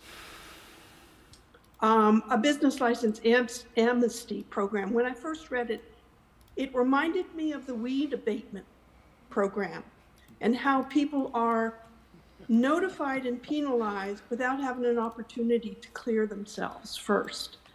Option two, I think that people, if they're going to be identified as a business, that they should be discovered, they should be notified so they know, and then they should have time to apply. And I don't think you should have a penalty. You want it, like Rhoda said, you want businesses and you want to encourage businesses in Cupertino, not keep them from coming to Cupertino. And as San Rao said, this is late. The staff report, I would have liked to have seen a chart. I didn't realize that the penalties could be thousands of dollars.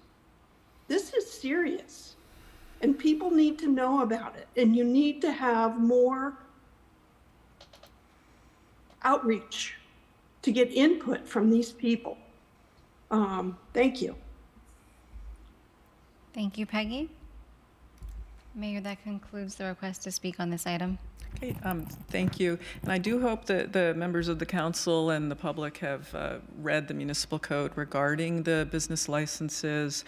This is not a new tax. What it is an existing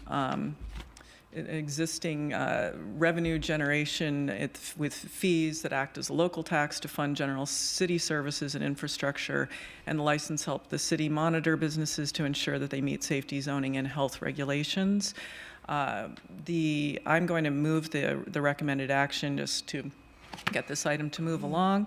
The recommended action is to adopt a phased 60-day business license amnesty program. That's the staff recommendation, consisting of 100% penalty forgiveness during the first 30 days and 50% forgiveness during the subsequent 30 days, followed by full enforcement. And to clarify, this would comply with the state law and current city practice with recovery of penalties limited to the most recent 3 years. So if you were 10 years out of compliance, we're only going back 3 years. And this is probably the most forgiving out of the three options, in my opinion. And then also we would add that we authorize the city manager to review and determine forgiveness of the penalties and interests until the Cupertino Municipal Code is updated later this year, because what we are providing in this amnesty program is not what's written in the municipal code. So a strict adherence would require everybody to pay the penalties and all the back years. So that this is the least restrictive one, and I really appreciate the staff for your very thoughtful work on this matter, to help bring us into compliance. And I hope I have a second on the Thank you, Mayor. If I may just clarify, is council interested in adding the second recommended action as well into your final motion? Could you read that out, please? The second recommended action would provide ongoing amnesty upon discovery for newly identified unlicensed businesses even past this initial 60-day period. So this would give businesses ongoing courtesy notice. Yes. Yes. Okay. And through the mayor, I put a chart together that actually fits that. So can we put that on the screen? Pardon, does my seconder accept that? Sorry, Council Mayors, I apologize. We lost volume. I just need a moment to connect with video. Please hold, sorry. Okay. So the current motion is the option 3, right? 3 And and then 2. the friendly 3 plus 2. amendment is that we are adding 2, right? Yeah, I Make a agree. clean motion. 3 and 2, plus the authorizing the city manager to review and determine forgiveness of the penalties and interest until the municipal code is updated later this year. So that part I'm a little unsure because when Jonathan said that he says we will authorize city manager to make individual changes. Some people might get waivers, some people don't. I'm not comfortable with that unless I know more what that means. I believe what we're doing is authorizing the city manager to be able to do this because our municipal code does not allow her as the collector to the collector, not making these different Until decisions HDL's for up. different business. Correct. Okay. And and if there's any outstanding appeals, then then council can give me the authority to move those as well as needed.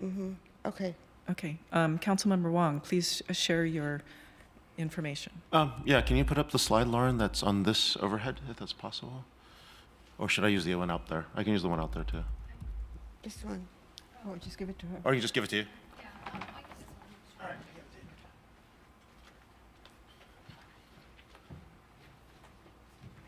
Just this? Yeah, just that. That's it. Simple.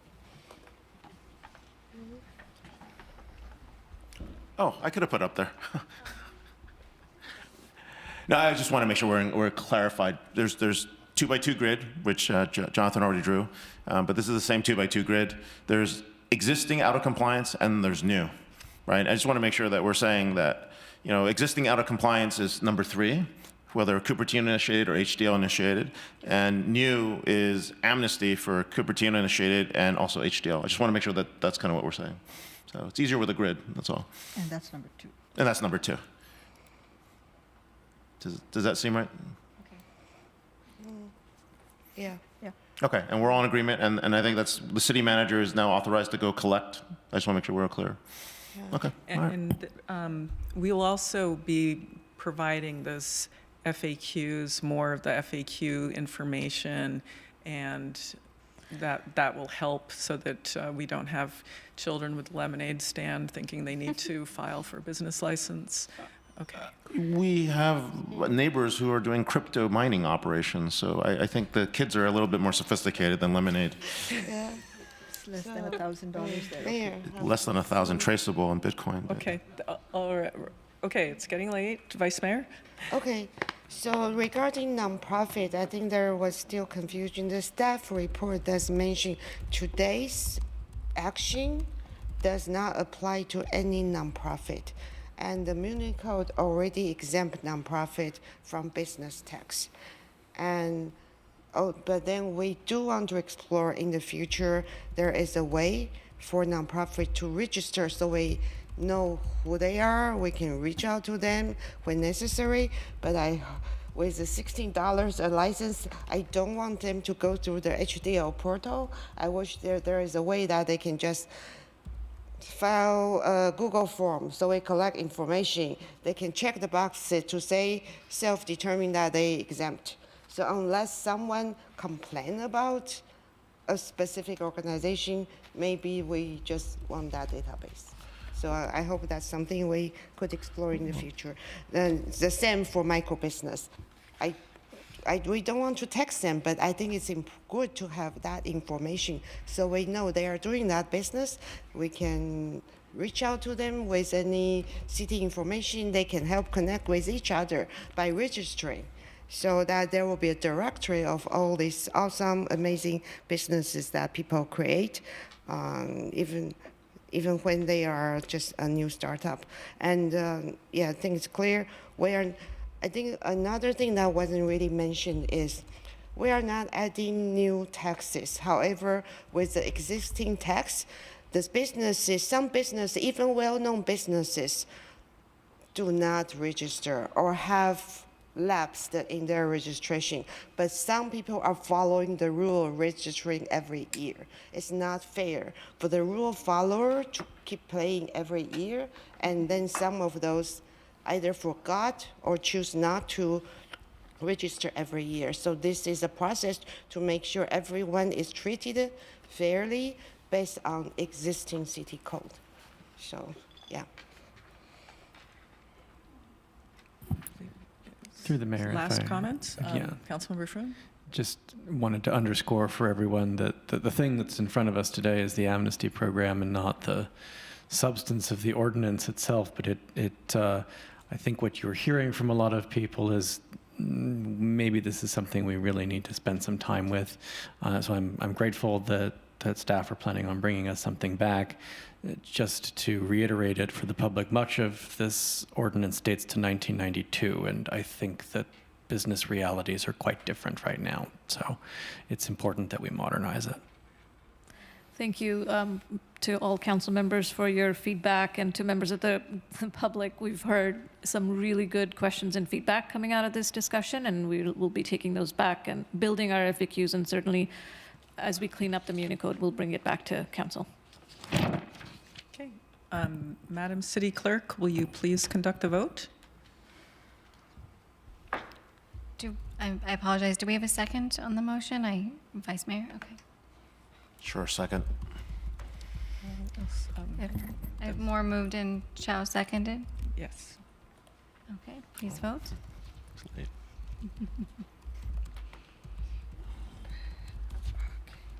The motion carries unanimously.